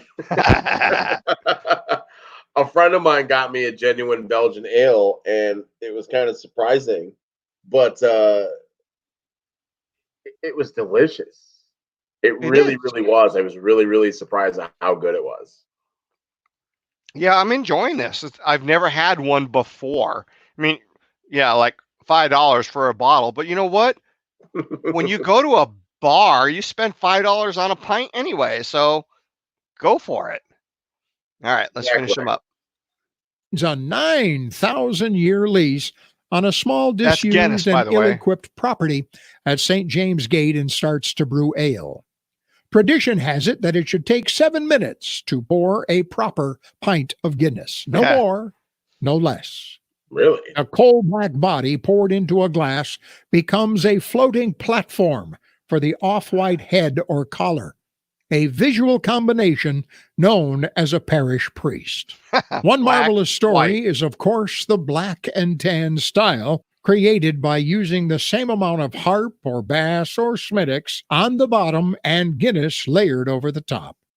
The story goes that during the Irish Rebellion, the English soldiers, called black and tans due to the color of their uniforms, would disguise themselves and go into Irish pubs to listen to any rebellion talk. If one Irish pub drinker noticed something strange, he would immediately order a half and half, and all the talk of rebellion ceased. Now let's take a short ferry ride to enter Holland. Well-known Dutch beer brands include Heineken, Amstel, Grolsch, Brandt, Skol, Breda, and Oranjeboom.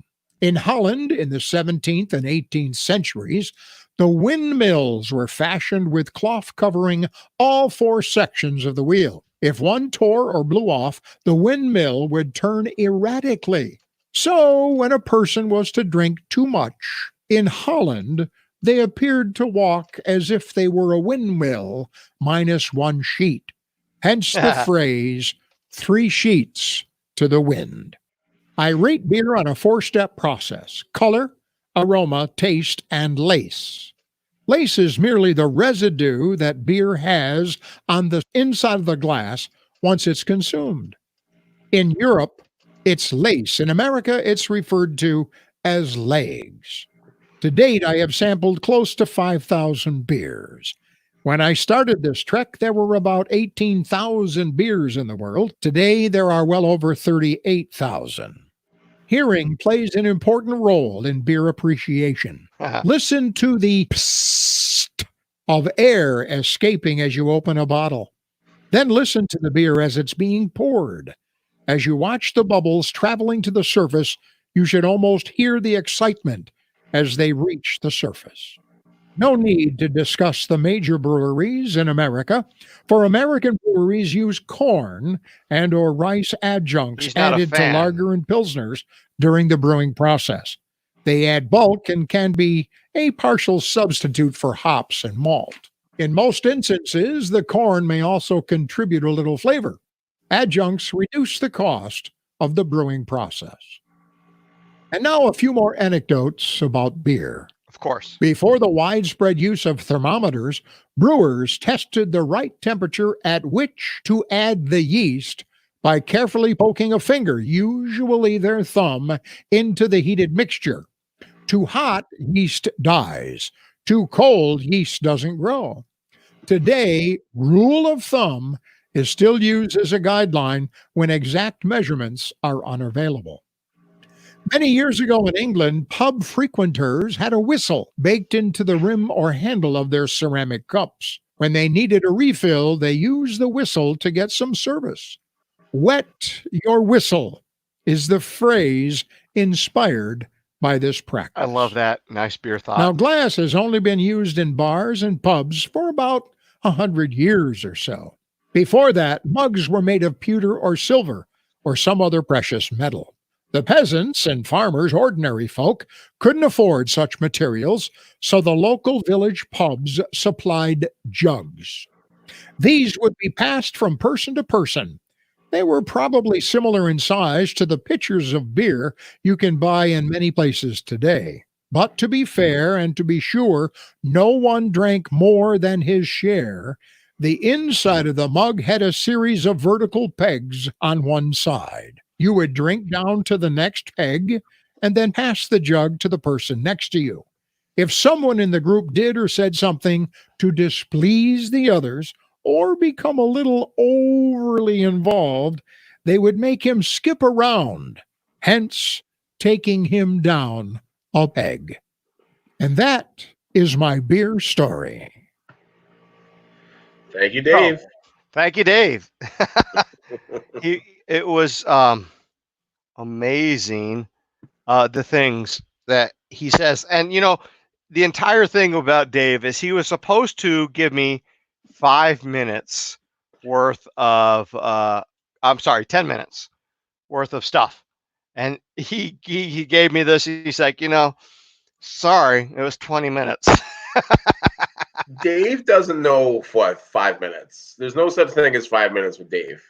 And I mean that with all respect in the world. He's a great guy. He's a great source of knowledge and so many different things. And I found what he had to say interesting, especially because beer is more than just, you know, an alcoholic beverage. It's a way of life for a lot of people.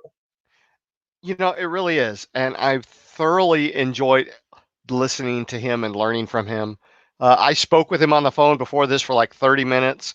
I was trying to get him to call in, and he's like, he was very hesitant. I used a couple other wedges to try to get him call in. And generally he said, my face is a face for radio. And so, but he thoroughly wanted to share. So that, you know, you heard his share. He's a great guy. He really is. And he does. He's just so, if you ever listen to him on WEHH, he knows music better than he knows beer. Uh-oh. Yeah, I'm glad he's in my sphere now. So I'm hoping that I can, you know, do something social with him a little bit. So we're in bonus time right now. I want to share a few things with you, and thank you so much for sticking with us a little bit longer. All you out there in live land, we're at 4 hours and 8 minutes.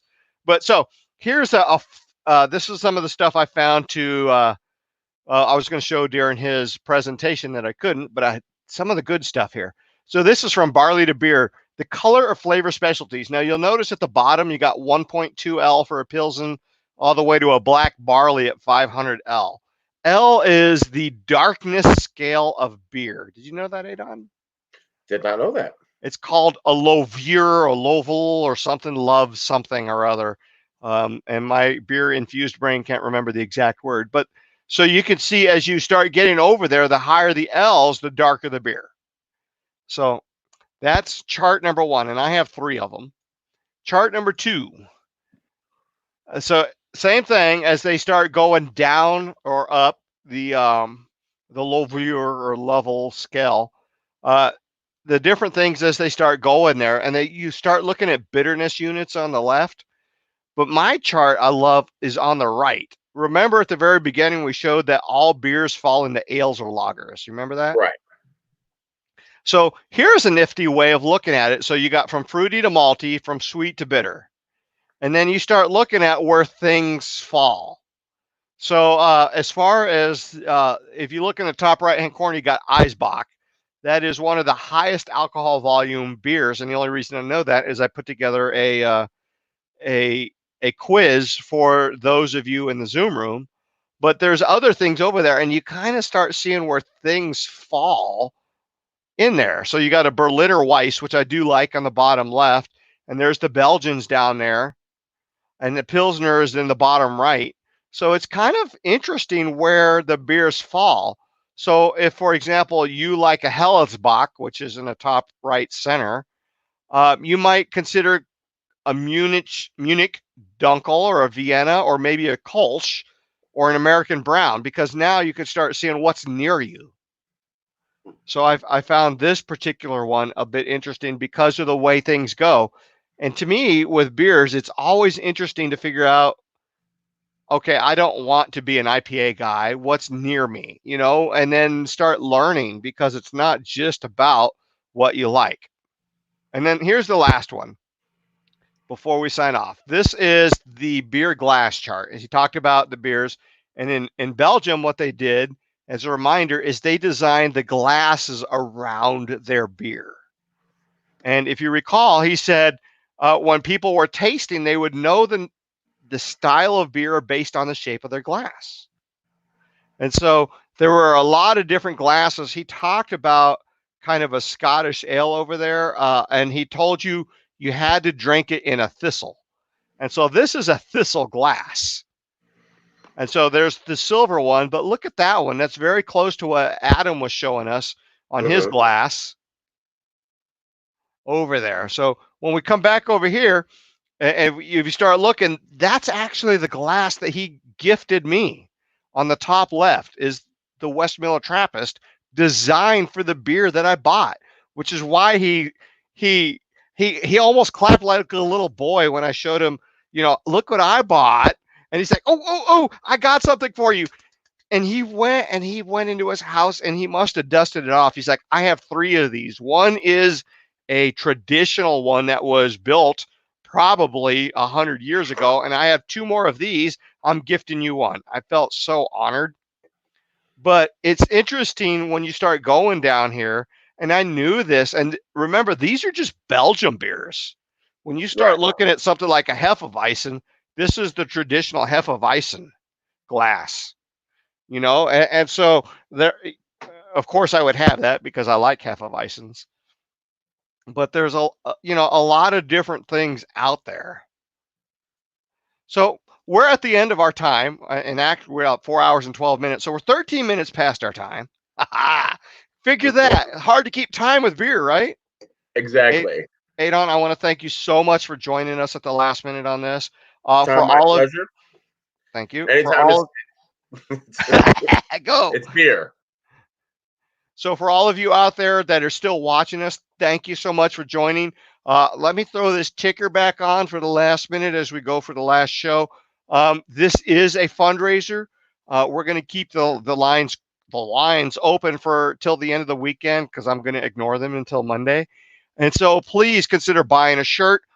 Share this with your friends, because this is recorded, so they can watch this tomorrow, Sunday, after their church service, and thoroughly enjoy themselves. So thank you so much. For all of you that came in on the Zoom meeting and bought virtual tickets, thank you so much for that. My goal was to raise a 5,000 for all these groups to do that. Let me take a final gander at our numbers. Adon, do you have any final comments while I'm looking? I just want to thank you, Tom, for letting me do it. It's been my pleasure. I hope we provided a little bit of time and levity for everybody away from the quarantine and the pandemic, and just have a little fun and drink some beer today. So thank you for letting me be a part of it. Big shout out to our community for helping out these organizations that really need it right now. And if we do it again, I'm in.